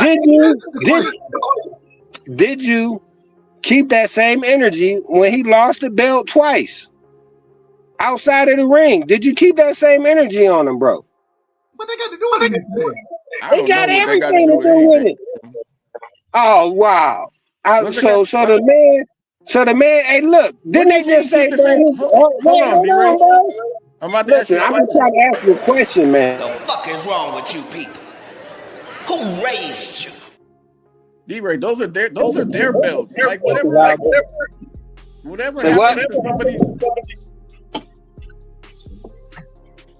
I don't got no control over what these guys do to lose their belts or keep their belts, D-Ray. Like that's their issue. Like I don't care about that. I just care about them fighting. And I didn't say none of that. I just asked if you kept the same energy. Did you stress him like you trying to stress me over Crawford, bro? That's all I want to know. I don't know because you got all kind of energy for your Buttercup buddies, but I don't know if you got the same energy for your dude, bro. For him losing the title. Hey, Cash. I hear you. Hey, I need some of that crypto, bro. All right.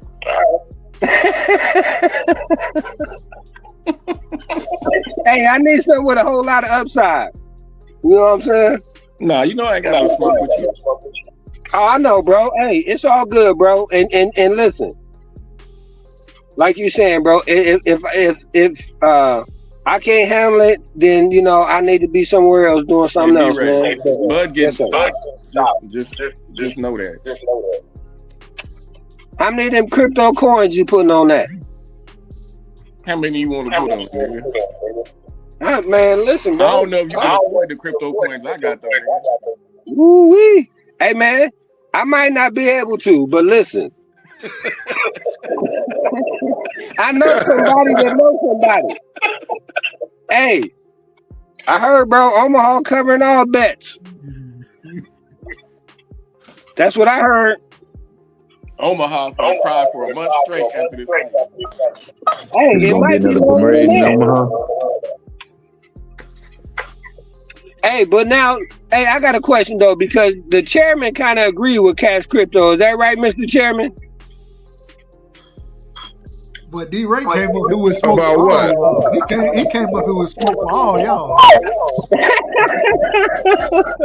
D-Ray, turn down your background. Hold on, real quick. Turn down your background, D-Ray. Turn down your background. Okay. Yeah. Hey, man, I think my phone is messing up, bro. Nah, ain't the I'm phone though. It's the CB. Huh? Yeah. 44, the best president we done had. No, I don't agree with that. He'll come right back. All I'm saying, look, Bud was out of order for saying what he said. So what was I supposed to agree with though? The fact that he reached deep down and pulled out Ricky Burns and freaking Postal? Victor Postal? I don't know. I have no clue. I think he did that because first and foremost, they were really asking him. Besides, he's only fought one fighter. So like, besides that one fighter, who else do you got on your resume? So but on top of that, I mean, hold on. You telling me Sean Porter isn't a better fighter than Ricky Burns and Victor Postal? I think it's what Cash had said. I mean, that was, see, his last 2 victories happened to have like asterisks on it because one, fresh out of retirement, came back and wasn't even training according to his pops. We don't care about that. I understand. I'm not saying anytime you get in that ring, We go with all bets is off. And you're co-signing the fact that, hey, look, I'm able to fight. So it is what it is. But you know, that's one of the things. Also, he was past his prime, and you know, he was commentating and freaking delivering suits to people's houses. Go ahead, play. No, I was just gonna say, I think Bud fucked up with that walking in, disrespecting Canelo, like pressing up into him after these dudes just got done saying that ain't needed. I mean, it's all gonna be respectful and this, that, and next, and then you do that to Canelo. Like, you don't want to wake a fire up in Canelo, man. You want him to fight you on some boxing, on some mercy shit. Like, man, I don't know what people are seeing, man. Look, Bud is a great fighter. I got nothing against Bud. And I would pick Bud to beat Canelo at 154 maybe.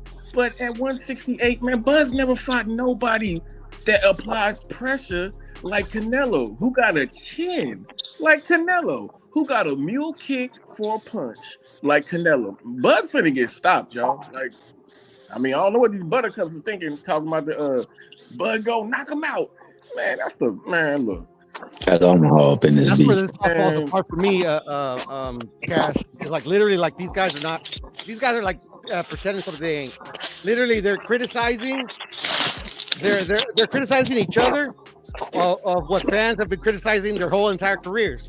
Bud and Canelo always get that their resumes are trash. Now they're doing the same thing to each other to make it seem disingenuous. So it's all an act. I don't believe anything. Honestly, I I don't think cannot Canelo's see. resume is trash, bro. I cannot see I'm not saying. any. I'm just saying most. Like literally, you go to like most fighters, like literally, like, if you're having a debate with anything. Going against Bud or going against Canelo, they'll say, he didn't fight nobody. He fought their whole, like, bro, they begin that shit their whole entire career. Yeah, just Bud's not gonna be able to hurt Canelo with nothing, man. Like, Jamel is punching way harder than Bud, and Mel hit Canelo with some hot shit, and that nigga just ate that shit like a Skittle, man. Like, this fight is not gonna look how people think, man. Bud might look good for a couple rounds, but after 4 or 5 rounds, Canelo punching on that nigga arms and hips and head, man, Bud gonna be looking like a dead animal in that ring, and he gonna get done dirty. I think round 8 through whenever, man, he gonna get done dirty. Mark my words, it's going 12. It's going 12? I don't think so. If it goes 12, then you know. Guaranteed. If Bud chooses to fight like Mel after he feels that power, I can see it going 12. But if Bud be Bud and fight, he gonna get fucked up. I'm just skeptical the way they're just like literally like both of these fighters, like in any other buildup, bro, like they ain't doing this shit. But what I don't like is how Turkey's talking about, I want to be on Crawford's side and all this. Man, that shit's unneeded. And man, that shit's unneeded. Well, that's called loyalty, bro. Like without Bud Crawford, there is no Turkey Al-Sheik in boxing.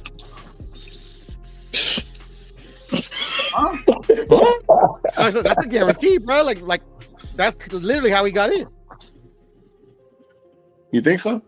I mean, like to me, it's quite obvious, and then like this is a little conspiracy, but like to me, it ain't. Like literally, like Bud's former management company was run by Daniel Kinahan. Where did Daniel Kinahan go to avoid extradition to Turkey's country? Yep.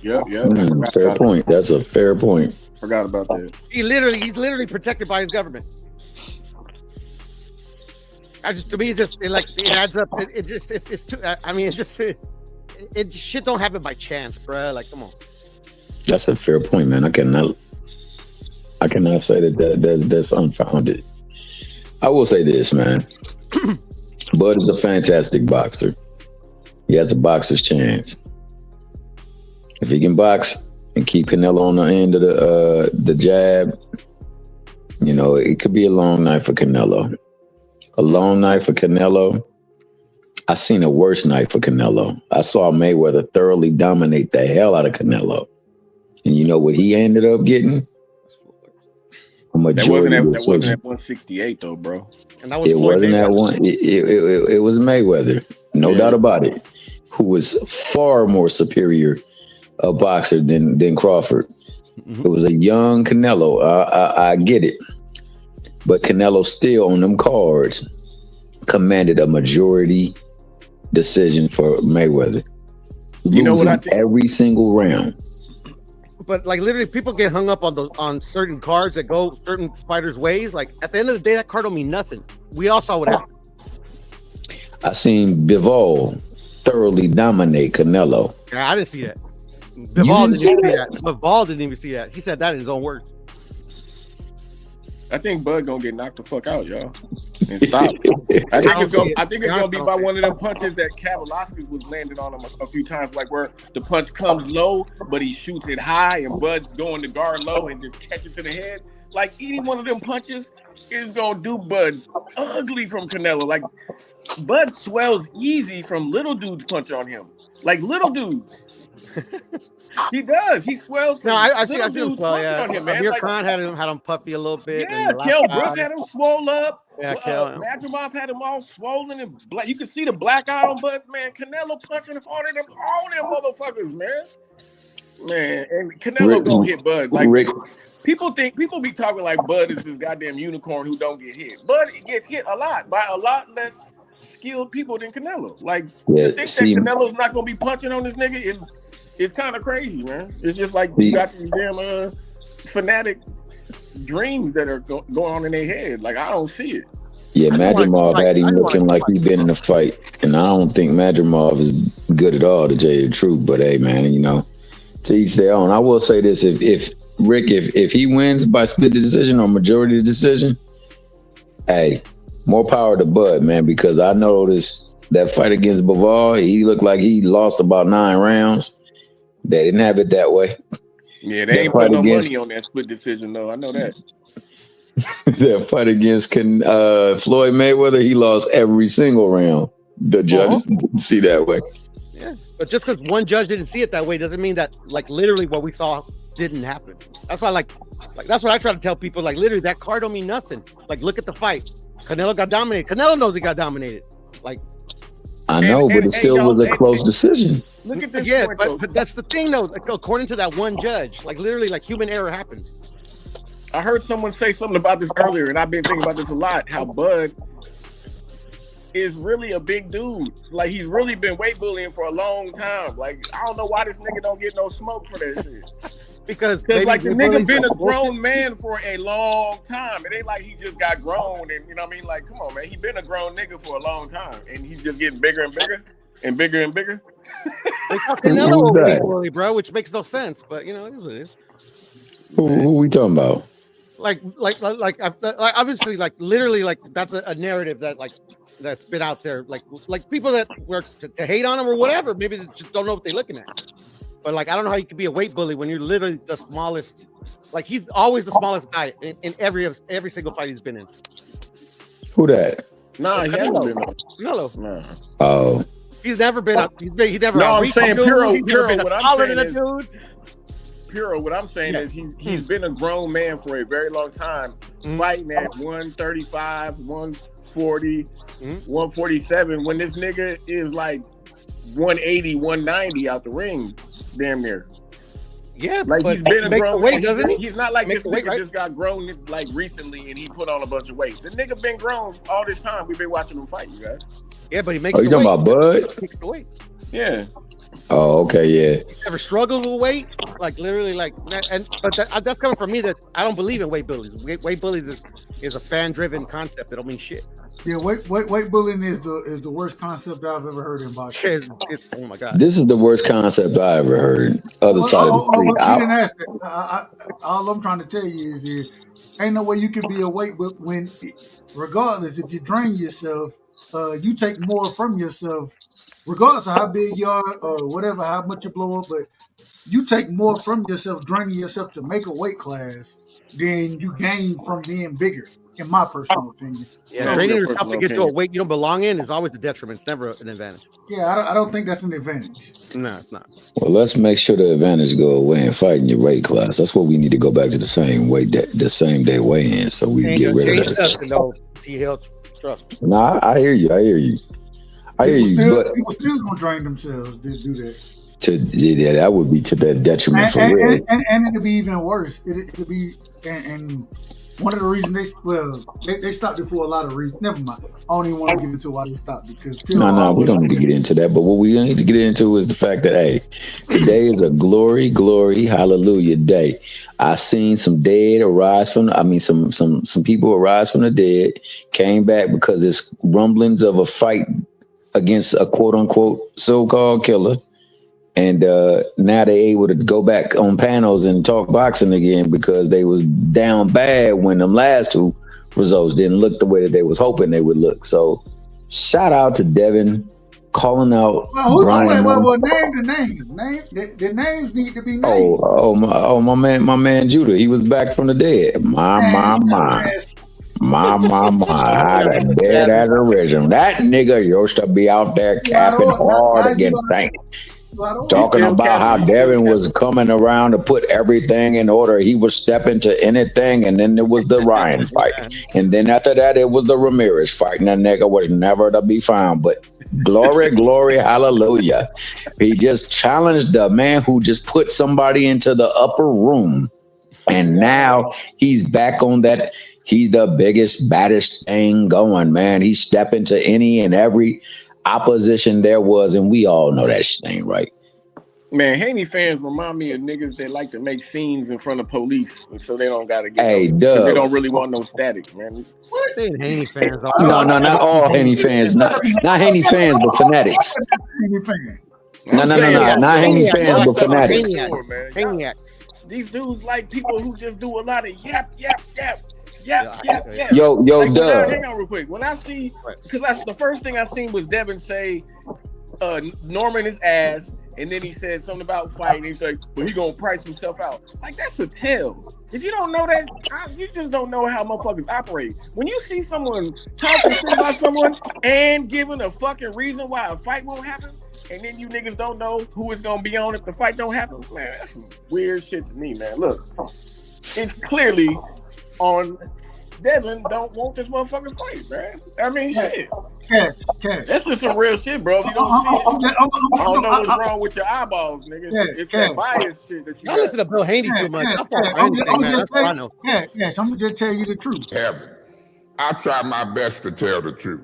People don't like my style, how I talk, my delivery, but you ain't catching me in half truth and lie. But I kept the fuck the entire time when it comes to Devin. But what Cash was saying you was don't true, see the man. play though, bro. They want to paint you this illusion like they want to fight. At the same time, making excuses why the fight won't happen when nobody's talked to nobody yet. So come on, bro.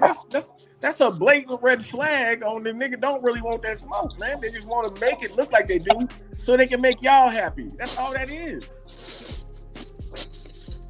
Are you happy, Dub? You won't get an argument out of me, man. I'll say this. It's easy to say anything about people, especially when you got people who don't like you because of who you're affiliated with or linked to. Unfortunately, Boots has the misfortune of being tied to Al Heyman through Showtime. And as such, also he threatened to fight or challenged Crawford and, some of the Crawford fans. Well, I'll say the fanatics, not the fans, because fans rock like they supposed to rock. Was over there hating on him because of that. You got other people who just don't like him because of the allegiance or quote unquote alliance towards PBC and Al Heyman, which has been misguided. And that's what we say. But I'm gonna say this, man.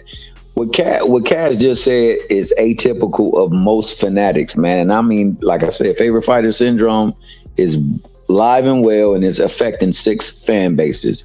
That's Canelo, freaking Errol Spence, Bud Crawford, Tank Davis, Devin Haney, and Shakur Stevenson.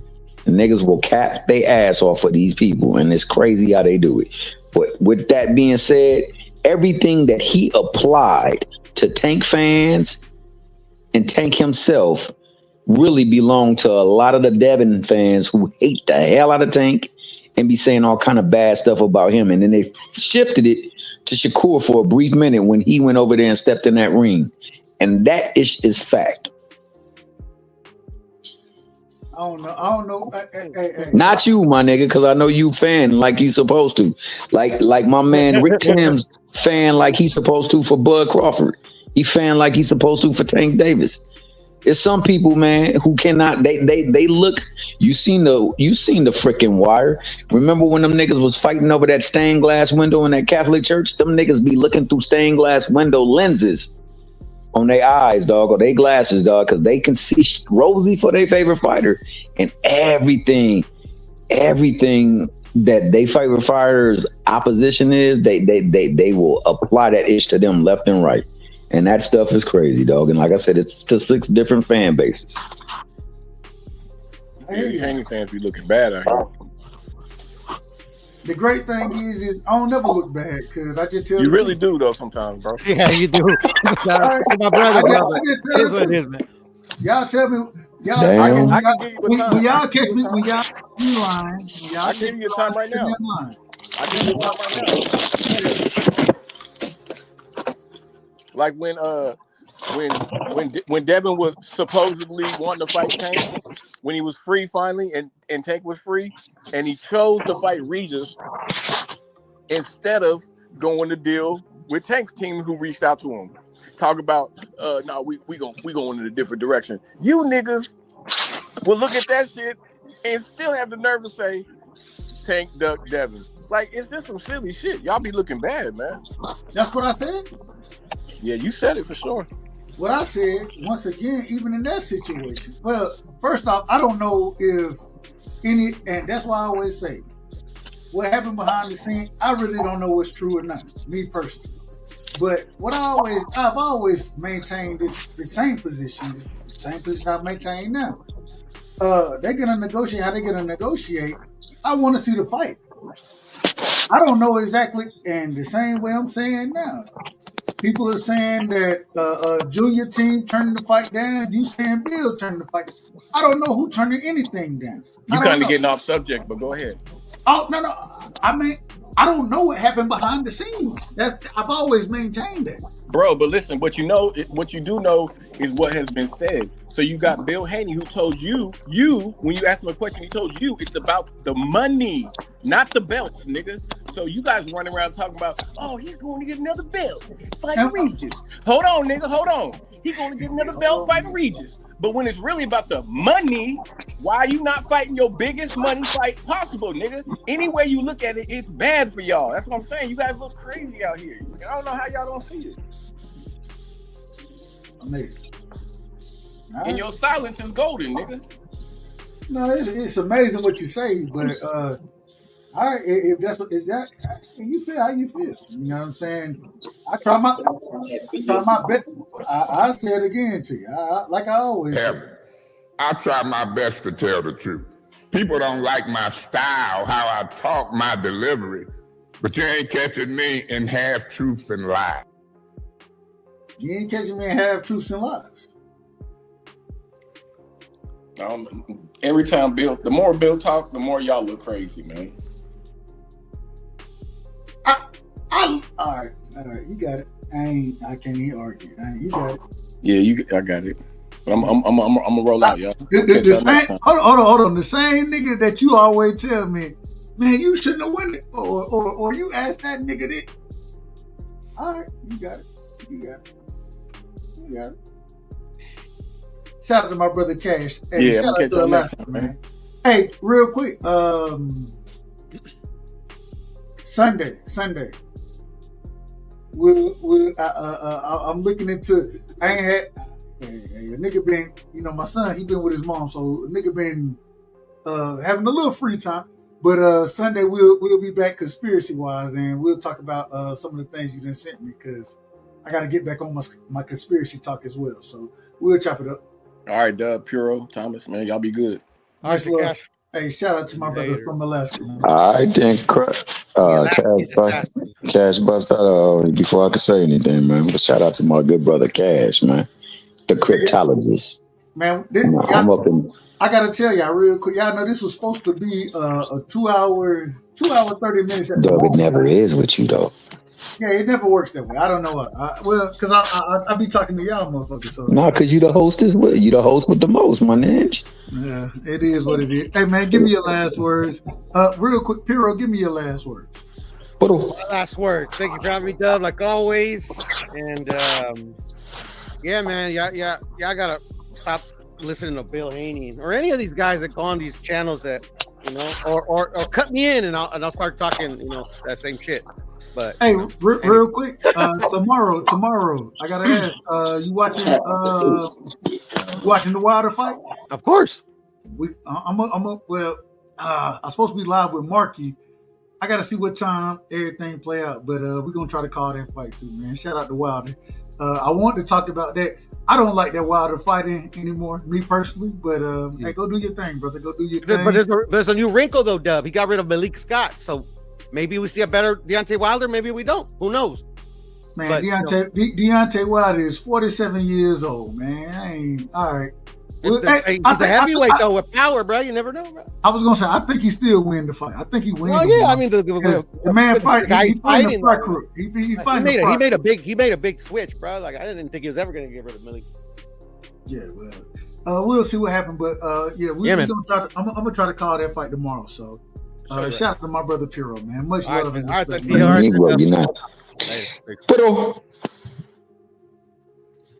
Hey man, I guess it's my time, man. Let me say first and foremost, shout out my good brother Rick Timms III, for so aptly stating that going 24 rounds with somebody named Scambosis truly really ain't a flex, dog, that most people thought it was.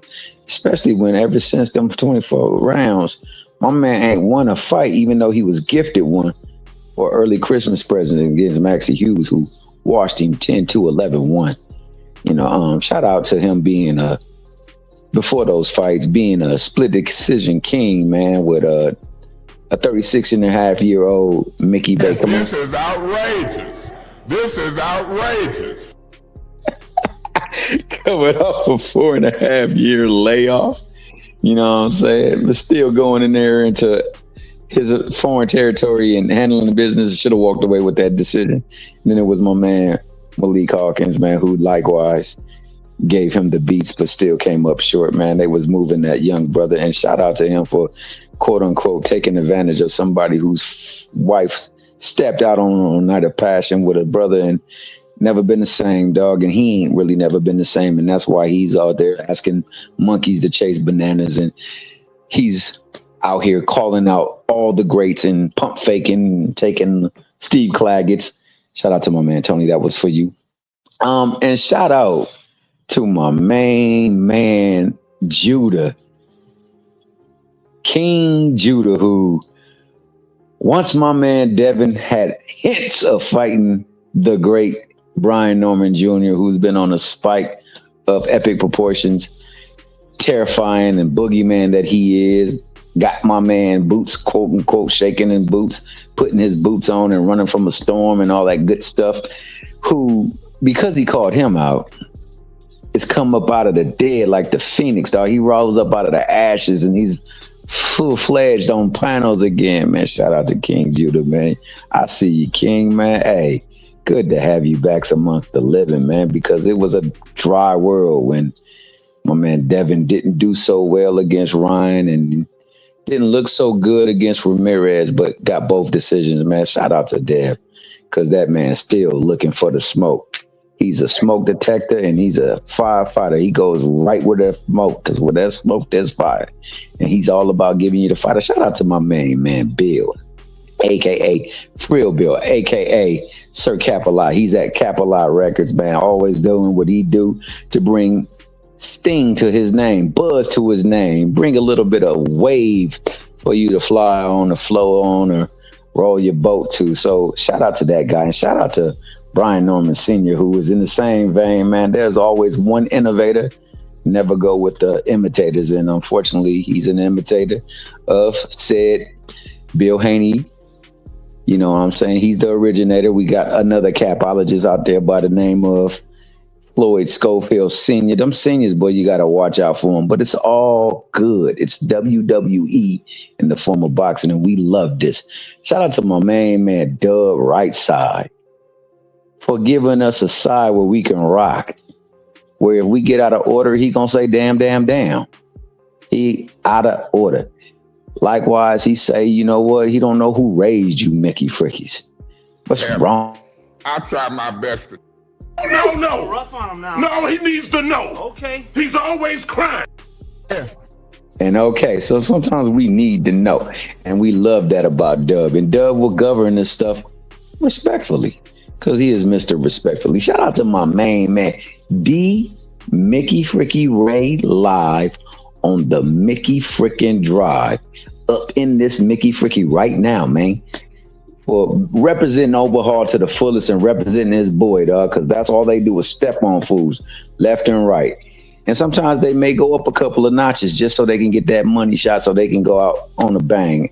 Shout out for Crawford for going for the money fight because we love you, man. You know what I'm saying? You've been a great champion. You had a great career, man. Why not go out and get paid? And shout out to Shawa Laya for keeping it a buck. Saying, you know what? I love me some Devin. And I love me some damn Brian Norman Jr. And the way he been looking since the Ryan fight, the nigga got postpartum. PTSD. The nigga is out there shell shocked. And he ain't got no damn Ninja Turtle or no Master Splinter. And we need to get him right before we get up in that ring with the quote unquote killer that took the nigga Sasaki and put him in the upper room with the leaping punch that he landed when he leapt into that Mickey Fricky. Hey, shout out to Brian Norman Jr. for going out there and cementing his folklore too, making sure that boots quiver in his boots and run up a division because they afraid of him. Shout out to 1.7 not being enough, even though the nigga never made 90,000 in a fight. And ever since that fight, ain't even amassed 1.7, but yet and still, my man is out there ducking him. And shout out to you in the chat, man, because without you, there will be no us. And you know what? Shout out to my nigga Dank Father, because I love that nigga, even though at times he be doing stuff that just make you say, damn, damn, damn. That's a bunch of bull. And I'm out. Shout out to Mr. Chapman, man. Shout out to Mr. Chapman. D-Ray is back in the building. D-Ray, I got to tell you something real quick, man. Before I let you get your last words off. What's today? Let me see real quick. Today is the 27th. It's Friday, June 27th. You know, me and Mike Tyson got the same birthday. All right? Absolutely. And that will be on Monday. Shout out to Tyson, man. June 30th, we'll be rocking on Monday as well.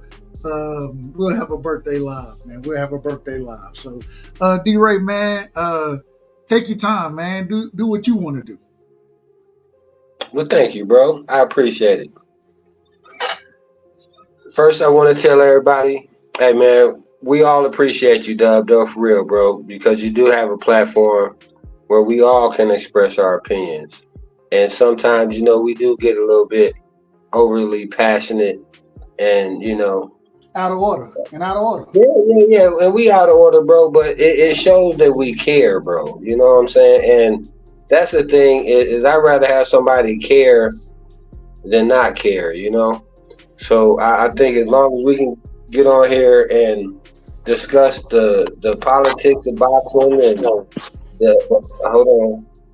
and you know the different things that come in with boxing, bro, like, you know, the business side of boxing and how everybody, man, they make it so convenient to try to tell you why you can't get the fight instead of why you deserve the fight, bro. And that's why I've always given Devin credit, because he's made grandmaster moves you know, to become an undisputed champion, bro. Everybody think, you know, oh, I can beat him. Okay, you might beat him, bro, but doing business, he beating you because he's not limited to a side of the street.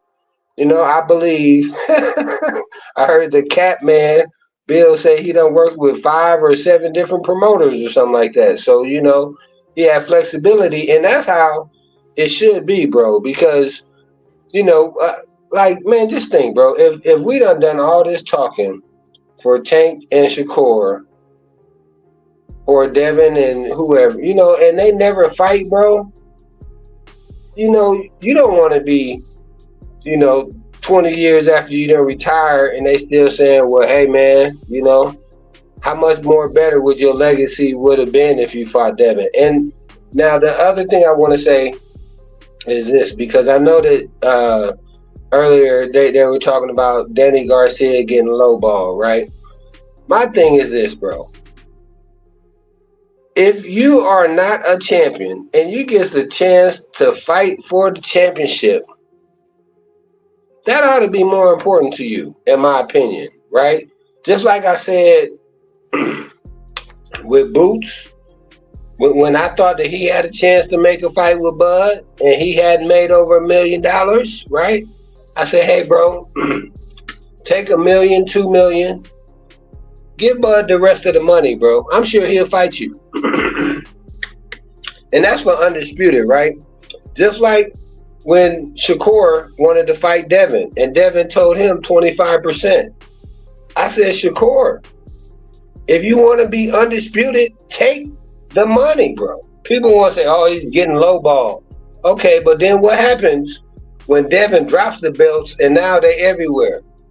Okay, now you got to go through 2 or 3 years of hoops when you could have just took that 25%, beat him, and then you'd be calling the shots right now, bro. Same with Boots. If he'd have beat Bud, he could have been undisputed. You know what I'm saying? But so I just think sometimes, because like, and I'm about to close in a minute, bro, but I just want to say, when Canelo fought Mayweather, he took the short money. When Mayweather fought De La Hoya, he took the short money.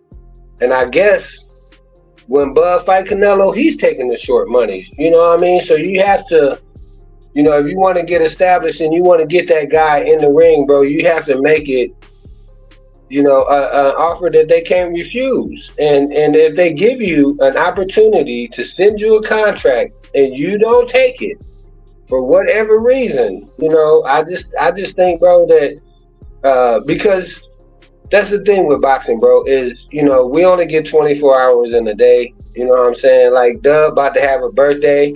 I know he's sitting up here like, man, just yesterday I thought I was 18, 19, 20, 21, 31, now almost hitting 41, all of you know what I'm saying, bro? But it fly, man. So I'm just saying.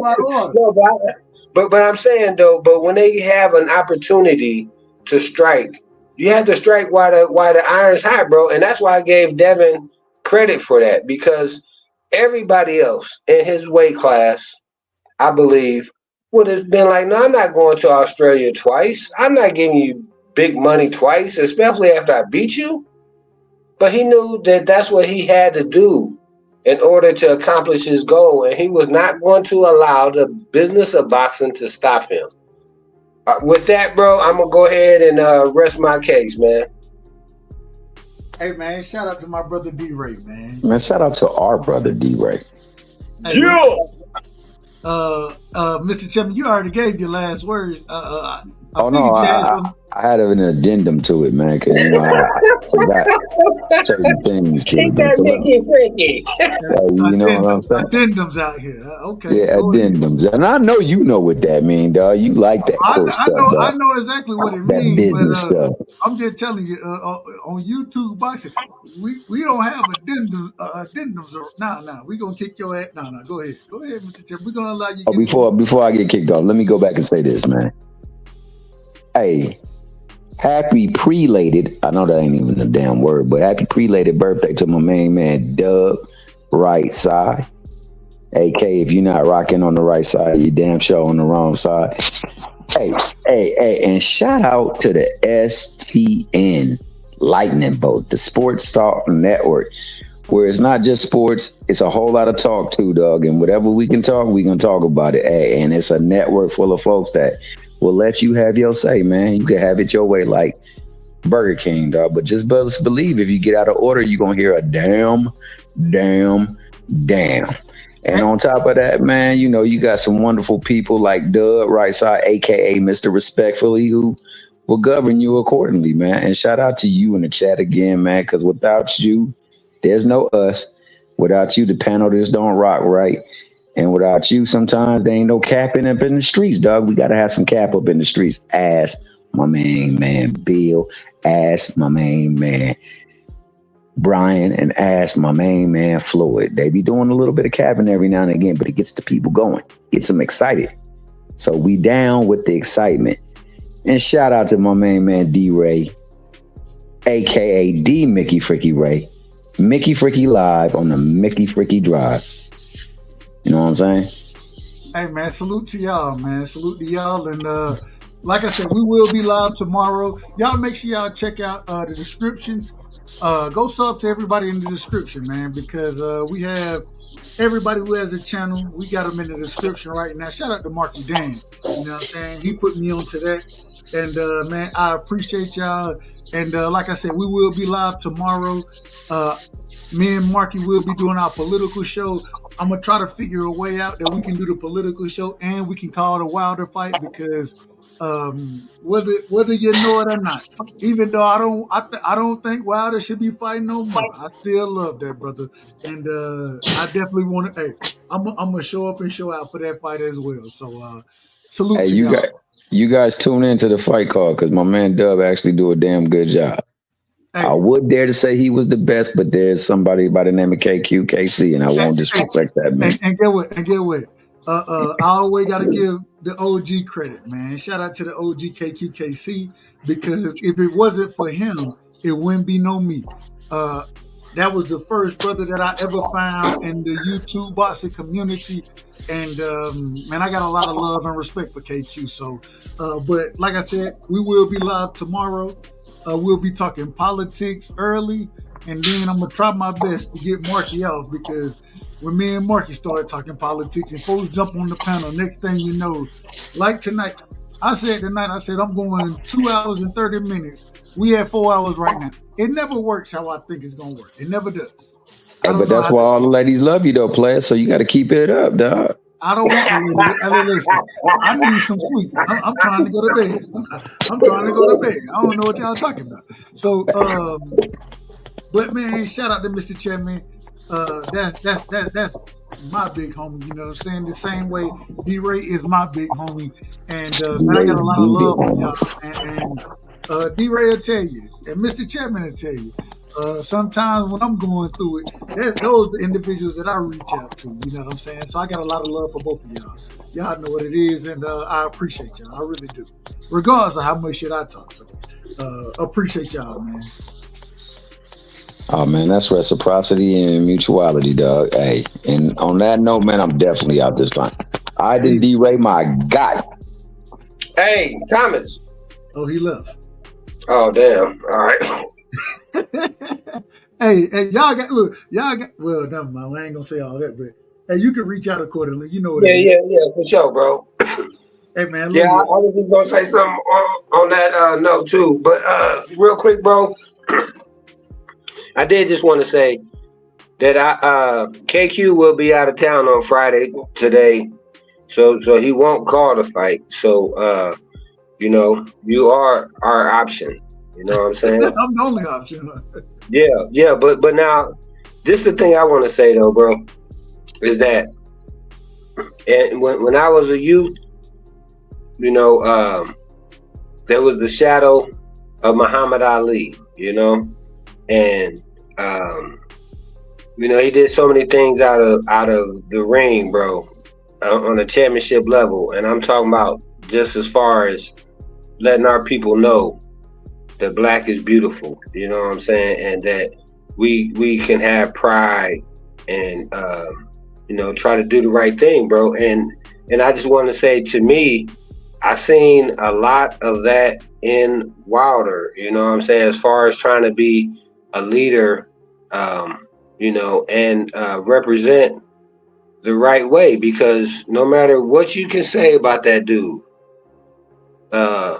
till this day, it's just as happened to me as Flow Like a Butterfly. You know what I'm saying? They both you know, have a meeting, bro, that I think that will outlast them. So I do, you know, and I'm like you, bro. I would much rather see this brother go into the other portion of his life, you know, and leave the boxing alone, bro. But hey, man, it ain't easy, bro. Go ahead. I say, who am I though? Hey, you making money? Who am I? Yeah, hey, and we ain't out there taking the punches, bro. Right. Hey, man, but Dub, when you drop this live, man, give me a holler, bro. I got a couple questions I wanted to ask you. All right, that's a bit. Hey, man, y'all subscribe to the channel. Y'all do it the right way. Don't do it the wrong way. That'll lead you into some trouble. Appreciate you, bro. Hey, man, much love and respect. You already know what it is, big bro. Hey, man, I appreciate everybody who came through tonight, man. We had a great show. Went a tad bit longer than I expected, you know what I'm saying? I said, look, and I give my little soliloquy right here. I said, you know, we're going to be on for probably, really, I wanted to go 2 hours. I was like 2 hours and 30 minutes. You know what I'm saying? That's about the time I'm looking for. We have 4 hours and 10 minutes right now. You know what I'm saying? But it's okay because, man, we still got people watching, and I appreciate everybody watching. I really do. You know what I'm saying? And as I always like to give, man, I like to give my last one, man. And, you know, some of these brothers get up here and they be talking crazy. So sometimes I got to ask. You smoke crack, don't you? You smoke crack, don't you? Look at me, boy. Don't you smoke crack? And I know they might not, but then they'll tell me they think they're the best.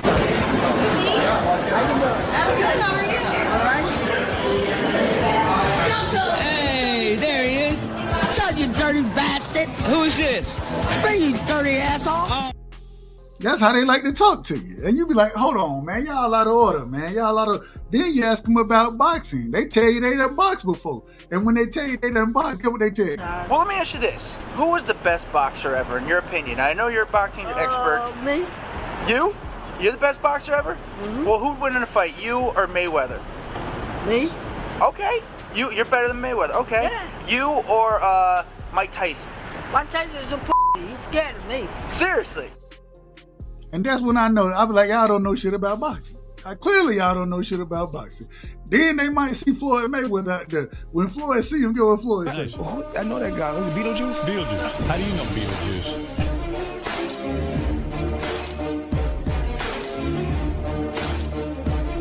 Who's the greatest fighter of all time?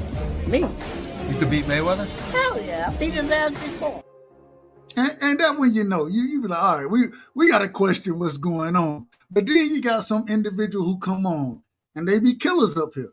You know what I'm saying? Sometimes I got to tell the people. I be like, hold on, man. The fucking nobody? That fucking nobody is John Wick. Hey, a motherfucking killer up here and you didn't even know you was dealing with a killer. They don't even know. But I will tell y'all, and we just finished, and I apologize for being long-winded, but we just seen the NBA Finals happen. When I said when Jim Irsay passed away, you know what I said? And when y'all hear Lakers, just say Pacers. Lakers in 5. Lakers in 5. Lakers in 5. Lakers in 5. Lakers in 5. Lakers in 5. Lakers in 5. Lakers in 5. Lakers in 5. It don't matter. Divorce court, child support, Lou Dort. Lakers in 5. OKC, KFC, UFC. Lakers in 5. It doesn't matter. Chris Paul, Jake Paul, Logan Paul. Lakers in 5. Serge Ibaka, Chewbacca, Waka Flocka. Lakers in 5. Tyler Hero, superhero, guitar hero. Lakers in 5. You can have hard, you can have a park, you can get a garden. Lakers in 5. White side, back side, sunny side. Lakers in 5. Phoenix sun, Capri sun, the sun's about to set. Lakers in 5. Lakers in 5. Lakers in 5. Lakers in 5. Lakers in 5. Lakers in 5. Lakers in 5. Lakers in 5. Lakers in 5. Lakers in 5. Who you gonna put on Luka? But more most of them get up here, and I'm just gonna tell you the truth. And I love my brothers. I love my brothers when they get up here. But a lot of times, you know what I'm saying? And I say it respectfully. But I be looking at them Doesn't like, matter. I am the best. There ain't a motherfucker come close to me. I mean, that's just the way it is. I mean, people can say a whole bunch of things, but I am the best. If you ever see me, I'm the best, period. I'm the best. I'm the best out here doing it right now. Respectfully. I say that respectfully. But I do it only because I love boxing. I love knowing about boxing. I love boxing. I love knowing about boxing. And when I be talking to them, I be thinking to myself, when they be talking, and I'm going to let everybody get their balls off, but I be thinking. When I say more people don't know shit about boxing, they don't. They don't know shit about boxing. They don't know shit about boxing out here. You know what I'm saying? But it's okay. It's okay. Because they be looking and they tell me, well, Ryan Garcia or Devin Haney, whoever they want to say, get what I say. I mean, that's it. Yeah, a whole bunch of moves. Would've won, should've won, could've won. But they didn't. And so, all I'm trying to tell you, when you get on the panel, just be in order. You know what I'm saying? Just be in order. And if you're not in order, I just got to ask one question to you. The fuck is wrong with you people? Who raised you? Because when I get up here, I ain't lying to y'all. You know what I'm saying? I try my best. I try my best to tell the truth. People don't like my style, how I talk, my delivery, but you ain't catching me in half truth and lie. And then I'm going to have folks get up here and tell me, hey, Tank Davis is this, that, and then the third. And then I just got to play this one. What happened? I just got my hair done 2 days ago, and she put grease in my shit, so the shit was like, you know, like when you sweating and things like that, and the grease come in my face, it burnt my eyes type shit. Damn, why y'all booing like I'm saying bullshit? Like, this is real facts. Come on, man. I just got my hair done 2 days ago. Swing the women's gone. I just got my hair done 2 days ago. I just got my hair done. And she put grease in my shit. I just got my hair done 2 days ago. I just got my hair done. I just got my hair done. I just got my hair done 2 days ago. I just got my hair done. And she put grease in my shit. I just got my hair done. I just got my hair done. I just got my hair done. I just got my hair done. I just got my hair done. I just got my hair done. Why y'all booing like I'm saying bullshit? Like, this is real fast. Like, this is real fast. Why y'all booing like I'm saying bullshit? Like, this is real fast. It burnt my eyes. Like, this is real fast. I just got my hair done 2 days ago. I just got my hair done. I just got my hair done. I just got my hair done 2 days ago. But all I ask is when you get on the panel, you know what I'm saying, be in order. You know what I'm saying? As long as you in order, I don't gotta say, I want order. And then when you start talking nonsense, and I hope you don't talk nonsense, but if you do, then I'm gonna have to tell you. Damn. It's a bunch of bull. But at the end of the day, I love all y'all, you know what I'm saying? And when I see y'all, you know, and when you get up here talking, because I love the open panel. But a lot of y'all, when y'all get up here talking, man, y'all be... This is outrageous. So at the end of the day, man, I just try to do my thing, y'all feel me? And I love each and every one of y'all. I appreciate y'all. Hit the like button, you know what I'm saying? And once again, we will be live tomorrow. Me and Marky Dan will be talking crazy. And we'll be talking politics. And then we're going to go into the Deontay Wilder fight. I'm going to be calling that as well. You know what I'm saying? So, man, I appreciate each and every one of y'all. And, man, just know when you're over here, you're rocking with the right side. Bud Crawford is a fight fan. And he's a fight fan's fighter. The Ennis Express is a runaway train. Ain't no pressure when you built for this. Man down! Round one! The truth hurts! Ladies and gentlemen, presenting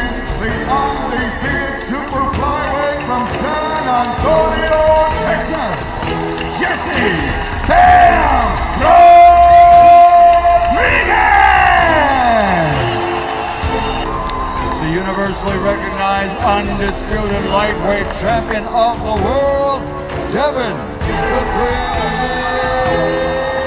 Haney.